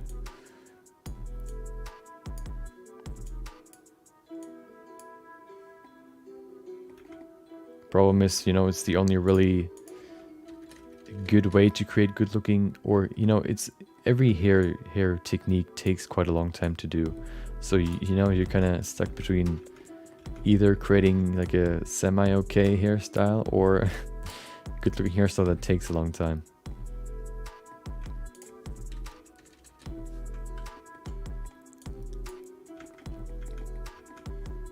Okay, maybe we could add a few more, you know, smaller ones here as well. Just, you know, sparingly over here, maybe two over here, and then one more over here. Smaller detailed bits that aren't really there to add to the overall structure, just to, yeah, give it a little bit more detail. Make them very short. There you go.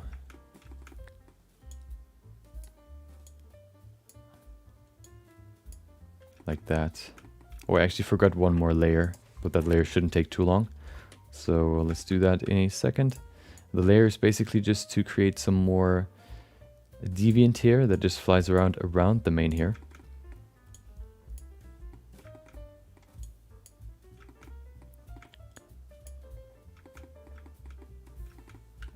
I use a mouse right now. You can also use a graphics tablet for this sort of work, but usually I just stick to my my mouse because it's quite annoying to always switch around between the two.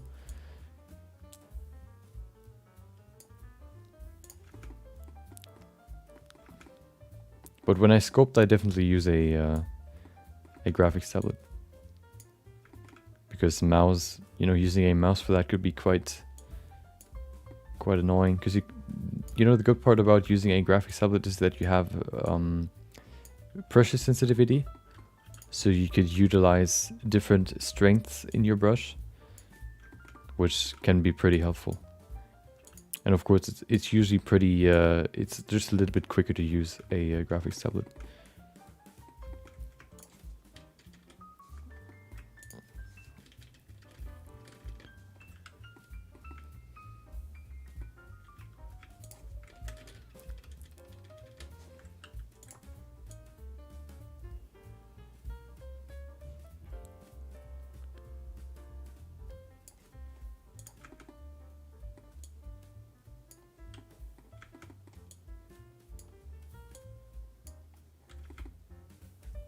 There you go. Okay. There's quite a big hole. I want to fill that hole and then we should be good. Oh, that's too far up, down, I mean. There you go.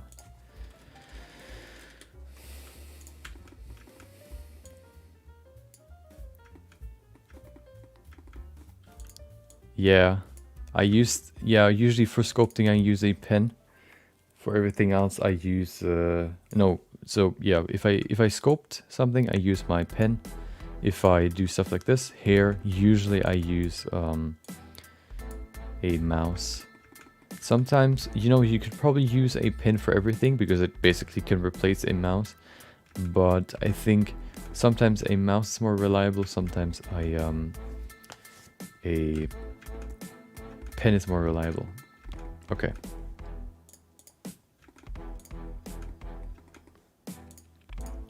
Let's create the last layer of hair. We have like 6 layers now. Floater.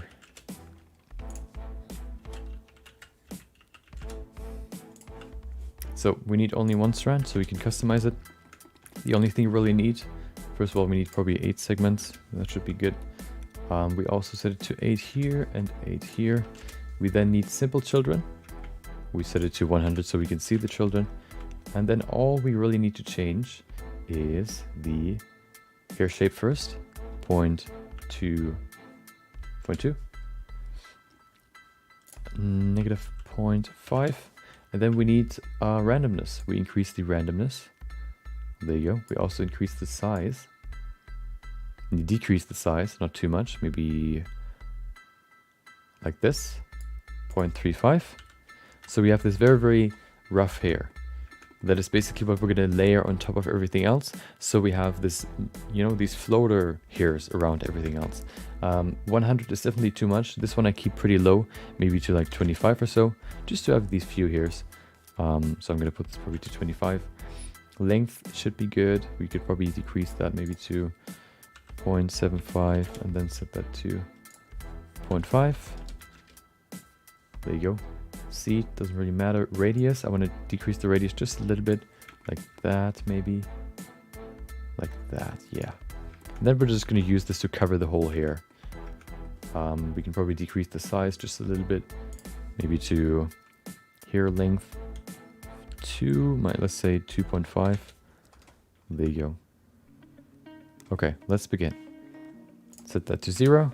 We're gonna go back to particle edit and add this last layer of hair, and then we are officially done.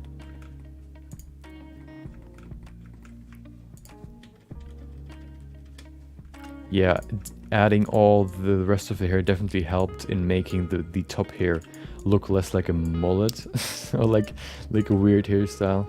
It definitely looks better now. It looks more fitting to what I wanted it to be. You can see what it adds to the whole hair now, these flying hairs.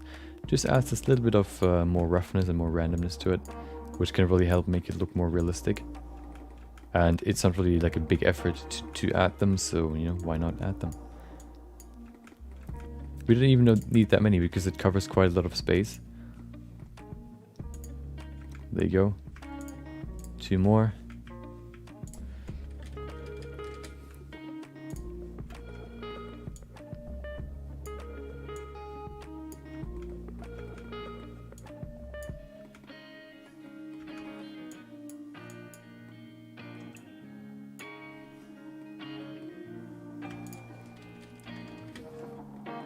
And then we are finally, after 3 days of working on it, done. Probably, that would probably relate to either 8 or 9 hours. As I said before, if you want to make a realistic looking hairstyle, it takes quite a long time.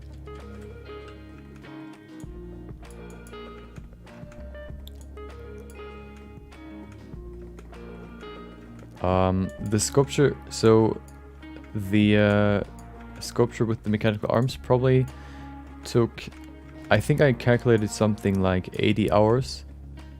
80 with everything, maybe a little bit more.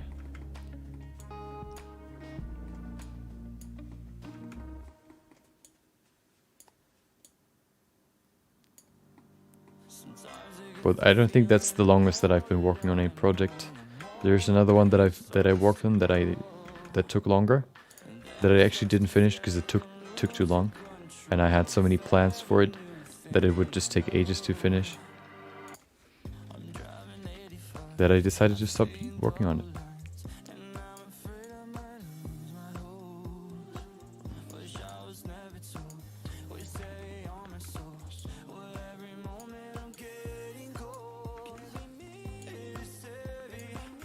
There you go. Pull that up.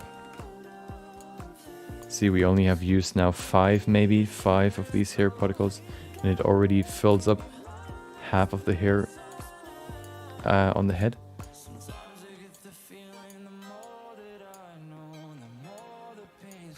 There you go. And you can see what it adds. Just you know, a little bit more that I think adds quite a lot to the hair itself, that you can't really get by just changing the settings on the other hair. See? Ooh.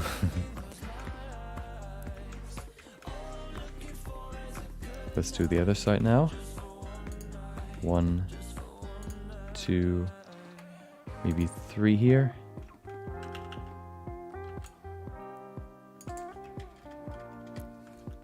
This especially works well for this kind of hairstyle that is very wild, very rough.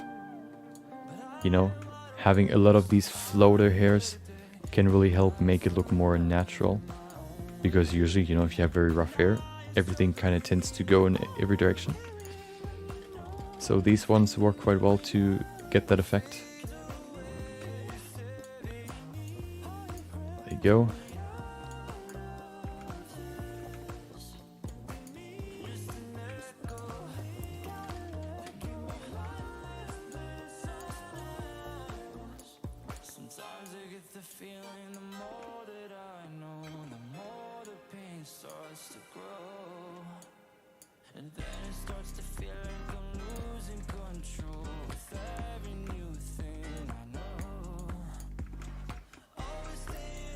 I'm actually quite happy how well the braids turned out.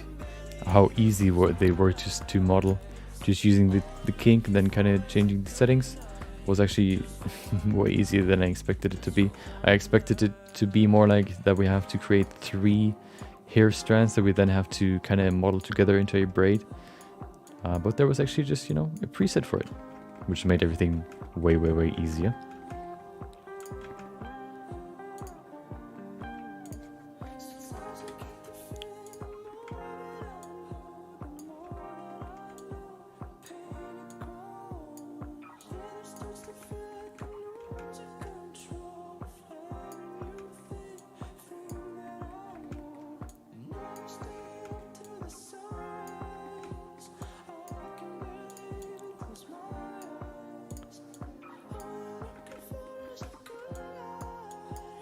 There you go.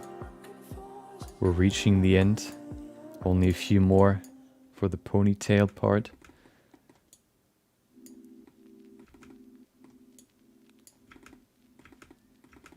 And then a few on the sides as well.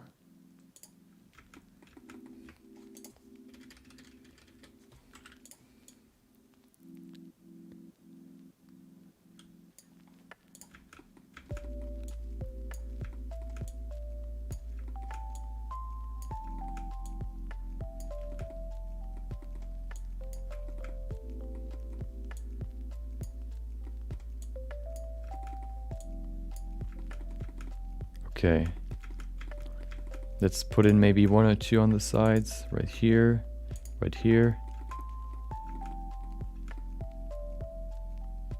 Okay, let's do this one first. Brush it down into the hair. Perfect. Very, very simple. Everybody could do this.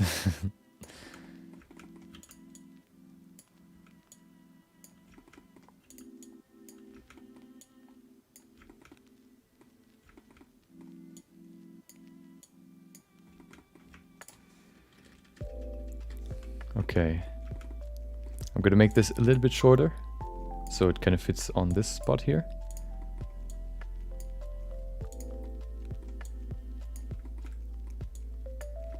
There you go.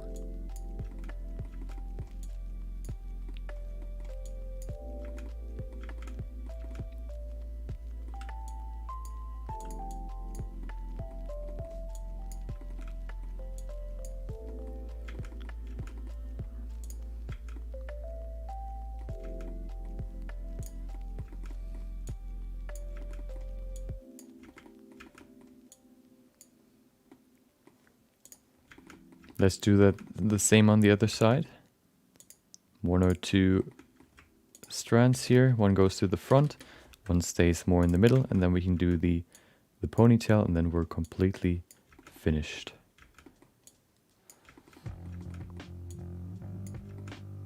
We're going to look at the final result, and then we're going to render, hopefully if we can render the final result tomorrow as well. Because we still have to set up the hair shader, which will make the whole thing look way, way, way better than what it looks like right now. Right now the hair looks more like plastic, and then in the end it'll actually look like hair.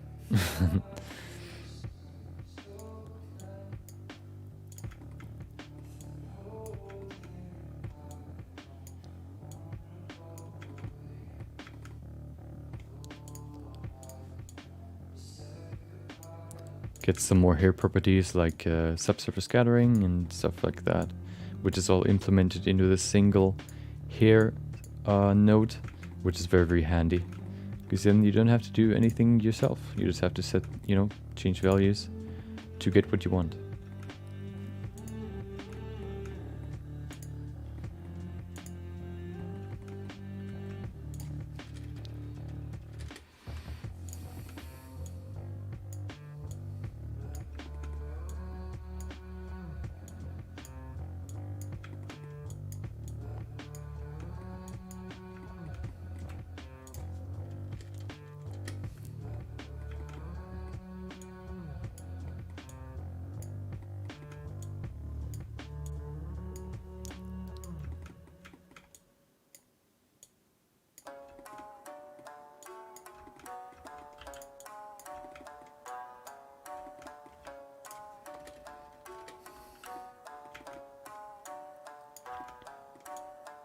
So now we've basically covered the first half. We need to go a little bit lower, so I'm going to make a few of these longer, so we can cover the other side. I think I need 2 more just for the overall, the wide parts of the ponytail, the sides. There's basically nothing there right now.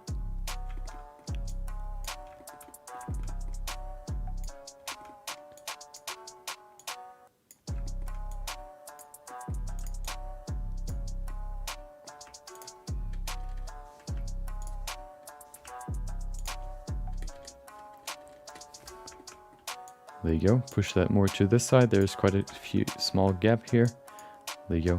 So now we need 1 more over here, 1 more over here, and then maybe a few more down there.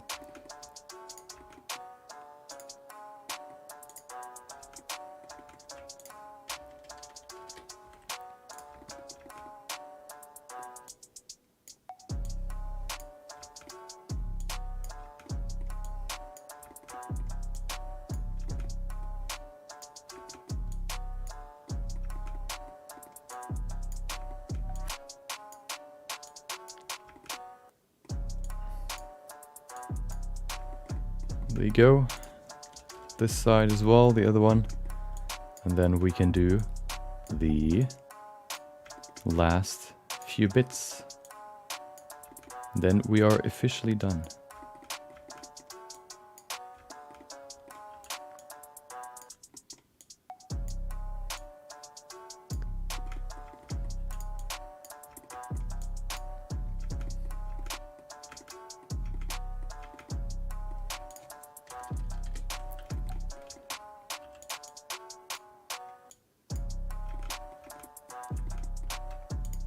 These ones stick out far too much. I want to push them down just a little bit.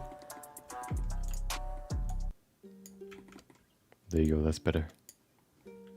Okay, let's add a few more for the bottom. 1, 2, 3, 4, 5. Okay, and we have to make them bigger as well.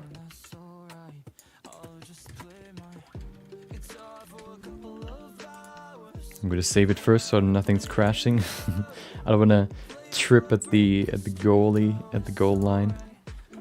Goal line at the finish line.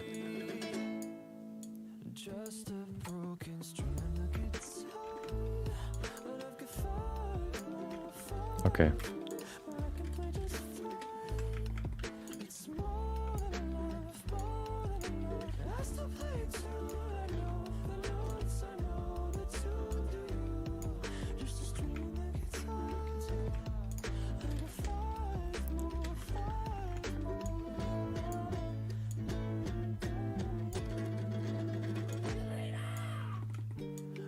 There you go. Next one. Almost there, almost there. Let's do the next side first so I can spread them out better. I mean the other side, not the next side. Over here. Put them down. There you go.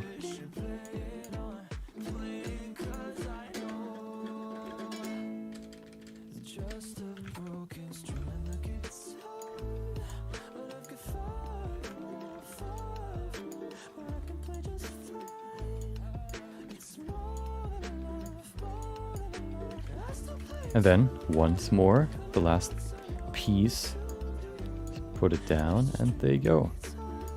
That is it. The full hair.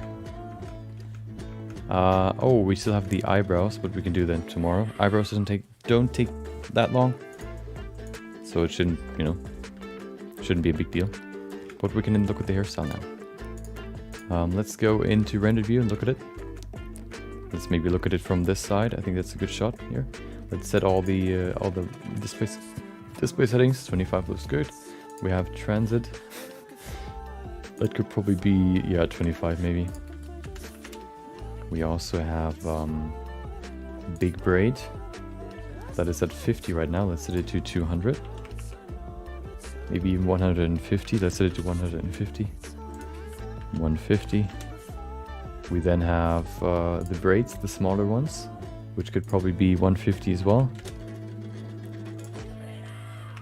There you go. And then we have the hair number 2, which is at 15 right now. We can probably set it to 50. Let's set it to 35 for now.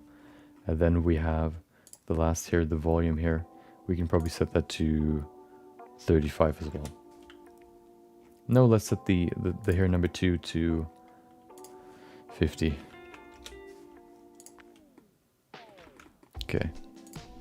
Let's see. We'll probably... Oh, that was quite quick.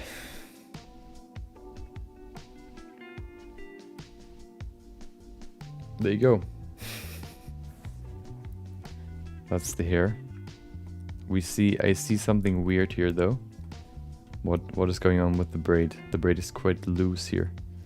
Hold on. I think I know what the problem is. We need to go to the big braid and remove the thickness change in the hair strand. There you go. We need to put that to 0.2 as well. That's definitely better now. Now we could probably also change the diameter root just a little bit. Maybe bringing it to 0.3 and tip as well.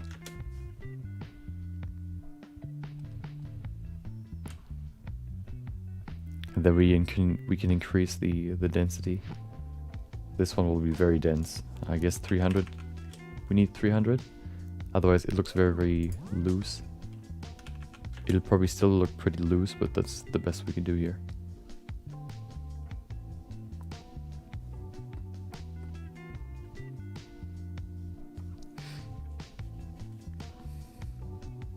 Okay.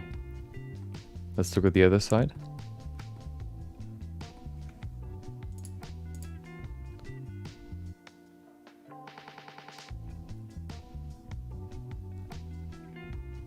Yeah, maybe there could be one or two more of these transitional hairs, but I think I'll keep it like this.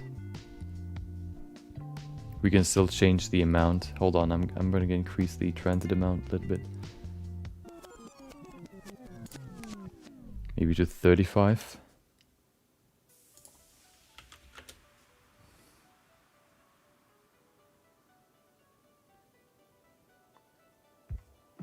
Maybe also the hair 2. No, hair 1, make it more. Probably set it to 50 actually. And then we have the hair number 2, which can also be a lot more, probably, maybe 75. Just to fill the whole hair a little bit more. There you go.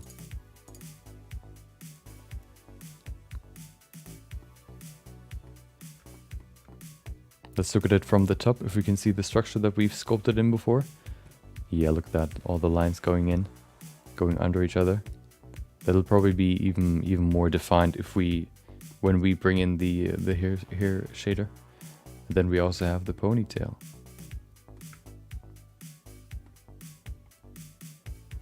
Of course, you can always spend more time on it, make it even better. But I think I'm gonna end the hair modeling here. This ending is quite abrupt.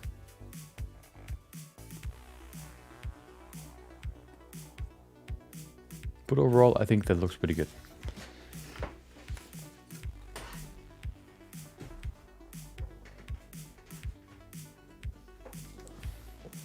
So, tomorrow, we will finish the whole piece. So we're going to do the eyebrows, we're going to bring in eyelashes. We're probably going to give the character some more detail, you know, sculpt in some pores maybe, or some other stuff. Make him look just a little bit, make her look more, you know, detailed. And then do some post-production, like shading and setting up the render. And then that's it. That's the whole piece. That's what we're going to do tomorrow. I'm going to probably decrease the display amount. What do we have here? I'm going to just decrease it overall just so that we can reduce the lag as much as possible. I'm just going to set it to a 1/10 of what it was before.